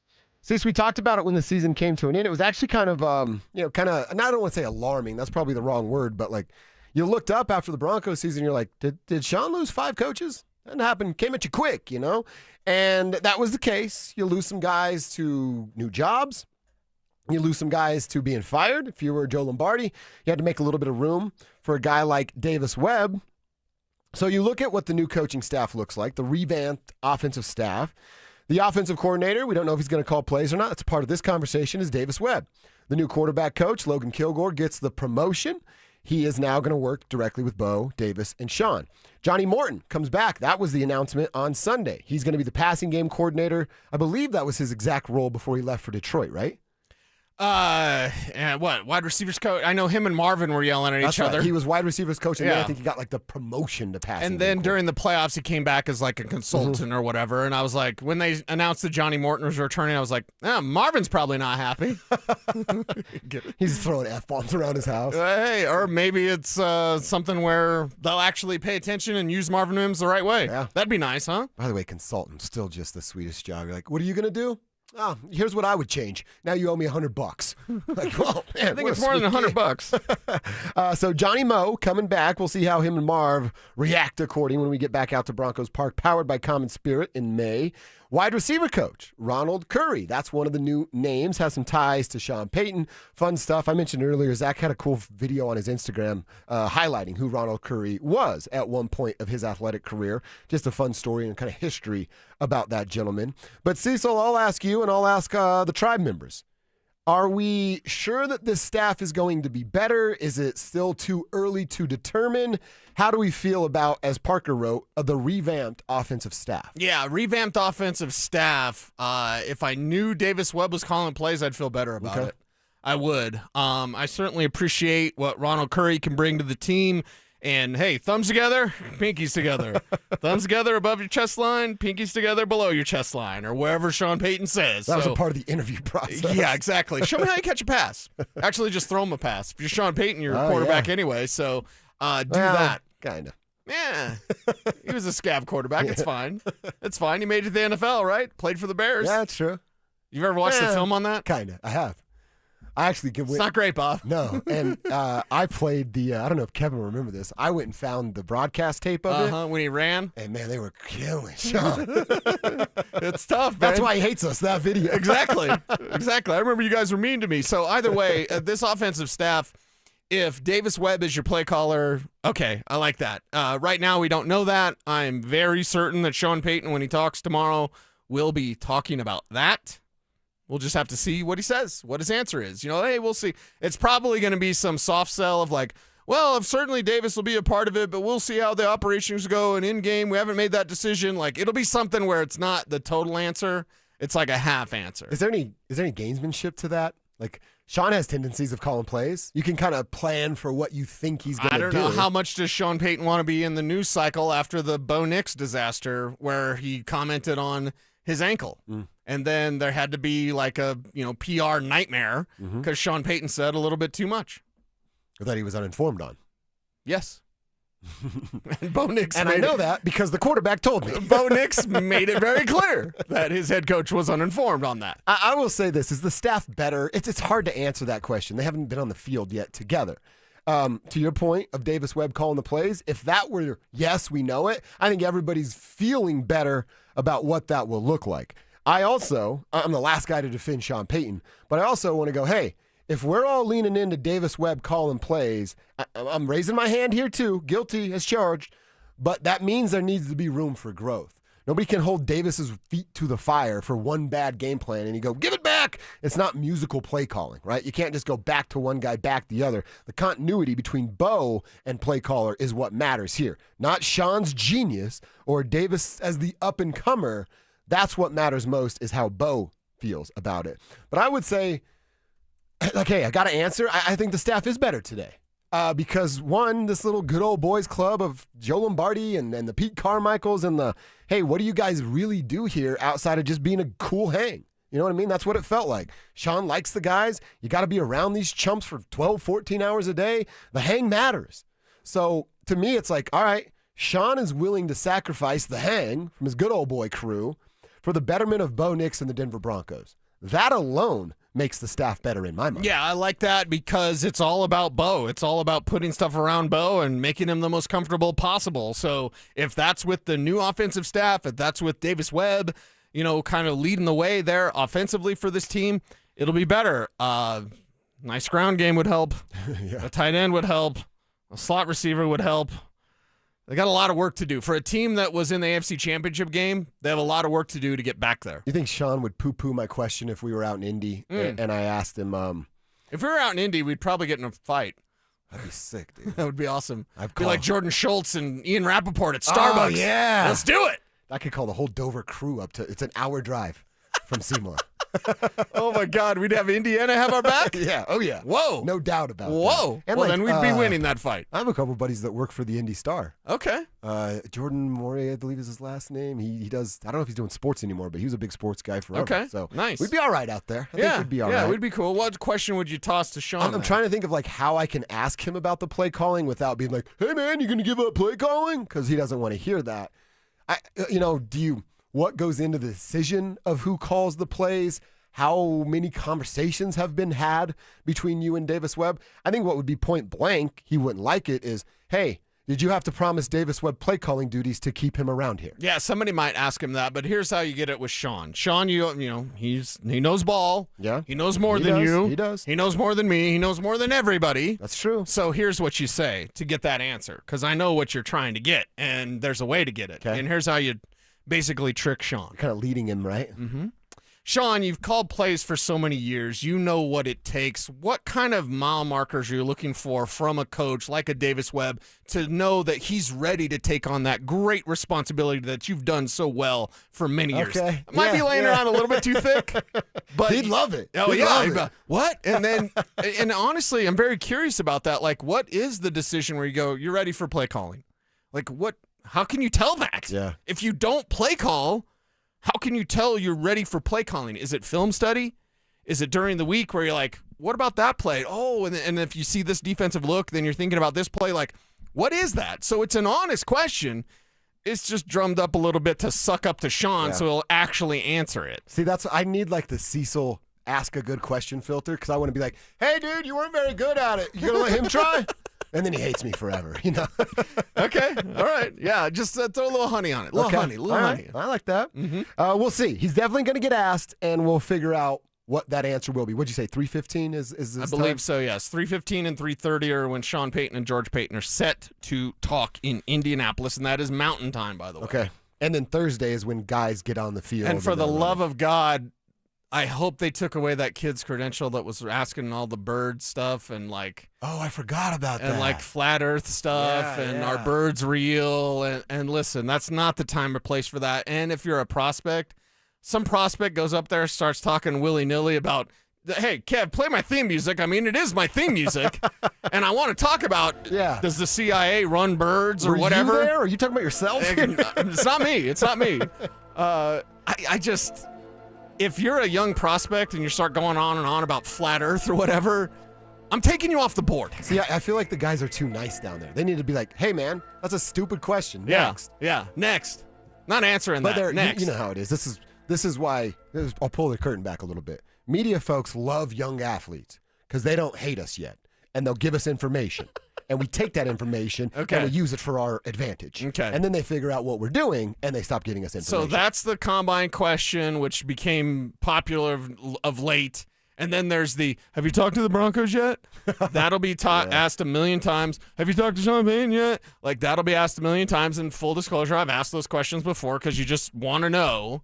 And then there's that version of the combine reporter. There's the combine reporter that doesn't know who the players are. You talking about Lisa Salters?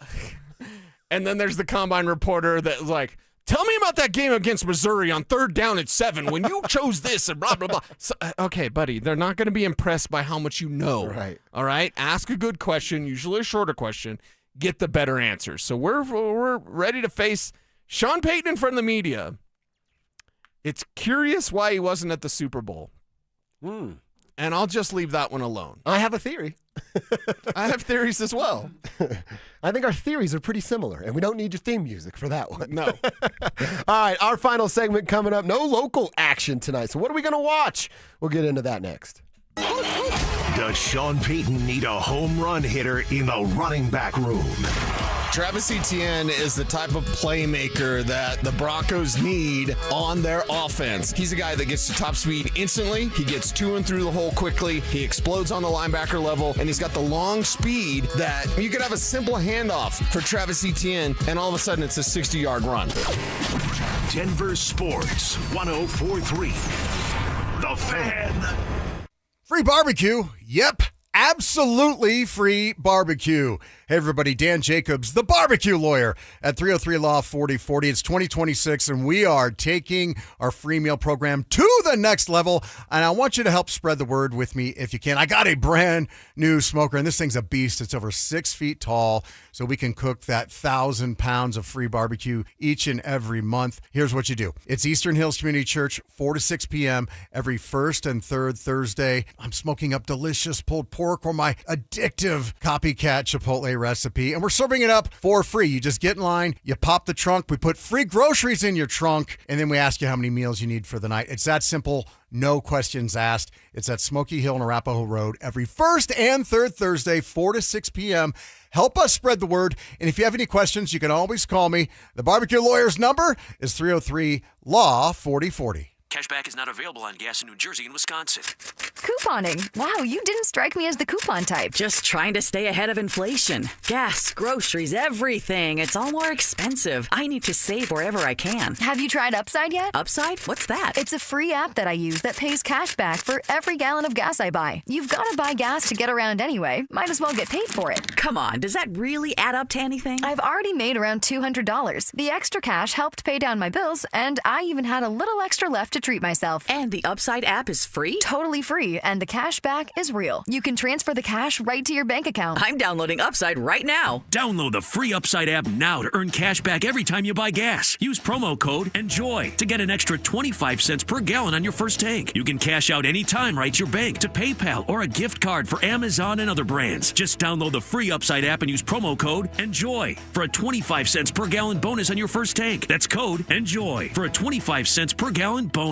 Men, we all know how important sex is in a relationship, both for you and your partner. But erectile dysfunction ruins sex, which can often have serious impacts on your relationship as well. This is Jeff for the Rocky Mountain Men's Clinic, and if ED is a problem in your life, you understand the impacts it has on you and the one you love. But I'm here to tell you that ED is a treatable condition, and almost without exception, you can have really good sex again. At the Rocky Mountain Men's Clinic, we're experts in treating ED. We've treated tens of thousands of men with protocols that are effective in well over 90% of cases, which means if you're like most guys, good sex will be the norm. You could even last up to an hour or more and bring a level of intimacy for you and your partner that might just astound you both. It's time to have really good sex again, so call us. Just $99 gets you blood work, a medical consult, and if medically advised, a test dose. And if that test dose doesn't work in the office, your visit is free. Call 720-440-7900 or go to RockyMountainMen'sClinic.com. We have 5 offices across the Front Range to serve you. Hi, I'm Terrell Davis, 2-time world champion and Pro Football Hall of Famer. There is nothing more important than your health. That's why I made the smart move to invest in fitness equipment with Fitness Gallery. It's a game changer.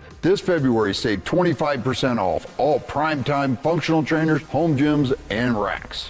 Work out on your schedule on the equipment you choose from the safety and comfort of your own home. Save up to 50% off on select premium equipment. Visit one of Fitness Gallery's 7 convenient locations from Colorado Springs to Fort Collins. Hey, it's Mike Evans. Restore your bald spot, reverse your receding hairline, or add volume to thinning hair with the same simple one-day treatment I receive from Dr. Tanya Pauls of Advanced Hair. Your own natural hair begins regrowing the very next day, and your new hair is guaranteed to grow. Advanced Hair has changed tens of thousands of lives, including mine. For your free consultation, $250 off and 250 free hair grafts. Call 720-459-HAIR, AdvancedHair.com. Follow us on X at DEN Sports 1043 for up-to-the-minute information and opinions on all things Denver sports. Also, we can still call it Twitter, right? Denver Sports 1043 The Fan, DenverSports.com, and the Denver Sports app. It's Dover and Cecil on Denver Sports 1043 The Fan.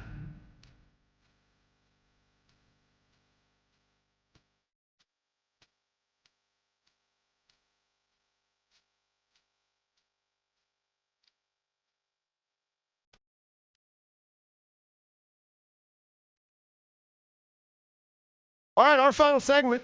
We'll wrap it up, put a big bow on it for the boys on the drive. They'll get you home today. 2 to 6.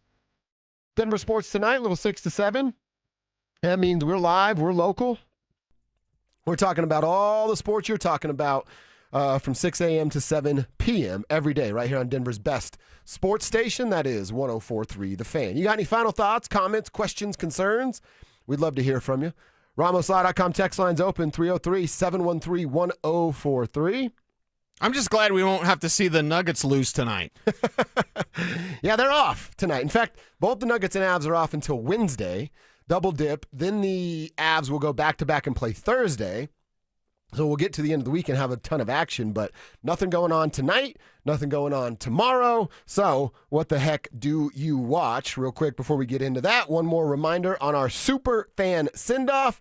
We're looking for the biggest wrestling fan in the tribe, and we want to send you and a guest to Las Vegas for the biggest pro wrestling event. Super fan send-off, that's what that's all about, presented by 303 Law 4040. If you win, you're going to get a pair of 2-night tickets to the event, round-trip airfare for 2 from Denver to Vegas, 2 nights hotel stay, and $500 preloaded on a Visa gift card, plus an interview here on the show. Because if you win and you're part of the tribe, we want to know how freaking wild it got in Las Vegas for this sweet, sweet prize. So get signed up at DenverSports.com/superfan, and hopefully you are our big winner sooner rather than later. All right, so on a night with no games, you go deep into film, you get locked into PUBG, you turn off your phone and go into the garage. What do you do on a night like this? It's Combine week, so, and of course we don't have the drills starting yet, but it's just basically for myself looking at who's actually going to work out, what it means for their chances. The Combine moves your grade less than 1%. So really at the end of the day, unless it's some sort of like embarrassing 40 time, or I'll go back to when Justin Cernaud came out of college, week, and then he was hurt, and he had some of the worst numbers you'd ever see from an inside linebacker prospect. Ooh. That probably dropped him at least a round in his draft. So to be studying those type of things, like who's working out, who's not working out, who's banged up. We did Nicholas Singleton while you were gone, the Penn State running back. And the backup running back at Penn State is probably going to be a, first, second-round pick, something like that. Broke his foot at the Senior Bowl, so he's not going to work out. But it's mainly for me looking at who do I anticipate, who are the Combine snubs, who are guys that, didn't get invited, just kind of doing more of that research. And Kev asked me the other day, he's like, when's your, final numbers done? It'll be after the Combine. Okay. After the Combine, when you get everything. Pro days are pro days. They're basically a dog and pony show. but I want these numbers from the combine. It's more than the underwear Olympics. I know that Jacksonville drew a lot of interest because Liam Cohen isn't going, and their GM, I can't remember his name, they're not going, just like the Rams don't go. And I think our guy James Marilat was tweeting like, well, good, it's underwear Olympics. It's the team interviews.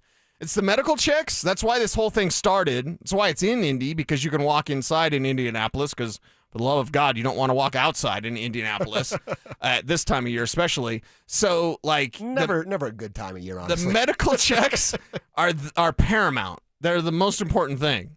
We're not privy to that information. How we get clues is who's asked back to Indy. When there's rechecks, then you know there's a red flag. So we got to look at what kind of interview process for the teams are you going to get? How many players are you talking to? How long you're talking to them? Is it formal? Is it informal?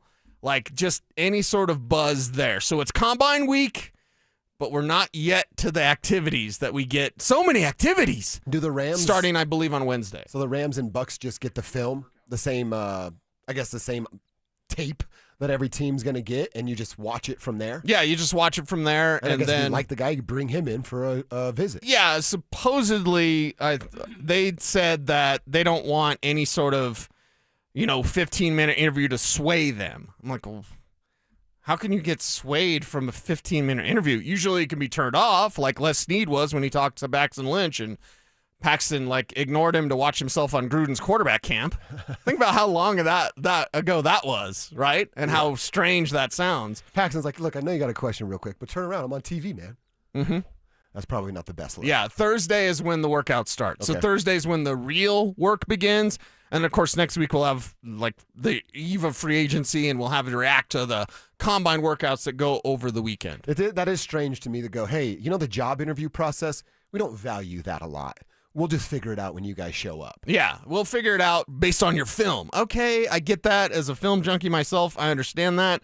But one of the most important things is getting to know a player. That's what I would say. Like your 40 time and your cone drills. Doesn't matter a little, but you kind of know who they are. You should already know that. At least 3 years of college tape to go off of. And colleges will have times for these guys already. That's right, because they're doing the drills to prepare and get ready for the season. That's what it would be to me. Like, I want to pick your brain. Let me figure out who you are as a dude. Do you fit kind of what we're looking for? I think you and I are cut from the same cloth. How quickly do you know if someone has work ethic or not when you're talking to them? Pretty quick. That's what I'm looking for out Real there. quick. Are you really about this? Are you trying to be famous and a rich guy via football? Or are you trying to be a football player that gets rich and famous? Well, and combine prep has changed so much now that these guys, once college football's done, they are immediately in combine prep. And it's not football. Running a 40-yard dash is not football. The most important drills that you'll have to watch that are not the, gauntlet that the wide receivers do. I still want Rich Eisen to do the gauntlet. He does the 40 every year. It's for charity, so we'll keep doing that. But it's the gauntlet where you're catching balls. I've suggested to Rich a decade ago. I told Rich you should do the gauntlet, dude. The 40s, whatever. And then he started doing it for charity. But the gauntlet, catching passes and then running down that line, trying to run down the straight line. So that's one thing. But if we're just talking about testing, a guy does 45 reps at 220. Nah, it doesn't matter. Guy does 8 reps. Nah, it doesn't matter. What matters are your 3-cone drills, which should be under 7 seconds for your skill position players, and your short shuttle, any sort of change of direction, and then your vertical leap. Mm-hmm. So we get a little basketball because you're testing explosion. So broad jump, vertical, 3-cone, and short shuttle, and then your 10-yard split on your 40. So there's a few things to note here, but remember, these guys have been preparing for these drills. They're not actually playing football. They're just preparing for these drills. So you want to be an expert at drills? Right. Or you want to be an expert at finding the right football players? George Payton and company, they've got their work cut out. Okay. Fired up for it. Like I said, we'll get into that tomorrow. Does that sound totally boring to you, by the way? I'm not. Hey, big. what are you doing tonight? I'm watching a bunch of film with guys in underwear. No, that doesn't sound boring to me because I would do the same thing for basketball guys. Okay. So it's just, pick Although your poison. I've seen the NBA Combine on ESPN on the Ocho or whatever. It's rough. It's so sad. The only thing that's cool is the, teams do it, and then they kind of do it at the Combine. When teams bring in players to work out, the players, I don't know if they still do it as much, but the players would have a dunk contest. So, there was, when Kenneth Reed came to get worked out by the Nuggets, he's having a dunk contest with the other dudes and going nuts. Willie Cauley-Stein, I don't know if anybody's going to remember him. But he got brought in. That's a deep pull. And he's a family friend. My little brother grew up with Willie. And, so he's doing a dunk contest. Let me, throw one to him. And I'm like, this is awesome. But, the vertical thing in basketball is cool just because those guys can jump through the gym. Yeah. And then occasionally they'll have, a little rookie showcase dunk thing.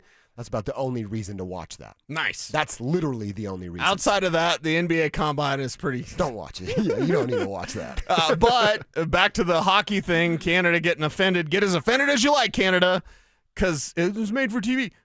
All the Combine is TV now. I mean, they tried to do that with the Senior Bowl. At least there's still Senior Bowl-y things that go on. The Combine... Does it get good ratings?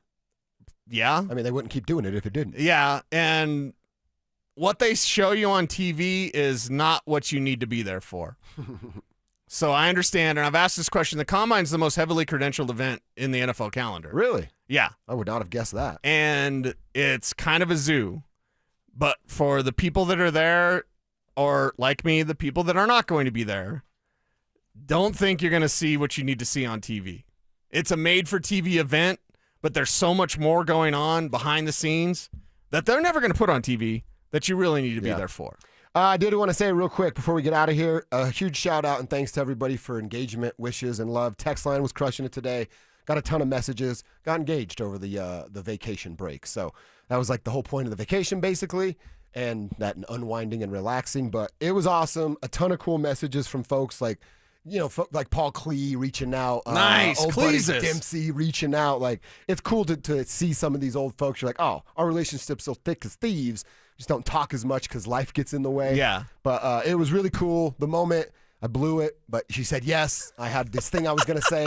Nothing came out except for, will you marry me? What did you have to say? What did you told tell her later? after. Yeah. Oh, okay. yeah. Okay. So she's yeah. like, what were you going to say? Yeah. I told her, we both started crying, and a Nice. hug, and it's great. Nice. And that's for us only. But it was awesome. Nerves are over. Got it done. I'm getting married, man. Yeah, you're getting married. Congratulations, Thanks, my Dan. brother. Thank Appreciate you, and so happy for you guys, and looking forward to your futures together. Yeah, can't wait for it. So it'll be a ton of fun. Now we just plan a wedding, I guess. I don't really know what I do except for write checks, but I'm here to do it. You know? Make that money so you can write those checks, because it's That's going to be a lot. exactly right. It's going to be a lot. Well, I appreciate everybody for the well wishes and kind words. It really meant a lot to me and both the lady. I saw a few people going, hey, we got a new official member of the tribe, which was kind of cool. That is cool. That's fun stuff. So can't wait to be back here tomorrow. Like I said, tomorrow, Cecil, I want to dive a little deeper into, I want to identify Nuggets and Avs problems and see if we can come up with some solutions. And see if we have the solutions or if the problems are still going to be there for both of these teams. That's the question marks, because we had a parade fall short thanks to Jarrett Stidham throwing a chest pass. And with the Broncos, that was disappointing. I don't want to be let down by the Avs and Nuggets. Not at all. And if we were to rank them going into the fall, okay, the Broncos were 3 and the Nuggets were 2 and the Avs were 1. The Broncos fell short, but we're getting there. I don't want the Nuggets and Avs to fall short there as well. Here on KKFN, HD1, Longmont, Denver, as the drive slides in. ZB with the USA gear on. Phil's got some USA stuff as well. I almost wore my Dream Team jacket again, but I felt like, I didn't have a sweater. Although now I want to get a Brock Nelson sweater, Team USA, because that was pretty sweet, gentlemen. And the reaction from Canada, not as sweet, but it's sweet tears that we get to enjoy. Yeah, I mean, it's legendary. like the phrase legendary exists for sequences Moments. like yesterday morning. Mm-hmm. I mean, that live beyond the window of time, that live beyond a generation of time. Think